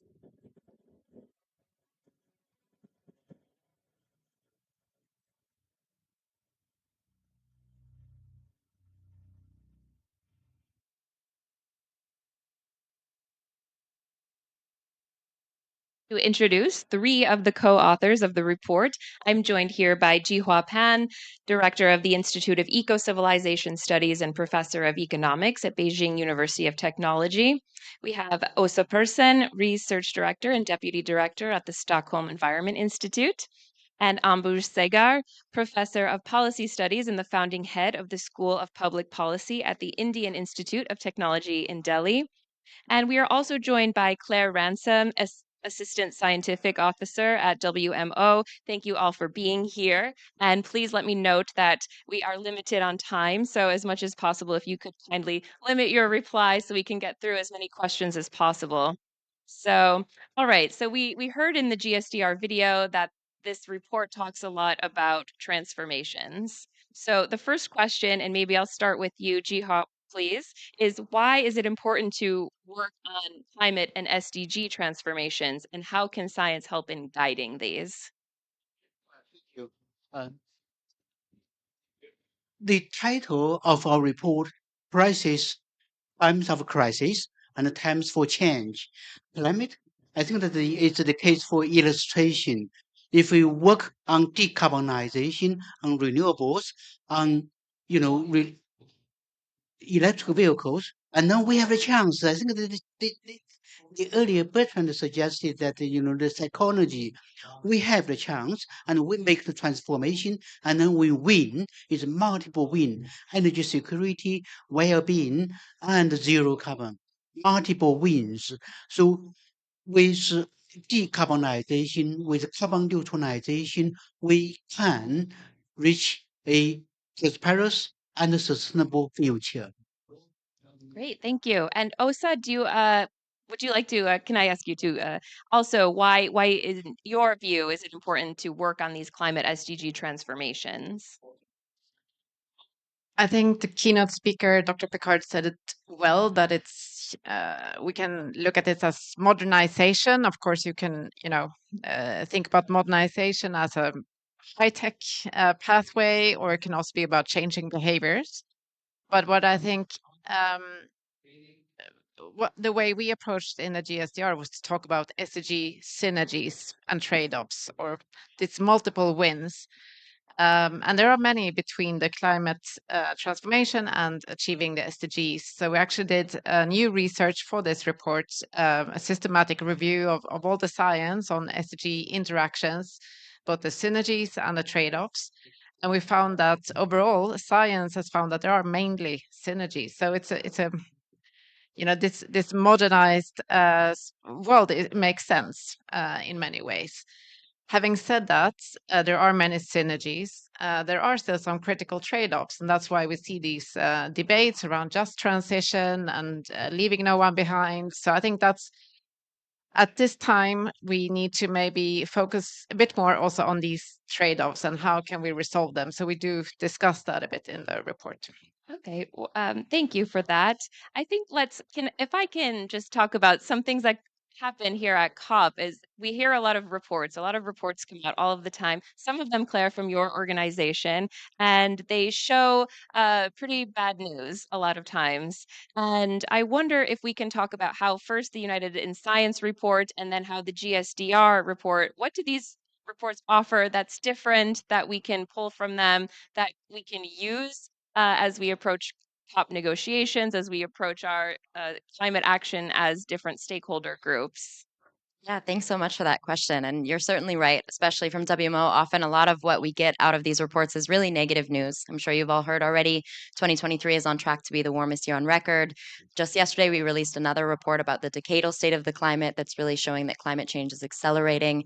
And we often focus on, when we talk about the connections with impact, the development community, we often talk about the negative impacts. So we hear all of the ways in which climate change is impacting people on the ground and especially vulnerable communities. And what's really different about the United Science Report is that it's not focusing on the negative impacts of climate change on the SDGs, but rather the other way around. And to really look at the ways in which climate science and water related sciences can contribute to the SDG agenda. And in fact, not just contribute to the SDG agenda, but are very critical and necessary for us to achieve it. And so there's very clear indications of how the science community can contribute to these SDGs. And one of the things that I think the COP community here can really take away are two really critical points, which is the necessity that we still have in the scientific community for better data and observations. I think there's often a thought process that scientists know we've got it all figured out. And in reality, we desperately need better data on the ground, and not just of weather and climate observations, but of the impacts. And also to better connect these stakeholders. We started to talk about this a little bit today, but if we're going to see this transformation and this modernization, we have a real need to connect diverse groups that we aren't really having talk to each other.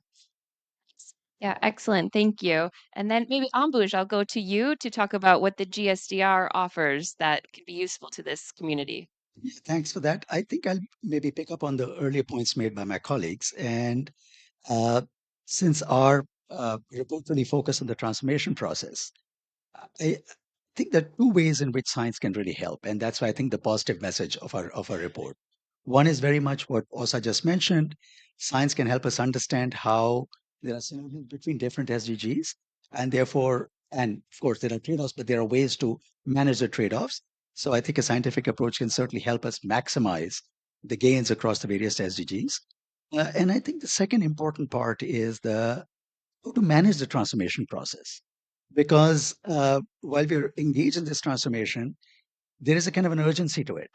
And therefore, I think the report was very clear in indicating that if we want to achieve the SDGs or come close to achieving the SDGs by the date by 2030, we do need to significantly accelerate the transformation. So I think it's both. Science helps us understand what is the nature of the transformation we want in order to maximize the positive synergies across the SDGs, and how do you accelerate the transformation in order to make it most effective. I think that really is a kind of both positive messages, and in many ways, I think are providing a kind of a guidance on how do we engage in these transformations in the time frame required, in the way that we actually are able to achieve the best possible outcomes. Yeah, thank you, Ambuj. And if I could follow up, perhaps, what is something that a government or a country, a stakeholder group could pull from this report? And if you have an example of a way, of a transformative way that some of these policies could be um, dealt with. That's a great question, and it's hard to summarize a report in that way. But I think a few things, and it's about sort of working on different fronts and doing many things at once. But one thing we talk about quite a lot is how to build these capacities for foresight, better anticipating what will be the sort of resistance we might meet. Also better sort of stakeholder engagement, building the support for change. So, sorry, the third one, conflict resolution. So that's something I think governments can, look at how they sort of use their staff, civil servants, sort of new ways of working for government. And then when it comes to actually planning and preparing these roadmaps for how to achieve the SDGs, we sort of encourage scientists actually to lean in a little bit more. We're in a unprecedented, state of affairs now. So we need to be a bit unprecedented, I think, in how we do science. And so our report points to many existing tools, where scientists and policymakers can work together to map out what are the possible SDG synergies and trade-offs. Maybe we can, start costing them a bit more. That's something that matters, of course, to government, to get a bit more hands-on and work more closely together. In terms of the sort of substantive transformations we need to see, we do point to 6 important entry points for transformation in the report. And that's a good time for us to announce you can read this report by going to un.org/DESA. The report is on the website, and it's free and available for everybody. All right, maybe we can. I can ask you, sir, what are some good examples of the science policy society interface in action? Well, this is a very good question. If we want to make things happen, we need to have such interactions. I give you one example. Many people, as was suggested, that some negative impacts, trade-offs, but we do have good stories, which tells us that they can reinforce one another. It seems that if you take a more fragmented manner, and then that might be problematic. That may not work. But if you integrate, and then that would work perfectly. In China, that have one story that is, we are developing a prosumerage system, zero carbon energy prosumerage system, production, consumption, and storage all in one. You install solar on top of your roof, and you have a power battery, and then all the consumption from your electricity generation. Or this requires science, technology, policy, and action all combined. So we should not take a fragmented manner. We should get them integrated, systemized, and optimized, so that we can gain the from such a system. Great. Thank you. And I see an interesting question from the audience here, from Alicia, who asks, you've talked about the contributions of climate science to the SDG agenda. Do you have some insight about the contributions of SDG action to the climate agenda? I don't know. That's an interesting way to think about it. I wonder if any of you have any thoughts? Bhuj? Yeah, I mean, I think there is no doubt that many of the elements of SDGs have worked themselves into the climate agenda. I mean, even the way, for example, different countries are engaging in the clean energy transition. Embedded in that are many SDG dimensions, such as livelihood creation, such as thinking about how do you bring gender inclusiveness and international cooperation and all of that. So, in many ways, I think there's even a clear understanding in the international community and the climate community that climate cannot be separated out from the SDGs anymore. And the really successful and effective climate transitions will require integration of the SDG elements into the agenda. Uh, Maybe it's not happening as much and across the board as we want. I mean, for example, there's still conversations about how to integrate energy access into the climate agenda. It's happening in some ways, but it has to be expanded. So I think it's kind of a work in progress, but I think certainly one can see how over time our climate transition has started incorporating many of the SDG action points into the thing. And I think it's natural because in terms of getting political buy-in in countries, you need to make sure that you're getting a much greater set of benefits across the country. I mean, of course, climate benefits are everyone. It's a kind of a public good. But you also then can demonstrate other kind of benefits for people, whether it's livelihood creation and so on and so forth. Thank you, Ambuj. And over to you, Osa.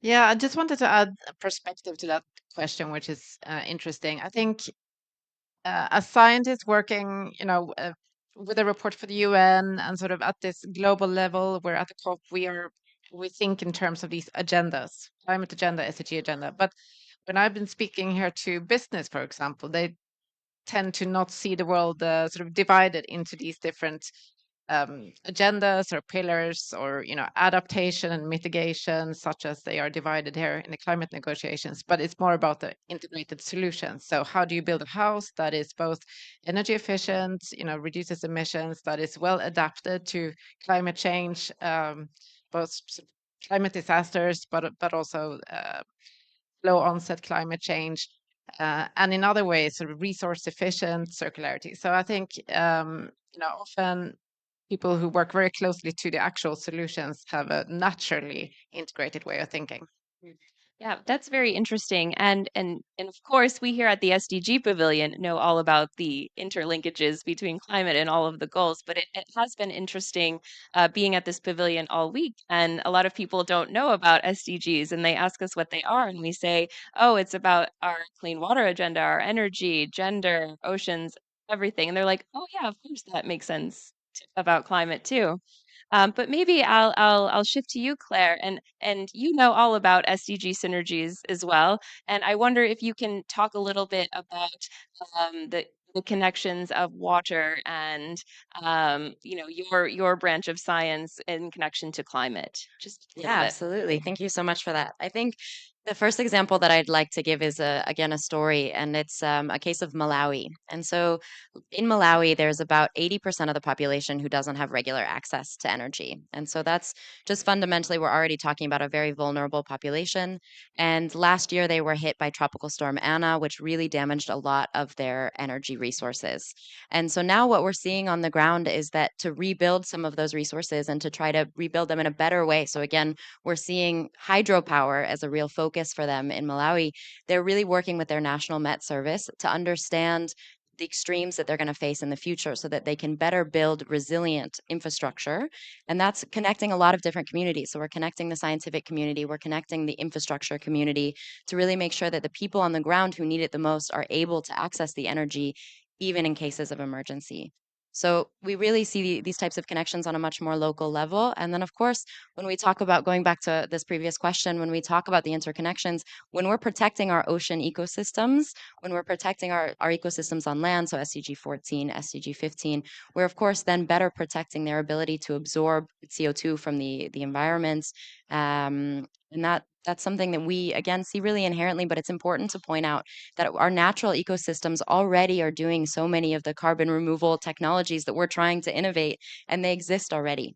And so it's really important to look at where we can protect these SDGs on a multiple sort of case basis, and then integrate the science to inform these decisions. Great, thank you. And maybe this leads me to our next question, which is from Arin Basu, Sheffield, New Zealand, who asks, what are the difficulties and pain points of bringing diverse professionals and audiences to the same table? So we're talking about we need to do this, so how do we do it? Claire, back to you. Yeah, thank you. I'm actually here. I'll speak about a different report, the one that we launched just yesterday, which is the Decadal State of the Climate.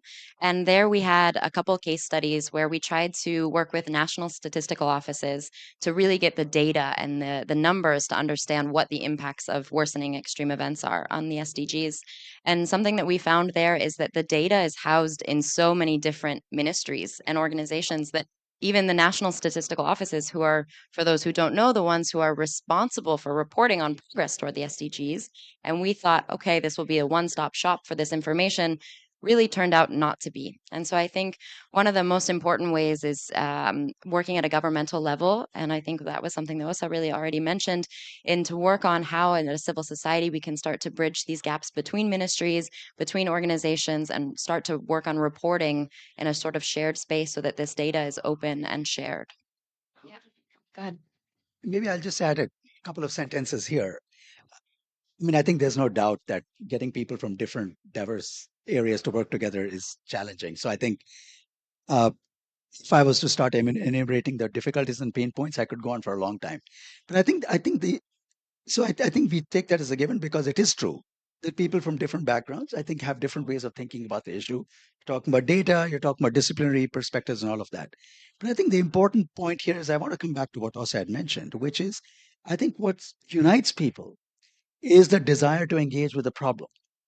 And once you're doing that, you understand that every discipline, every way of thinking, every perspective actually adds value.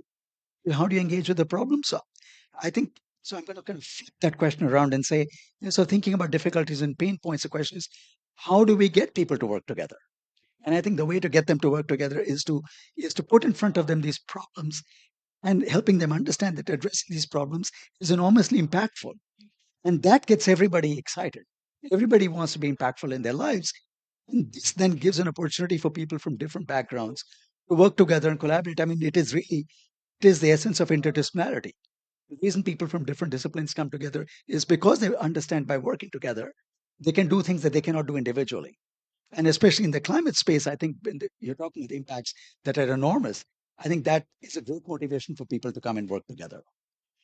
I think that during this climate COP, what I've been hearing as I walk around, talk to civil society, people from civil society, is there's a lot of anger too about not moving fast enough on climate, and perhaps the message is to channel that anger into action and working together with people that you might not usually interact with. So thank you for that.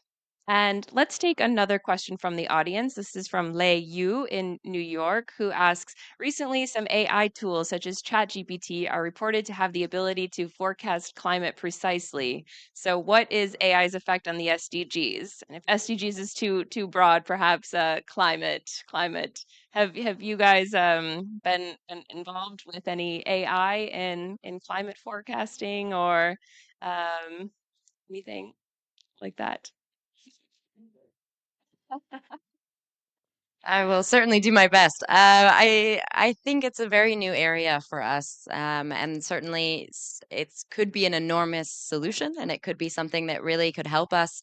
But I think I'll go back to the data point and really stress that, which is that AI is still built on models and data, and that's really what's fundamentally underpinning it. And so in order for AI to be a useful tool, it has to be fed the right information. And that is really something that I think we're really working on at WMO, is to make sure that we're getting the information and the data points that we need. I unfortunately don't have any concrete examples, but I think it really could be useful. One thing that I have seen is it could be really useful in helping us communicate this information a little bit better. We have a couple tools now. I don't remember the name of them, but I'll try to get it out into some resources, but that can start taking civil society, and they can write a question as if it were into Google to understand the IPCC reports, which are not super accessible information. And so if we can start to use those tools to better communicate, like we heard from our keynote speaker, to overcome these battles of psychology and communication, that could be one really useful way. I think we'll have to see for the rest. Thank you for that, Claire. Appreciate it. So let's go to Arum Khan from Karachi, Pakistan, who asks, how can science-backed policy and research work be accelerated with limited finance for research in developing countries?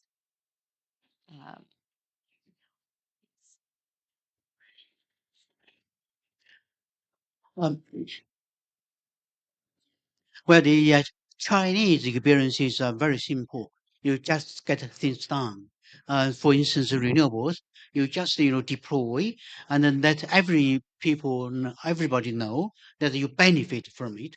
And the science, should not be in on the bookshelves. You should make people understand. Should make people practice. And then when they practice and they get benefit, and then everybody knows, and then we get things done. So this is very important, like electrical vehicles. And then at the very beginning, the government pays the enormous amount of subsidy, and people do not want to buy. And now they say, my God, it's only 15 minutes, charge, and then you can drive up to 1,000 kilometers distance. And to 100 kilometers drive, you would require only 12 kilowatt hours of electricity. Let's benefit, let's gain, let's win. So in that case, I think that, all the science must be, problem resolved problems. That's the key. If the science, does not give a solution to a real problem, and then people would not, benefit from it, and then that would be problematic. Would you like to take a step?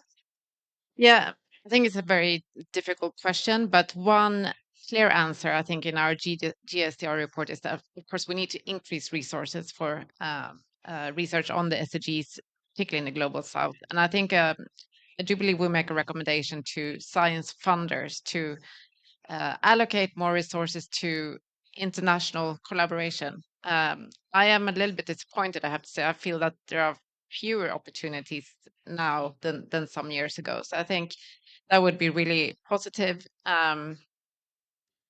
But also maybe a short reflection on the previous question on AI, which I didn't really dare answering because this is something I'm still learning about. But I do think what I understand is it can, help us. These tools can help us increase precision, but it also means it can get precisely more wrong if you have bias in the text that they process.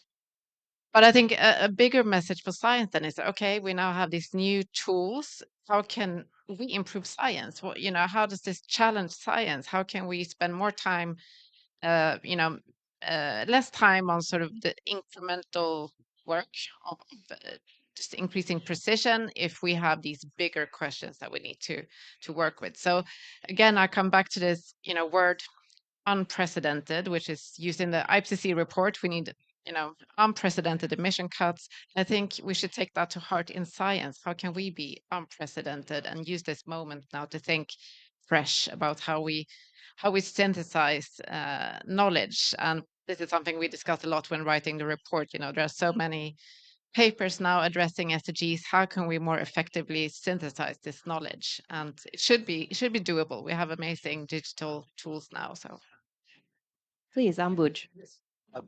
Add again a couple of sentences. I think going back to your question about with limited resources for R&D, how do we strengthen the science policy interface, right? I think one is it's a challenge both for scientists and for policymakers.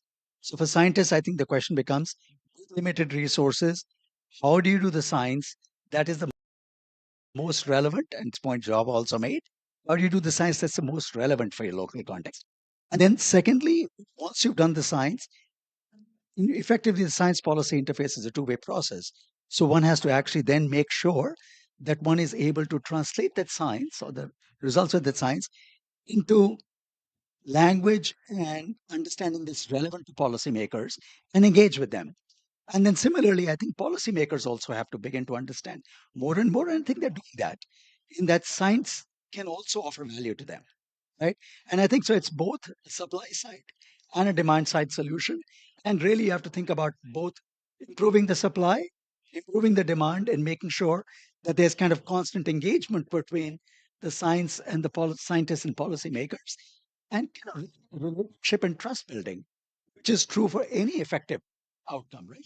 So once you have comfort among policymakers that science is valuable to us, increasingly valuable to us, and for scientists that our work can actually lead to useful outcomes working with policymakers, I think that's really the way to go, even with the limited resources to enhance the science policy interface. And I very much believe that when policymakers and citizens begin to understand the value that science is offering to them, then there's also a case to be made for enhancing those resources, whether domestically or whether through international cooperation.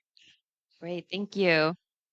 So I want to shift a little bit, and I have an interesting question from Peter in Nakuru, Kenya, who says, how do scientists acknowledge traditional and indigenous knowledge of weather prediction, of when it comes to climate change? Can someone please take on this issue, Claire?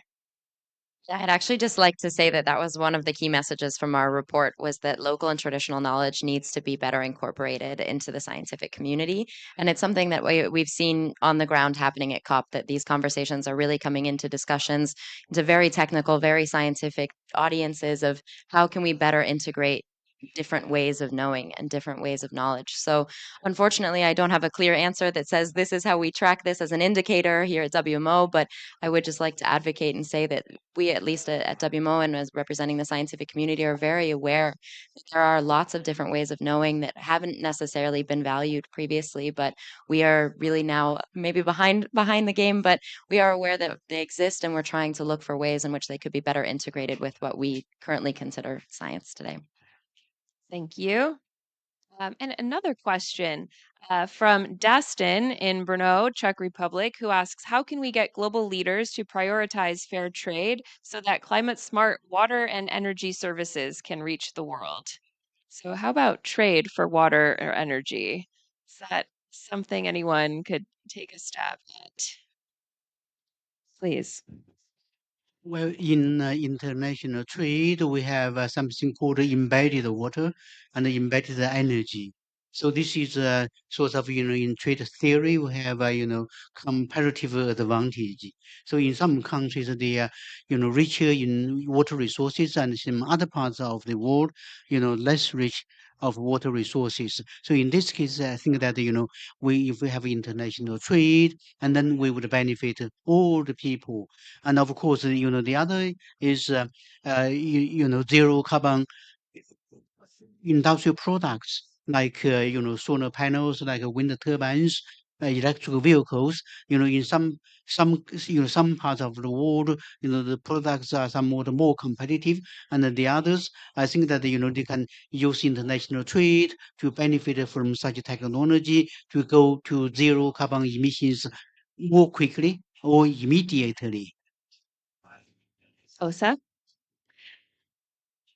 It's a very interesting question, also in an era now where we see many countries and regions investing a lot in their domestic, production of climate mitigation technologies, for example. So there's that trend. But how can we facilitate this international trade of these solutions that really, we want to see be universally used? But and this is a complex area, trade policy. I don't have good technical answers, but I think something that's, when preparing this report, something we learned was the work by UNCTAD on innovation, and they showed in a very clear way how the green transition, I mean, there's a risk that the innovation gap between rich and poor countries would, be magnified actually, and you would have an increasing innovation gap. So I think for me that's the whole uh, benefit with the SDG framework. It has a slightly sort of longer time perspective. So how can we improve innovation for sustainability so that countries don't need to rely on sort of imported solutions, but really build their own solutions. So I believe that we do have an SDG on innovation, and so that's a very central one, I think, if we are to achieve many of the other goals. Thank you. All right. Our next question from Vivian in Toronto, who asks, does science include chaos and complexity? And when it comes to climate change, and how is this accounted for? Chaos and complexity. Is this a chaotic and complex question, perhaps? I mean, I think science very much engages with chaos and complexity. I mean, for example, the climate system is a very complex system, right? And so what science does is try to kind of understand the components of the system and try to model it in a way that the model can, as well as possible, represent the complexity, but with the understanding that we have to constantly improve the model as we get more data. We're constantly improving climate models. So our climate models today are far better at representing the complexity of the climate system than they were many years ago. And they're going to continue to improve, right? Of course, with a system as complex as the climate system, our models are never going to be, I shouldn't say never, because, but at least it's going to be a while before they can actually be as predictive as we would like them to be in the longer term. But I think there's no question that science is, I wouldn't say it's comfortable dealing with chaos and complexity, but I think scientists very often understand that chaos and complexity are very much part of the systems they're studying. And therefore, if they're trying to model the systems and trying to understand the systems and eventually even manage the systems, they have to understand and unpack in some ways the chaos and complexity, and then be able to build it into their representations and their models. I don't know if you want to add. I think that's great. I don't have too much to add other than the fact that scientists are very comfortable with complexity, but society may be less so. And so I think that it's really our responsibility as the scientific community to start unpacking this complexity and unpacking particularly the complexity of the climate system and the interconnections with the development world, because it's something that we are constantly improving and working on. And often I think the climate movement has been stalled because there can be these sort of weak points where the data might not exactly match, where we've had uncertainties that then can be sort of a point of contention. And so I think better communicating that complexity and better communicating concepts of uncertainty and where models don't necessarily agree and why is something that we could really work on moving forward. Please. I'd like to add one point. The natural system is chaotic and complex, and human societies are also chaotic and complex. And in such cases, I think that we cannot unpack. The only thing is that we need to get the right institutions. We need to reach consensus, and we need to have a goal, and then we reach our goal. I think that that's more important, because you cannot have these complex systems clear. So we make things simple in social and economic systems. That would get things done. Great. And so, we're talking about how science can be chaotic and complex, and so can implementation, especially in a world that is constantly being changed by our changing climate. So, Peter in Nairobi asks, how do you actualize your climate change initiatives during things like El Nino, for instance? Do you have any advice on the implementation side for dealing with the changes happening in our climate? Yeah, I think just going back to the science communication, I think that's part of why it's so important. Because we are very aware of the interannual variability that comes with things like El Nino and La Nina, and it makes really huge differences in precipitation in a lot of different areas. And so, by building a better science policy interface, which is exactly what we're here to discuss today, that means translating that information to policymakers, to infrastructure, to city planners, to better understand what types of droughts a region might expect to face, what types of floods are going to happen as we transition to La Nina or El Nino, which is just one example of interannual variability. There's lots of different types. And so I think better working with the scientific community in terms and policymakers, planners, civil society. I think we often just separate policy and science, but there's so many more people involved to better understand what their local climate looks like, how it's integrated into their regional climate, and how that fits into the global climate is really important for planning. Thank you. And so I see a question here from Tim in Geneva, Switzerland, who asks, well, we know that climate change affects health, but what change in health related behavior would have the most beneficial impact on climate? I think that's a fairly easy question in a way. We're now beginning to understand that a lot of what I call diseases of affluence come from our diet, especially moving to a very meat-related diet, right? And that also has a big impact on climate. So I think there's a clear understanding. I mean, there are many, of course, but one of the most prominent understandings of linkages between health and climate in the way that I think Tim wants to know is really through diet. And I think so. Folks in the health community are talking about how we should manage our diets for our well-being, but managing the diet and, in a sense, cutting out meat and moving towards more vegetarian diets has enormous positive implications for climate. So it's really is a kind of a win-win. Of course, it means behavioral change. It means people changing their preferences, which, as you always said, is human societies are complex, and getting people to change their behavior is not simple. But at least in terms of our understanding of how you align those two things, it's certainly one of the big areas people are talking about. It's not the only one, but certainly, as I think, as an illustration of what he asked about, it's a good example. Sure. And Osa. Yeah, I actually went to a very interesting health conversation with health community in at the SDG Summit in New York, and I learned that only around 3% or so of global health budgets are spent on prevention, and the rest on the cure. So I think by making these changes in diet, mobility, how we move, walking, cycling, etc., many of those things would, hopefully really help prevent disease a lot. So we would save a lot of money. So I think that conversation really led to the realization that we need to merge the sustainability and the health communities much more. Also, for example, we have very different time frames. Health community think, a couple of years ahead, perhaps, and sustainability we like to think 2050 or 2035. So hopefully more learning can happen there. Well, thank you for that.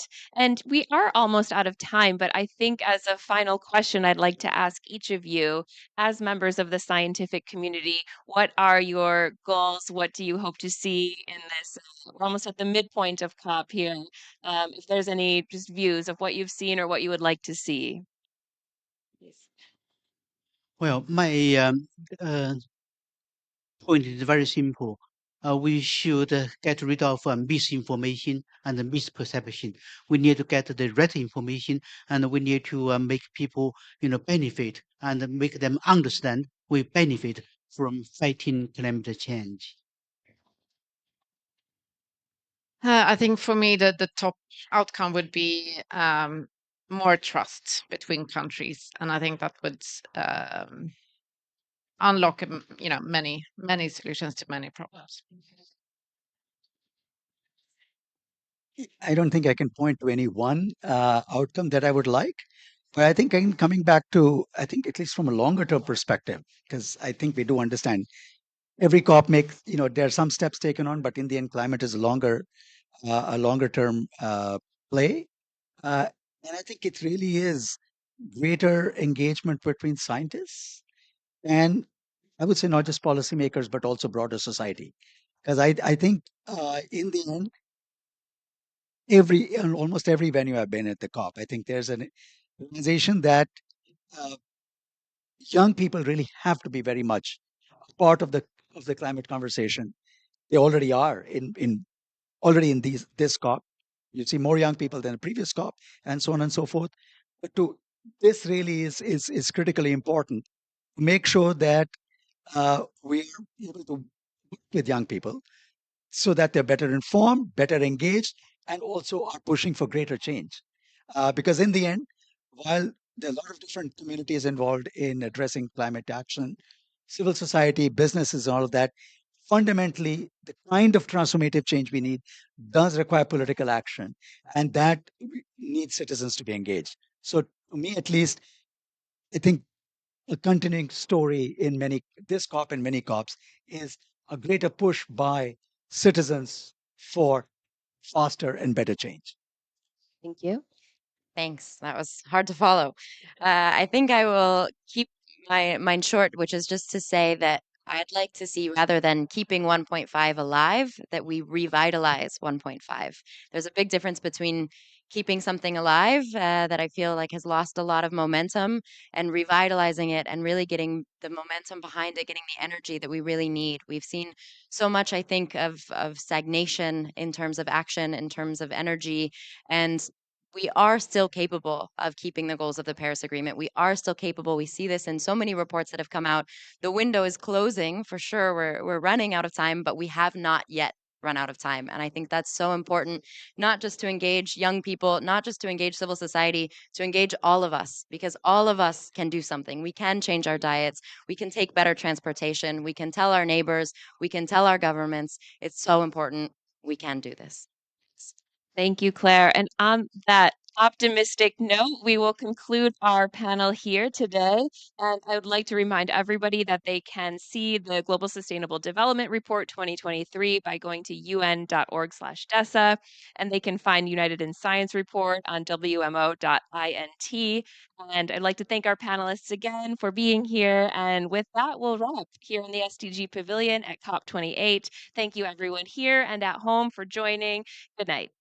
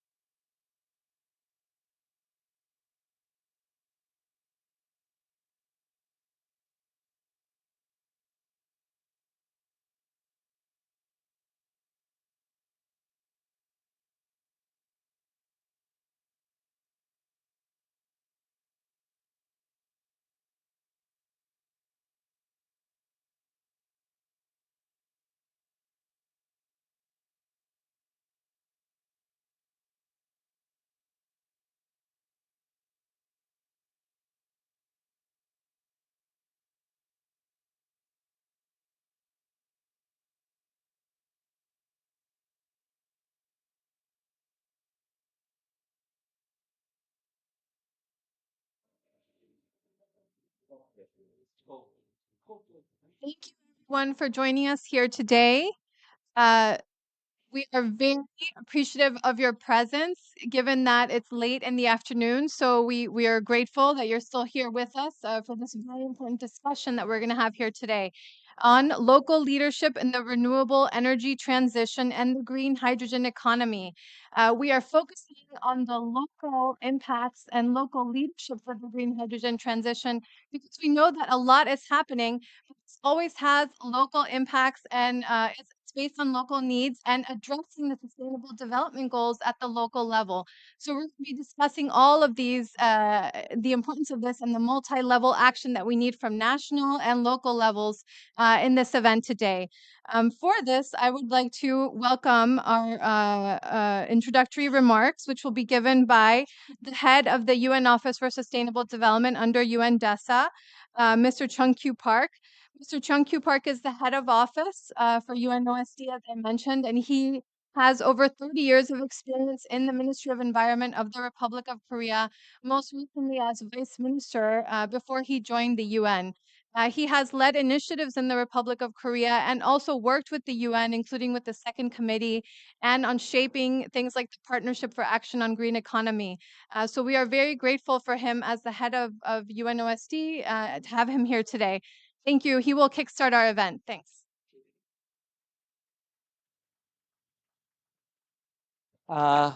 As always, thank you so much, Sarah, my esteemed colleague, and she worked so hard. I'm so grateful for her, dedication and work for our office. Okay, good afternoon. I know that this is already late, so my remarks might be very short. I would like first to begin by expressing my sincere gratitude to our distinguished participants here, especially our partners, UN Habitat, Francesca, and Green Hydrogen Organization ENS, for joining us here today for this evening on local leadership in the renewable energy transition and green hydrogen economy. As we all know, the latest report from UNEP has sounded this distressing alarm. Greenhouse gas emissions have reached an all-time high, escalating by 1.2% from last year. This surge in emissions further propels us toward record temperatures and severe climate catastrophe. Despite this dire situation we face, the Secretary General's last call remains crystal clear. We can still achieve the 1.5 degree limit of global warming.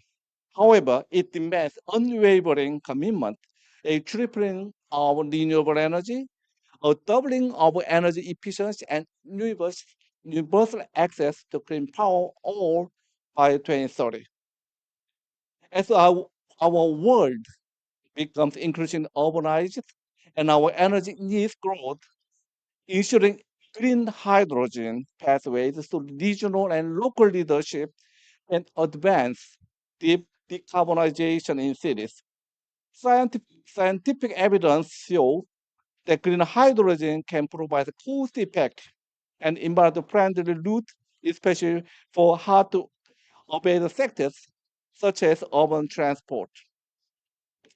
Our office, United Nations Office for Sustainable Development, under the UN DESA, has provided a policy support service to member states on the transition from fossil fuels to renewable energy, as well as on the importance of sustainable urbanization since its inception in 2012.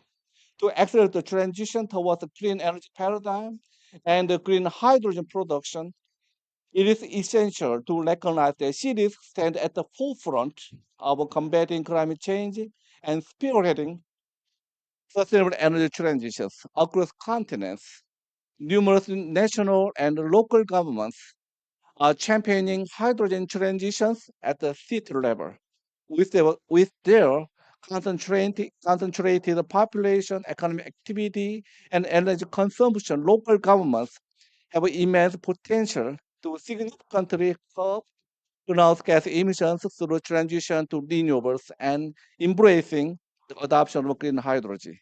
This event will also serve to highlight these endeavors while addressing challenges, offering actionable recommendations to expedite universal access to clean energy. Yesterday, I had a chance to attend the another side event on the theme of the renewable energies and also the hydrogen. At the time, I found that we have some kind of our side, favor the side or against side. One of I'd like to highlight that one of our favored side might be renewable, RA100. I think there is a good movement for us to expertise our activities toward the green hydrogen. But another I think that's something like the barrier that we should take a consideration. That is nuclear side, especially nowadays SMR. Many big companies are developing the SMRs, and then if we I think within 10 years we can see the commercialized SMR reactors in some countries. It means that we have a strong competitors because SMR has a tendency to provide the electricity person, not the hydrogen. It means that we have a strong competitor. But still we have a problem. We just, my colleague Minoru was just nodding to something like, some safety issue still. But as I talked to my colleagues, said about yesterday that if we have a good motivator and also the big company which developed is something like a pioneering the technology, then we'll move forward. That's my conclusion. Okay, thanks again. Once again, thank you for all your kind presence and contributions to our event, and I wish you all productive discussions. Thank you so much. Thank you very much, Mr. Park. Indeed, so green hydrogen is seen as part of a mix of solutions, and all of this is taking place at the local level, which is the raison d'être for our event here today. So I'm really grateful for the co-organizers that we have as well for the event. So I'd like to acknowledge our colleagues from UN Habitat as our co-organizers, and also the Green Hydrogen Organization.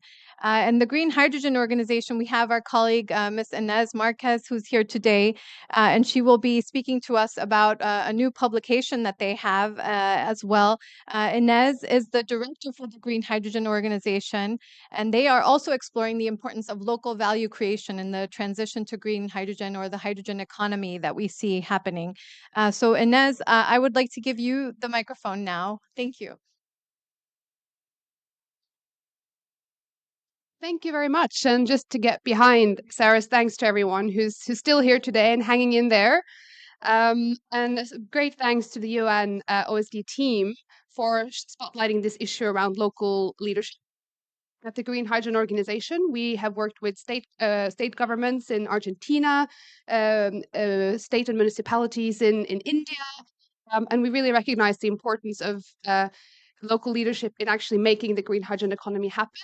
Both in terms of actually taking sort of national and state central level policy into practice, but also in many cases seeing local leaders going beyond and actually, deciding that we want to host a green hydrogen project or we want to use green hydrogen to decarbonize our local economy. So I really appreciate that quite unique perspective, and we hope to work with many of you here to take that further.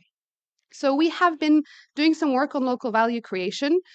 We do think that this is a really key to put central of a green hydrogen economy, for it not just to be sustainable, but to have a social license in the long term and to really help realize sustainable development goals. So at the more general level, we've been looking at how green hydrogen production can contribute to increasing renewable energy access, to also increasing clean energy access to communities surrounding green hydrogen production facilities, but also importantly, green jobs and business opportunities for SMEs across the value chain. So how do we make that happen in practice? We have some hard-won, perhaps, lessons when it comes to local content in the oil, gas, and mining industry. So there are ways that we can embed local value creation requirements in legislation, in policy, in contracts. So we're trying to bring out some of those lessons in partnership with a group of law firms that we have been teaming up with as part of a project on good legislation and contracting for green hydrogen. Where we're looking at procurement requirements, opportunities for technology transfer, joint ventures, training skills, and localization requirements as ways of operationalizing that opportunity for local value creation.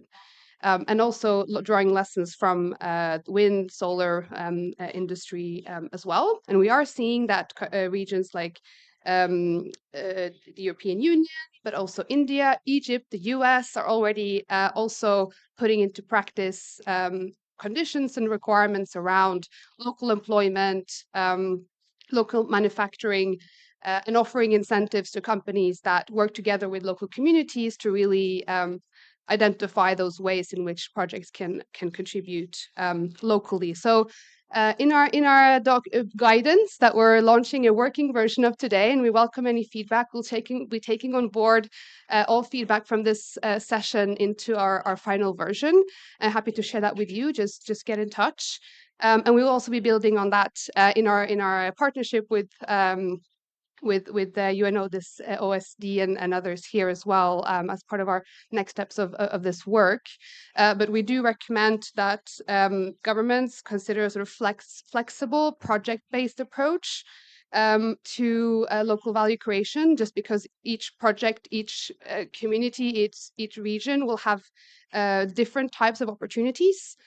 So we need to not be rigorous, or not be too stringent in our requirements for governments or for project developers in these early stages, but recognize those local specificities. So that's a little bit a teaser for what we have in our guidance. And with that, I just want to welcome everyone and thank you once again, and really look forward to learning more in this discussion. Okay, thank you.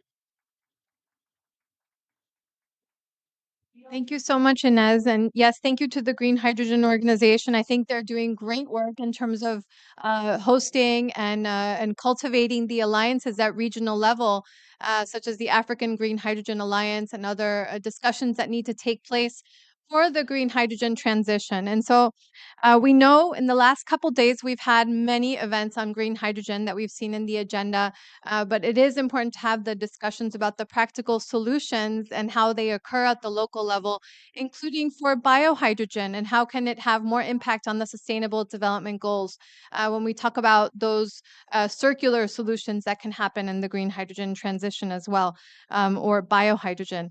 So for that, I would like to welcome our first technical presentation, which will be from the Global Green Growth Institute and our colleague, Doug-Woo Jun. He is the Circular Economy Lead at the Global Green Growth Institute. For those of you who don't know, GGGI is based in the Republic of Korea, so we are very happy to have him. He is a technical expert on these issues of circular solutions, including for biohydrogen. So Doug-Woo, the microphone is yours. Wow, very awesome introduction for me. Wow, thank you so much. Okay, I'm very happy to be here today. Yeah, so actually, I did present a similar the topic yesterday, and then they allow me to repeat it. But yeah, I the more is a slide regarding the hydrogen city. So my topic is about hydrogen cities toward regional green transition. So it is not only about energy transition, but also industrial transition as well.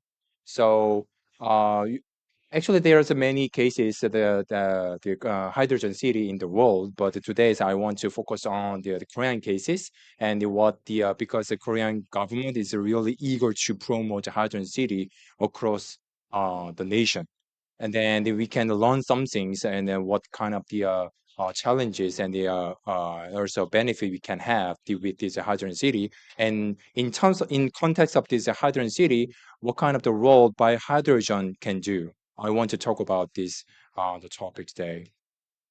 So first, I want to introduce my institute. So the GGGI is an international organization that have the 48 in the member states, and we have the global program to support and collaborate with our partner countries. And then we have the several topics on the energy, as you can see here, and one of them is the green hydrogen.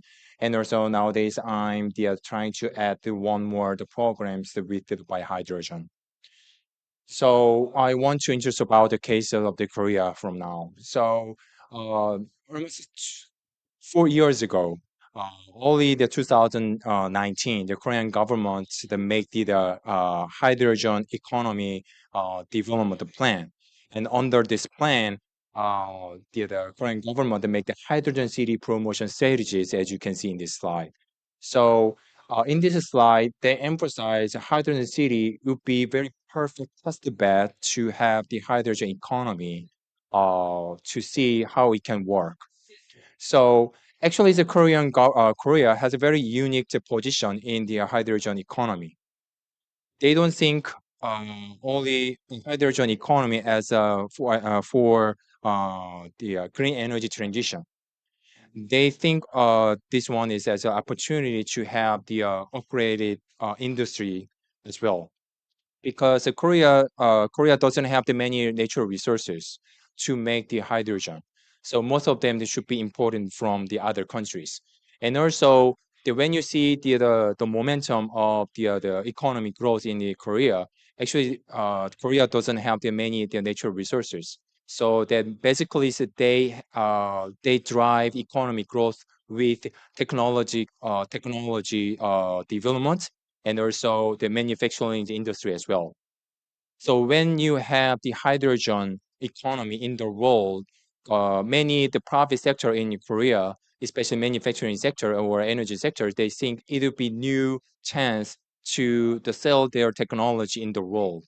And the Korean government also understand this opportunity, and then the Korean government decided to promote and also to support this green hydrogen technology development from the private sector as well, to take the lead in the global market.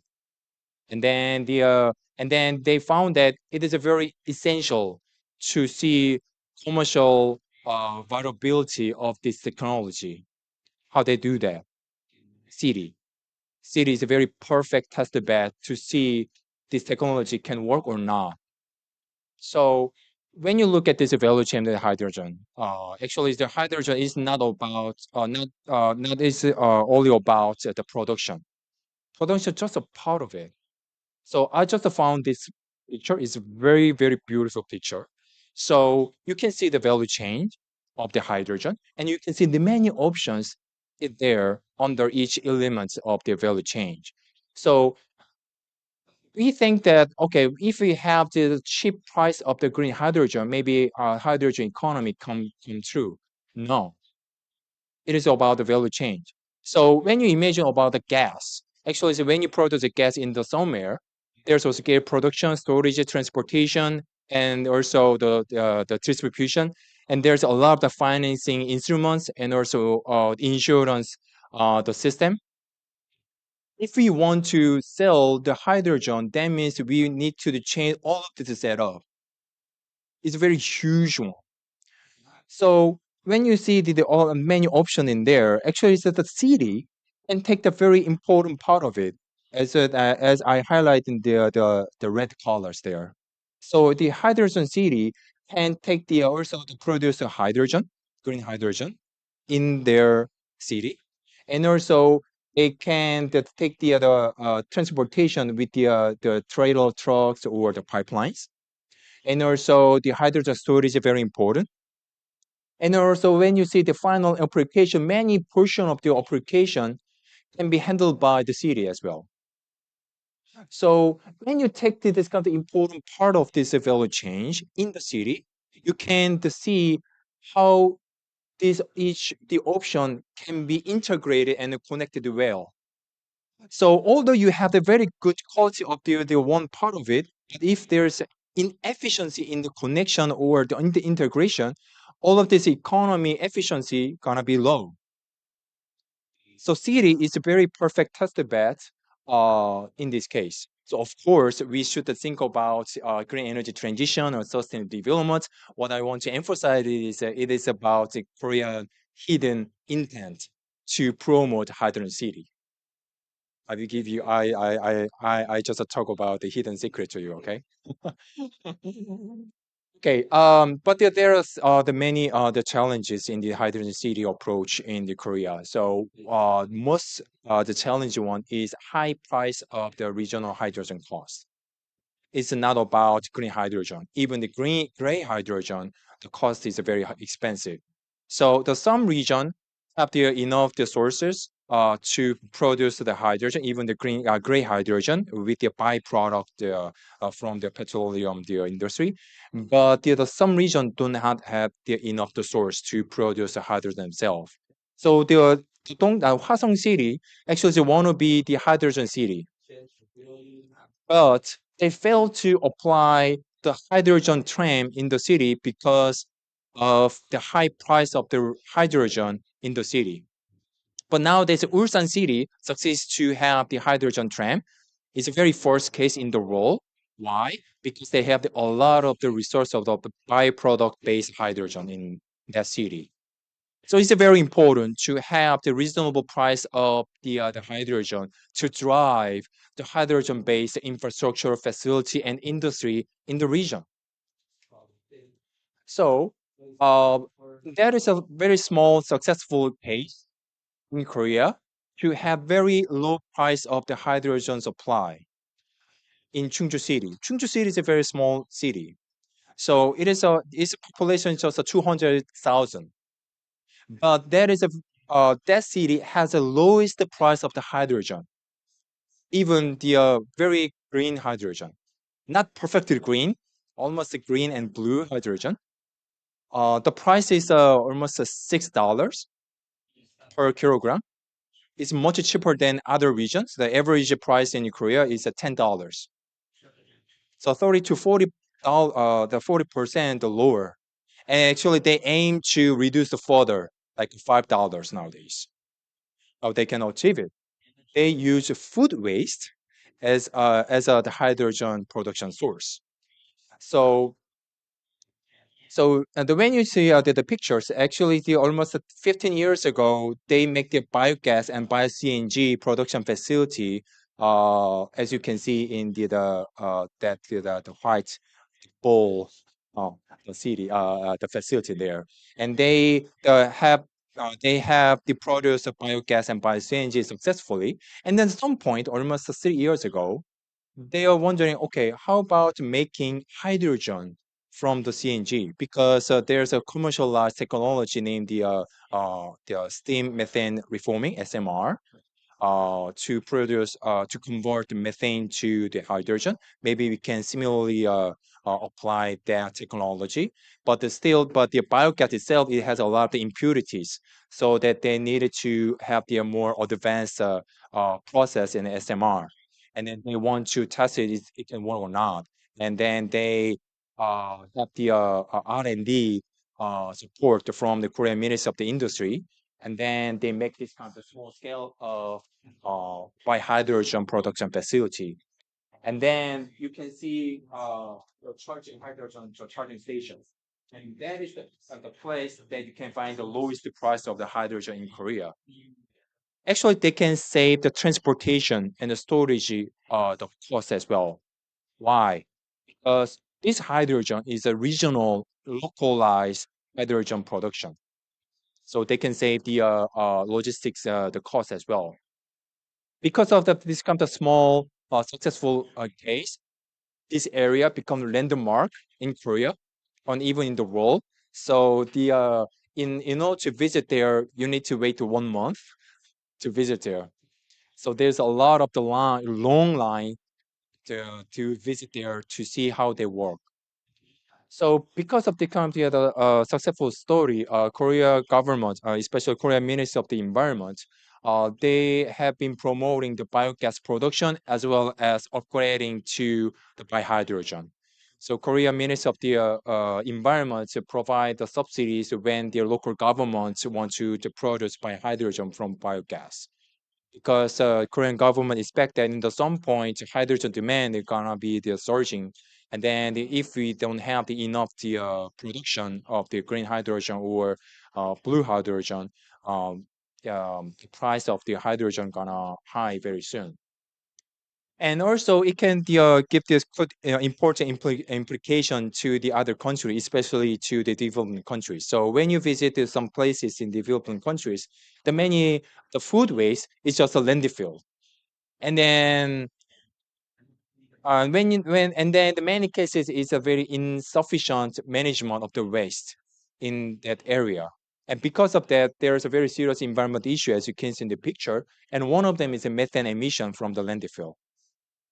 But if we have the biogas and biohydrogen production, actually, you can exclude the methane emission.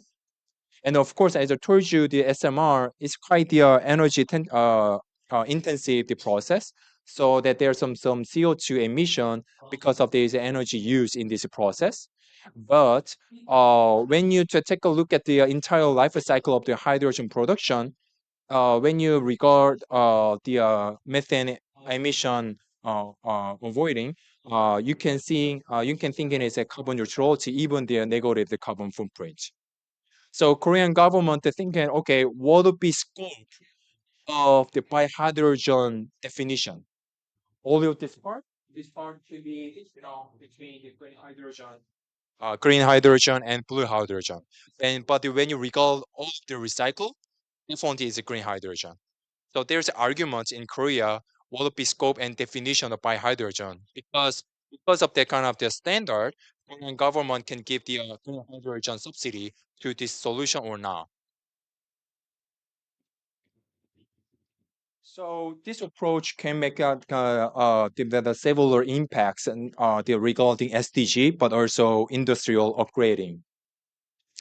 And then, but there are several the challenging and also the practices to strengthen by hydrogen value change. And the one of them is diversifying the hydrogen off-takers in the region. So when I mentioned about the hydrogen city, the Korean government emphasized localized hydrogen off-taking application.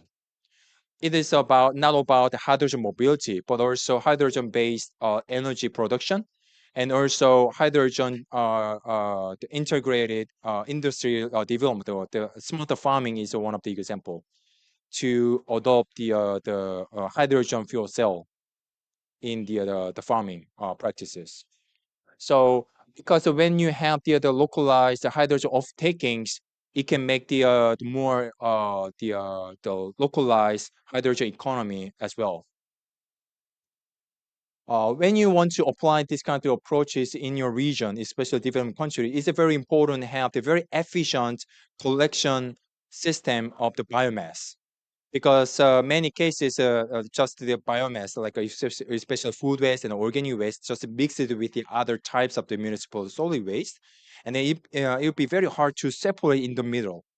So it is very efficient if you can separate the food waste at source, and then the exclusively collected, and then make the biogas and biohydrogen, and then it can make the your biohydrogen price more efficient and a lower cost and the better carbon footprint as well. Okay, thank you for listening, and then I'm really anticipate to have the good discussion. Thank you.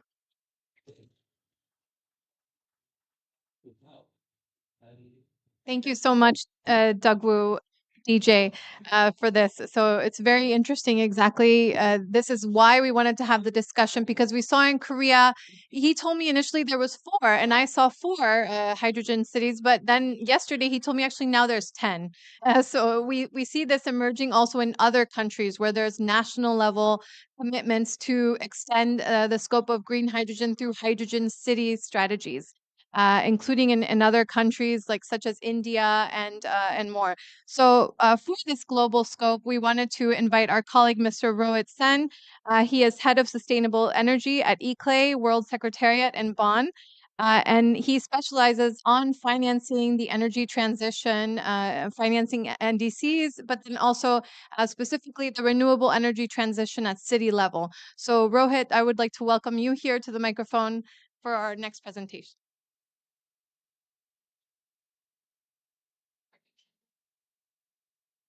Thank you very much, and good day to you all. I as she already introduced me, I work with ICLAI World Secretariat. Just briefly on ICLAI, ICLAI is a global network of more than 2,500 plus cities and regions. We work with these local and regional governments and support them for their sustainable urban development, which includes climate action, energy, finance, water, and so on. Um, I saw Daku already has gone in detail and showed what green hydrogen is there and what Korean cities are doing. I wanted to give you a different perspective of how we are dealing with green hydrogen as one of the enablers in our work. So ICLAI, as it works with sustainable energy with various local governments, we have taken an official position where what we define as sustainable energy, where we work with the renewable energy sources, having transitional enablers, which includes green hydrogen, apart from energy storage, energy efficiency, and so on. And all this looking at a more context-specific, socially sensitive, and nature-conscious activities. Based on this, I would pick up one of our flagship work, which is looking into 100% renewables for cities and regions, where we are working with many cities and regions, local governments, and trying to help them transition towards 100% renewables so that they can achieve their climate and energy targets, support locally towards achieving NDCs and SDGs and so on. The definition is very important because many around the world define 100% renewables in their own convenient manner. We have, for our work, endorsed the definition for an IRENA coalition for action and tried to put that infographic so that it is well explained that how renewable energy sources with the enablers that we have 24/7 throughout the year is looking at achieving 100% renewable energy, and also across the various sectors, mobility as a transport, agriculture, whatnot, making sure that all the energy forms are addressed, whether it is electric or thermal. So building on this, we are working with multiple cities and regions. At the moment, we are at 21, where we are supporting the work, the flagship work on 100% renewables.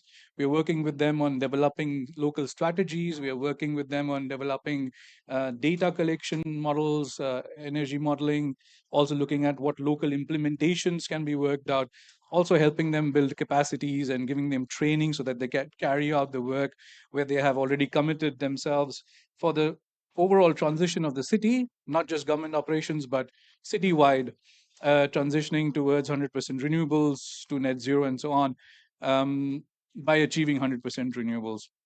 So from this, I will just pick up 3 cases that we are working in Kenya, in Argentina, and Avellaneda, just to show you that where it is coming as an important enabler, and that in future there will be projects that the city needs to get involved in.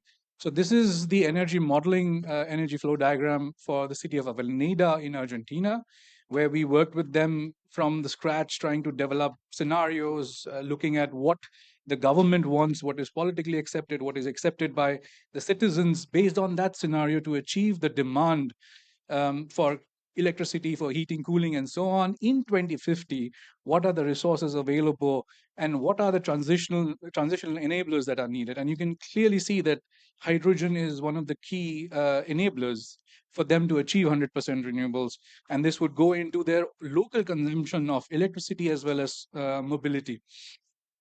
At the moment, we are in the phase of drawing out projects, and we have to make sure that these projects of renewable energy, whether it is wind, solar, or bio, are very well integrated with the green hydrogen production.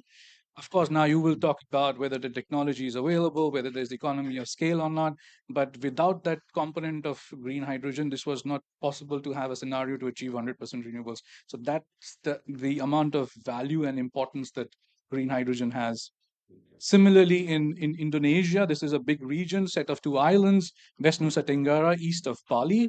where again we have modeled from the data we have collected on the ground on what resources are available, trying to project the energy demand that they have for 2050, by which they would want to achieve 100% renewables to achieve net zero targets. And again, you can clearly see, and apologies for the picture, it's a bit small. But for cooling, heating, electricity demand, as you can see, land transport, we didn't go into looking at rail transport and shipping and all those things, but more focused to the city and the region level. Again, the amount of energy in gigawatt hour is also mentioned that needs to be delivered through green hydrogen, which would go into further into their electricity needs as well as mobility needs. So a similar example for Kisumu County in Kenya. So this, I think, just wanted to give you a background where I'm coming from before we sit for the panel discussion, that apart from looking at the national governments going ahead and having green hydrogen strategies, and there will be a need for cities to come in where they have to provide a business environment for private sector to maybe produce hydrogen. There may be piping, storage issues, zoning laws, etc.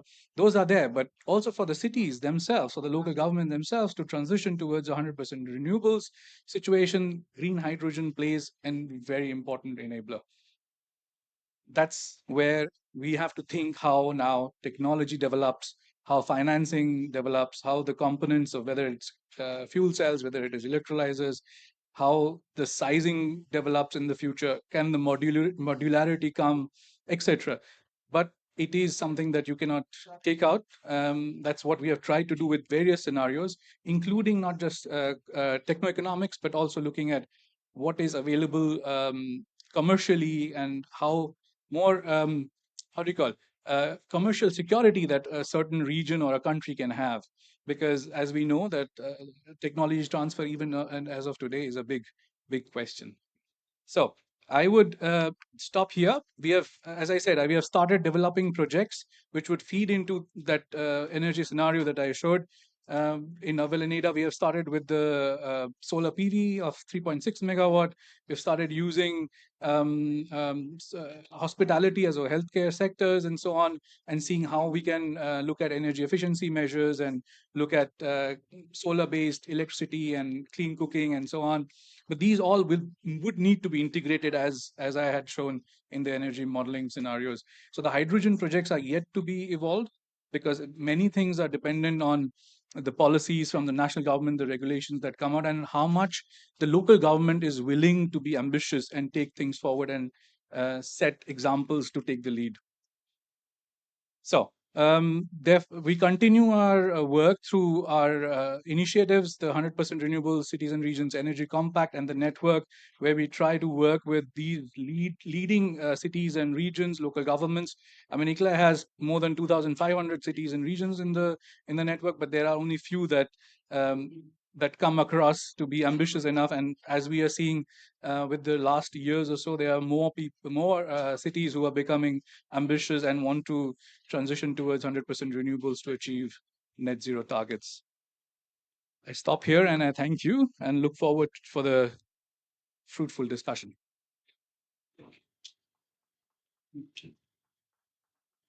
Thank you so much. Indeed. So I think, again, to bring it back to the perspective of the United Nations and the Sustainable Development Goals and the work that is being steered at local level, we have our colleague, Mr. Vincent Kitio. He is the lead for urban energy at UN Habitat, and he is also a representative from UN Habitat to UN Energy.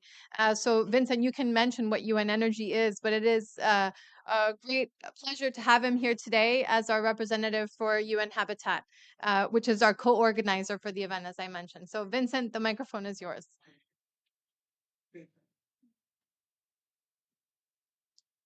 Thank you very much, and good afternoon. Sorry, I was attending another event, and it was not possible to be here right from the beginning. So I may say something that has already been said. Otherwise, I just want to say that it's really a great pleasure to be invited, to be also a co-partner of organizing this site event. Just to mention that the issue of energy access is terribly very high, particularly in developing countries. I mean, we still have millions, 660 million people globally that are still without access to energy. And this is also reducing their chances of moving out from poverty. This is also reducing the chances of these countries from embarking in industrialization, because access to energy means a lot of things. It's not just improving the living condition, but it's also related to the livelihood and also economic development. So it's very important. So the UN Energy, in the UN Energy is a conglomeration of different UN agencies that are all working on energy issue, because energy being a cross-cutting issue, it's the UN thought that it was not good to have just one agency dedicated to energy issue, but asking all other agencies. For example, you have UNDP that has a lot of project on energy. UN Habitat also have a project on energy, for example, in the building, energy efficiency in building. And also, since UN Habitat is responsible of local authority, we are also helping municipality to initiate energy project, development project at the city level, a renewable energy project. We are also promoting energy efficiency. ARENA is also one of the members. So it's the World Bank, UNIDO. So it's we have I think 16 members, UN agency that are all working on energy aspect, somehow from on industry, on research, and also on development, and also project in development. I just wanted to, my intervention was really to reemphasize the importance of investing on energy and to make energy cheaper, affordable, accessible, so that people can really use it to solve their daily activity, because energy means a lot of things. With energy, you can pump water.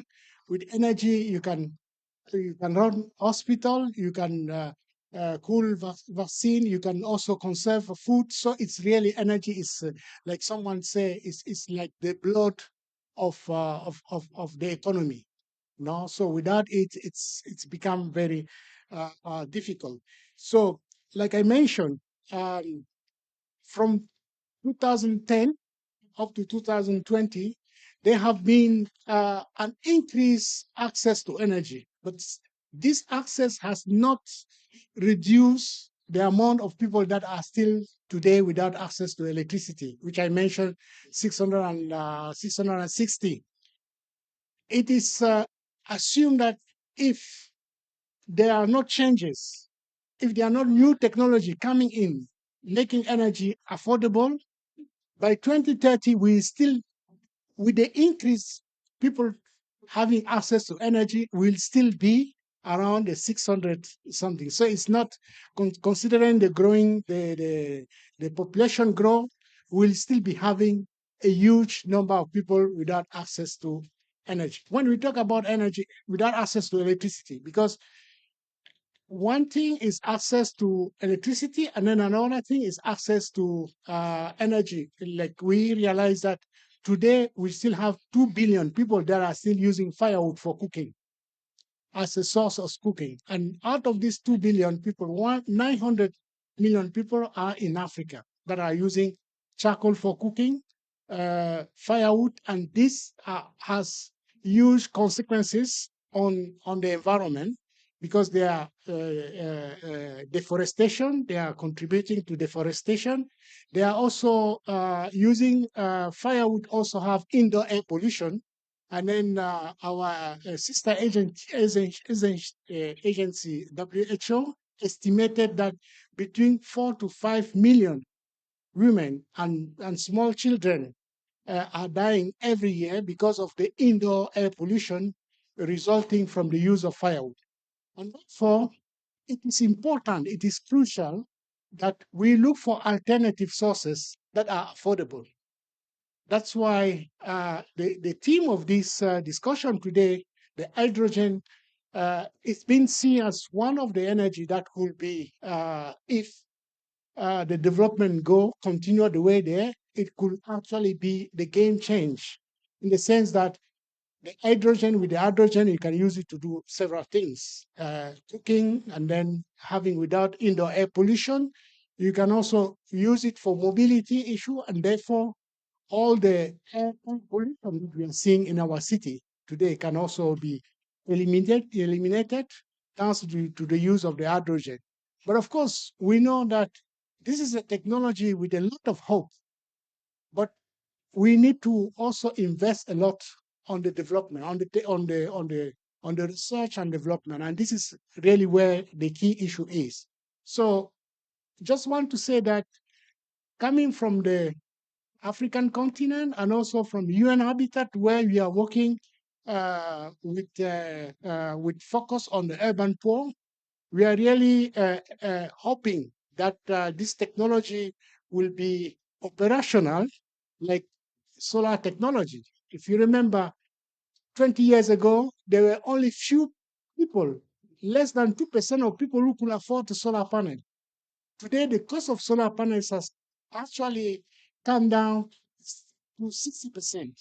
So virtually, we are seeing solar panel everywhere because there have been a lot of investment in the research, in the industry, in production as a scale, so that to reduce the cost. So we also hope that the hydrogen cell could also follow the same trend because it is a technology that is really needed, not just to improve our living condition, but also to save our planet.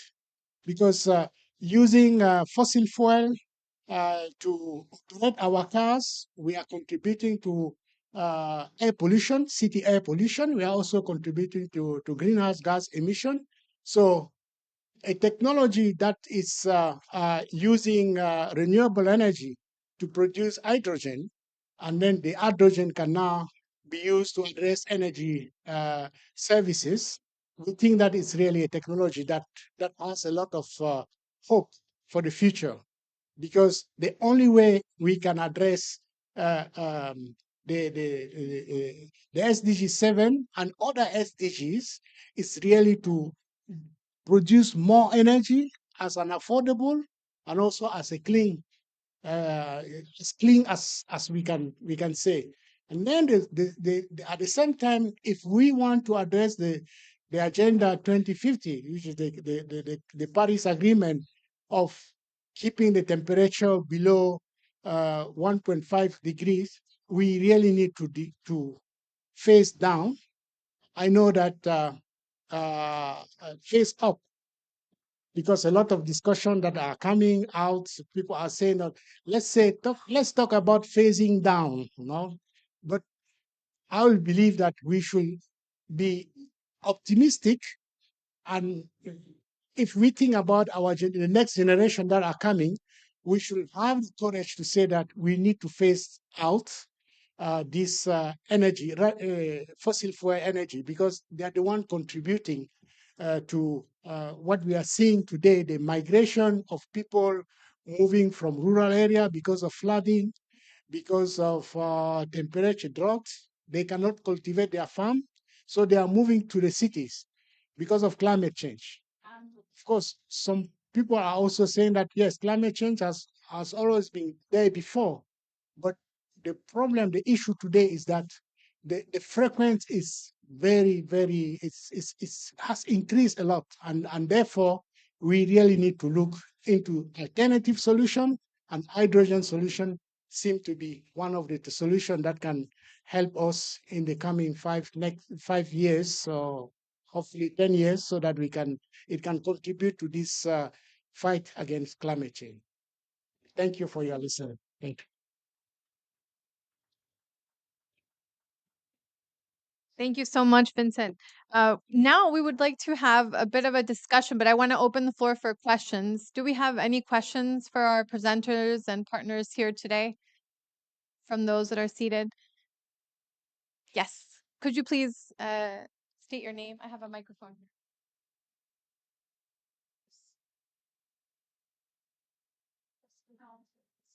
Yeah, it's working. Okay, hi everyone. I'm Karine Buma. I'm from Italy, Africa, and I'm actually working with Rohit's team on the 100% RE project. And like he mentioned, we develop renewable energy transition pathways and a roadmap for the cities that we are working with. And particularly in Kisumu County in Kenya, the hydrogen was one of the main fuels that would enable the city theoretically to transition towards renewables across all sectors, especially the transport sector, but also electricity sector. Now, my question to sorry, I've forgotten your name. I was just going to read it here, but my question to you is regarding the cost of such a technology, because the city staff that we are working with, they are quite concerned about the technology first and foremost. They don't know how this operates like how it works. They don't understand it first and foremost. But then the cost also, like from your experience, how will it be for an African city like the ones we're working in Kenya and many other developing cities in Africa to deploy such technologies within their jurisdiction? And you've mentioned a number of sources of generating hydrogen, including organic waste, which is actually new to me, and I'm glad that that is a resource that can be used to generate hydrogen. How would that compare to generating biogas directly instead of generating hydrogen from that? If you can touch on this few aspects, I'd appreciate. Thank you. Okay.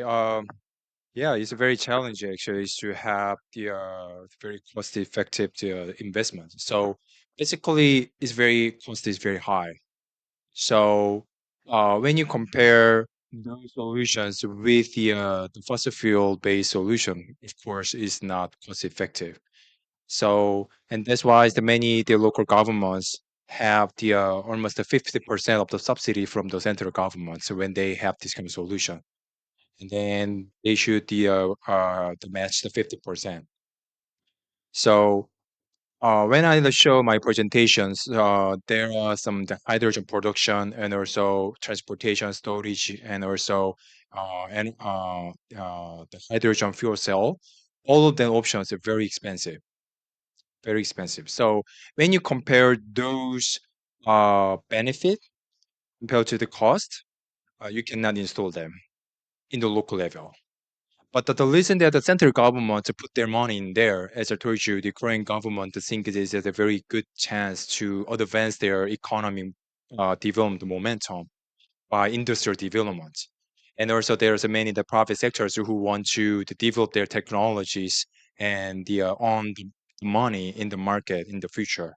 And that's why the Korean government put the support, the subsidy as investment, future investment.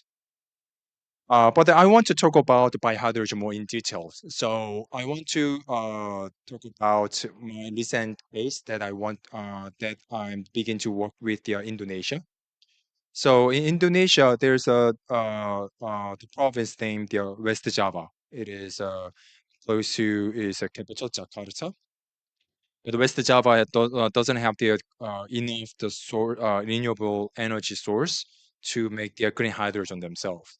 And also they have very serious issue in their organic waste management. So what you are talking about, what you are talking with them is okay. How about trying to apply this by hydrogen in your region? And then when the survey is possibility, we found that actually they don't have the biogas facility. They don't have the bio CNG production facility as well.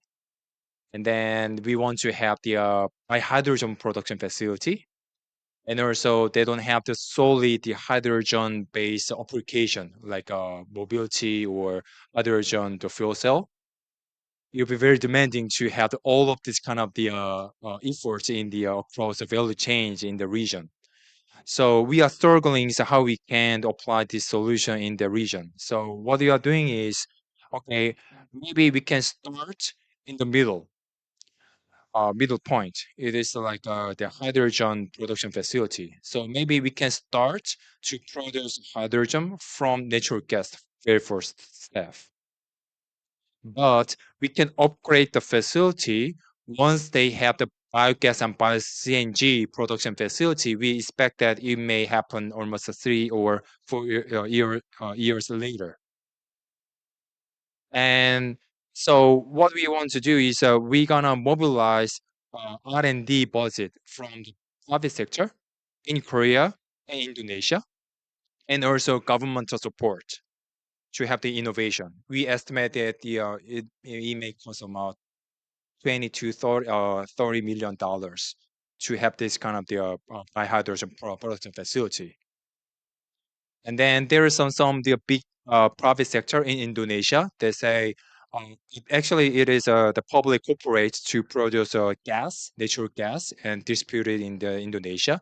And they think that hydrogen is very important, so that they're willing to be involved in this partnership as well. So what they're saying is that they're gonna mobilize their own money to have the hydrogen charging station, and also buying some hydrogen trucks, because hydrogen trucks is essential in the part, because with the job gonna have a lot of they have a lot of the industries, and to deliver the high volume of their products to other regions. And at some point, the trucks are gonna be converted to hydrogen. They expect that, not electricity, not EV, but hydrogen trucks.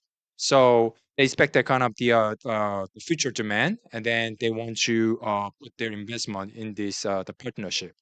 The only one remaining challenge is biogas production. They don't have the food waste separation system, and also biogas production facility. And also the local government don't have the enough deposit to pay for tipping fee to treat the organic waste. So what we are thinking is, I don't mention about that one, that there is a lot of the other carbon reduction potential that I show you, like methane emission avoiding, so that we try to link this uh, the investment with the carbon financing, carbon credit market. So we almost designed this kind of the whole the value chain, and then we expect that maybe we can start next year to have the R&D in the middle of this value chain, and then also we're gonna conduct the feasibility study how we can connect this biogas production facility under carbon financing mechanism as well. Thank you. Thank you so much, DJ, for this comprehensive answer. Do we have any other questions from the audience? Yes. Yeah, maybe just for whoever wants to answer. I understand that there are a lot of benefits attached to hydrogen, but there are also some challenges like the cost, the financing, infrastructures. So I wonder what could be enablers or favoring factors to support this transition towards upscaling of green hydrogen technologies. Thank you. Do we have an answer? Rohit or Vincent? Or Inez, would you like to answer as well? Yes, please. Go ahead. Actually, Inez, you're supposed to be sitting up here too, so I'll put a chair for you. Also, go ahead. Feel free to have it Yes. for the camera. Now, thank you very much for that question. I think what we need to understand, like I mentioned earlier on, when the solar energy, solar photovoltaic was invented, it was very expensive, very expensive. So there have been a lot of research and development, a lot of investment put into that, and the result is that today we have 1 watt of solar photovoltaic used to cost like $20, 1 watt. Today we are talking something like 20 cents. And sometime also in the stock market, you could even get it at 10 cents. So it's something that, but in order to reach that level, you need the research. A lot of research has to come in order to reduce all the value chain. Some of the hidden cost and try to make it available. And perhaps at the time, the raw material were not easily accessible. So you really need commitment, political commitment, and a lot of investment. And then once you invest a lot, and then eventually the cost will come down.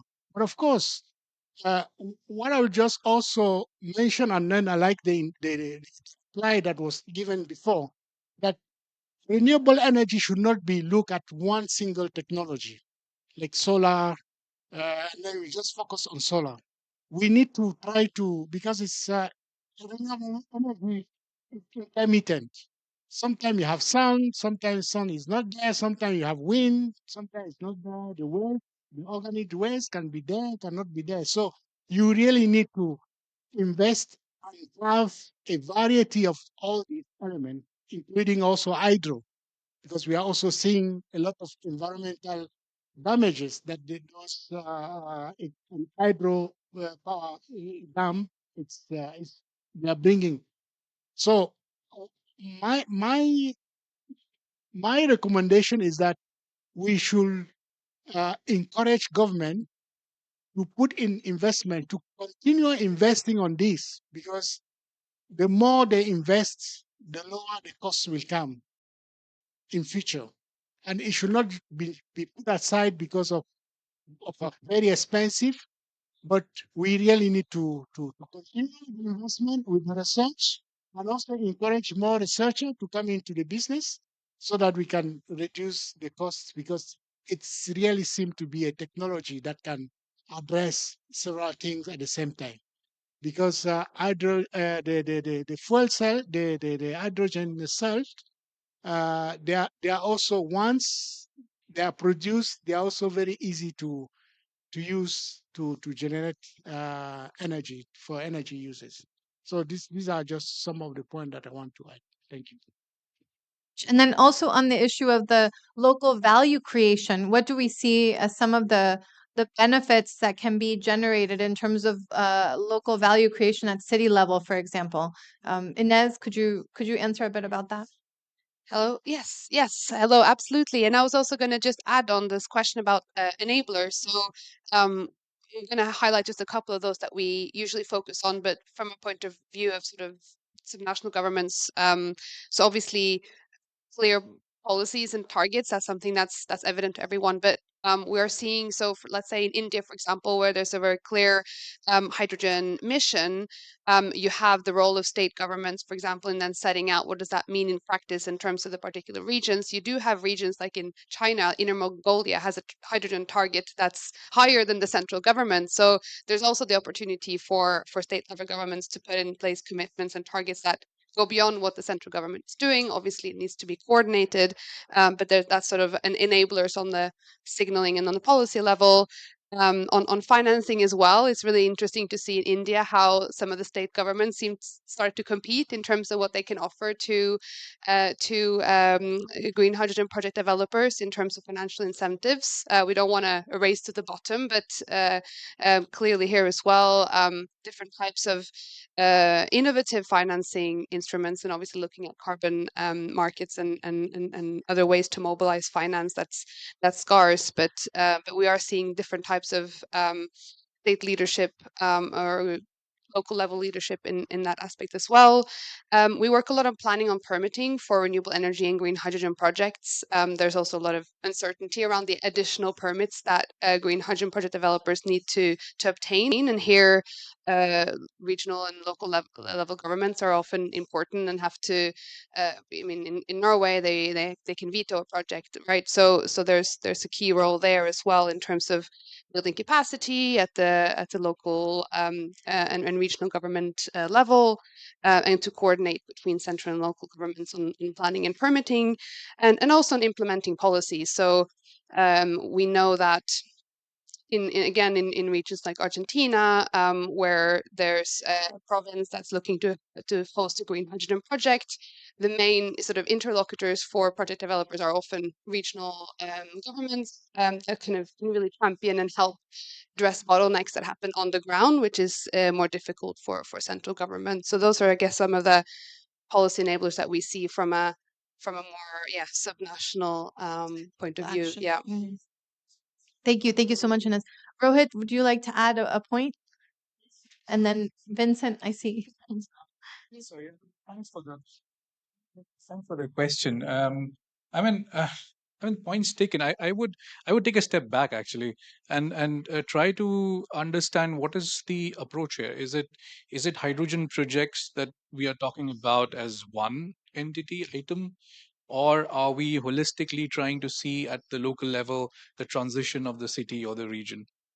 The question asked the development is needed and so on would be dependent on this systematic approach of the city's transition, including all kinds of projects, and that would give you a better idea of what exactly is needed. Is it electrolyzers, fuel cells, what size, what capacity, and so on.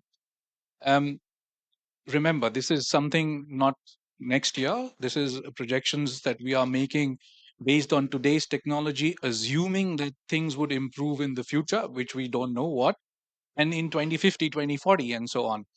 So that's very essential to not jump to conclusions of the city needs this and that.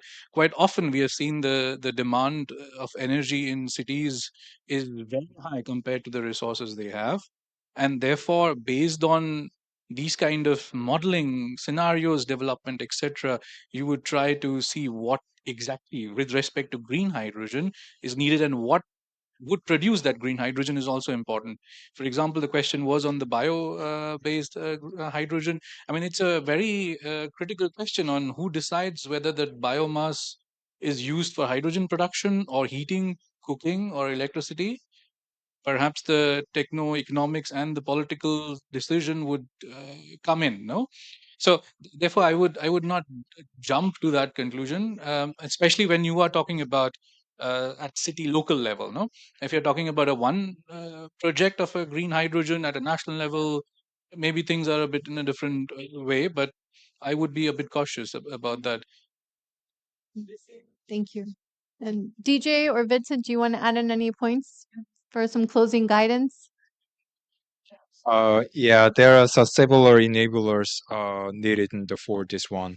But when you think about, especially the matter related to this kind of value chain, I think one of the very important enabler is a strong commitment, especially from the government.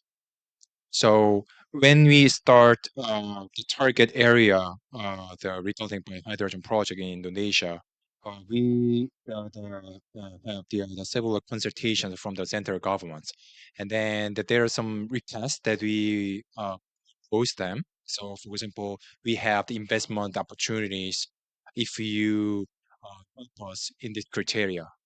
And the very first criteria is commitment. We suggest that we want to find city who want to be very first hydrogen city in Indonesia. If we can find that kind of commitment, any one city in Indonesia, we gonna provide full commitment together to have the very first hydrogen city Indonesia, even in ASEAN region as well. Amazingly, it's very hard. It's very hard to find that kind of commitments from the local governments. Right now, central government has a very strong commitment, very strong in Indonesia, but the local government do not understand yet, fully understand yet, is the benefit and also opportunities of this hydrogen economy. They think it is just a very expensive version of the green energy, and why they put their money in there. So that we are thinking that the next year maybe we can just support that region to have their green hydrogen economic development master plan in the region. The Indonesia doesn't have any regional level of the hydrogen economic development roadmap or master plan yet. So that we are thinking of okay, maybe we can try to have this master plan with the hydrogen production sources they may have, and then also investment opportunities, and then also what kind of the industrial development opportunities that region they may have. And based on that kind of the master plan, they may have the better commitments. Okay, we gonna improving this partnership as well. So I think yeah, the commitments is one of the very important enablers to have the strengthening the value chain of the green hydrogen or hydrogen economy.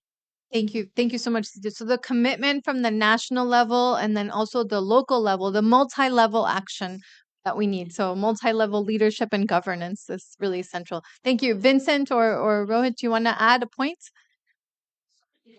With all due respect, I beg to differ. I wanted to come back to that because I mean the question is to become hydrogen city, or are we looking to become climate neutral or net zero? That's the correct question. We should put it. In my experience working with local governments, whether it is in Indonesia, Argentina, or Kenya for that matter, we have seen that the local governments are more ambitious than the national governments. And a lot of times it is because of the policies at the national level, they feel not empowered enough to go ahead and have these ambitious plans. When we were working in Indonesia, for them to commit for 100% renewables was a big challenge to convince them because the target from the Indonesian national government was just 33%. So for them to get convinced, you have to show that this is possible through data, through modeling, through scenario development. And that's, as I said, it's not the goal is to become hydrogen city, but hydrogen being an important component, green hydrogen, sorry, being an important component of the city's transition towards renewables and net zero. Thank you. Yes, please go ahead, jump in. Yeah, no, just to say, I fully agree with that. It's part of a lot of discussions we've had this week, which is we keep saying we're not here to use hydrogen, we're here to reduce emissions. And it's not always hydrogen that solution. And especially at the kind of, I'm being challenged to think about this in a bit different way because we usually work with large scale, green hydrogen production and looking at how these type of projects can benefit local communities because that's really sort of where the kind of scale we're talking about at the moment in terms of what's economic. And obviously there's not all solutions that will work in terms of, let's say, transportation or heating, or that where hydrogen might be the best option, where electrification makes more sense. So yeah, just to say, fully agree with that point, and that resonates a lot. Thank you. Thank you so much. And indeed, Vincent, you mentioned 4 out of 5 people still lack access to energy, right? And those are in Africa, in sub-Saharan Africa specifically, more than 600 million. So could you give us a closing point here, Vincent? No, thank you very much. Before giving my closing point, I just also wanted to say that I think we are here at COP because the target is clear. We are countries, national government, and local government are all encouraged to set clear target. When are they going to achieve their net zero carbon or carbon neutral economy? We have been hearing different cities that to reach net carbon city by 2030. Some are 2035, some are 2040. Even I think one country also mentioned that they will reach net zero carbon by 2060. So how are we going to reach that target? We need to reach there using technology that are carbon neutral, and green hydrogen is one of them. So that's why it is important to invest on it. Investment is just one side. I mean, financial investment at the city level is just one part. Investment is through education, the academia, the research. We need to encourage students to undergo research, their master, their PhD on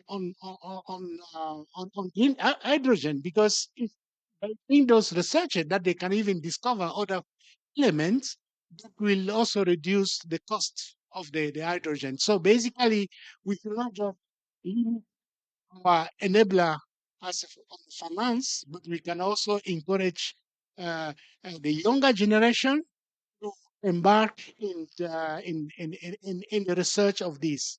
And now coming to my closing remark, I just wanted to say that the challenges of accessing energy is real.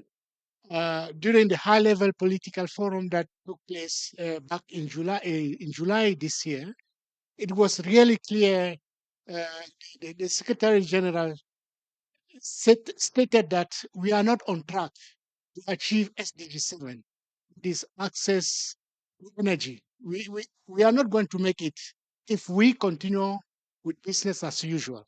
We really need to make efforts in investing in clean energy, in also trying to put in place uh, enabling policy that can allow people to have access to energy, because without access to energy, it will be difficult to fight poverty. It will be difficult to fight unemployment, because energy is also one of the is a fuel of the industry in the industry. So we need energy to do to transform that.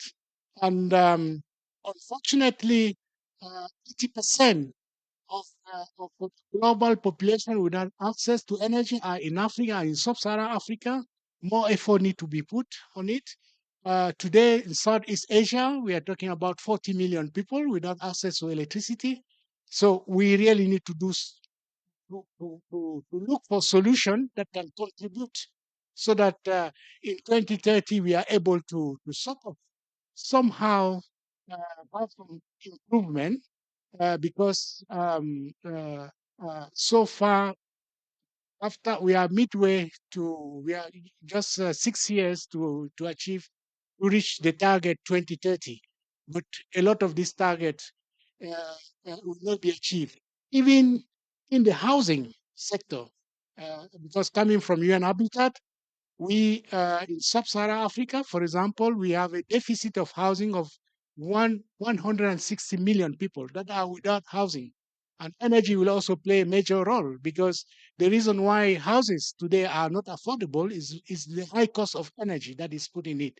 So it is very important to look for solution that can make energy affordable, because it can help us address most of the SDG goals that are there, and also to achieve even access to water. You need energy. Without it, it's not possible. So hydrogen, in hydrogen, I can just say that is welcome. Let's embrace it. Let's encourage it. Let's make sure that it can be seen as holistic. Let's use an holistic approach to all help those who are working in it at the moment, and then make sure that in future we could have another energy that is cheaper. So Thank you so much, Vincent, and thank you to our presenters here today. Our focus on localizing the SDGs going forward, that's what we're going to continue with, and exactly the renewable energy transition and aiming for energy efficiency and all of this. So we really are grateful to the Ministry of Environment of the Republic of Korea for their support. Electrification, mass electrification was a precursor for inclusive growth there. So that's the lesson learned that we have, and we're grateful for your support. And then we're also grateful for your attendance here today, staying with us so late. So thank you to all. A round of applause as we close. Thank you.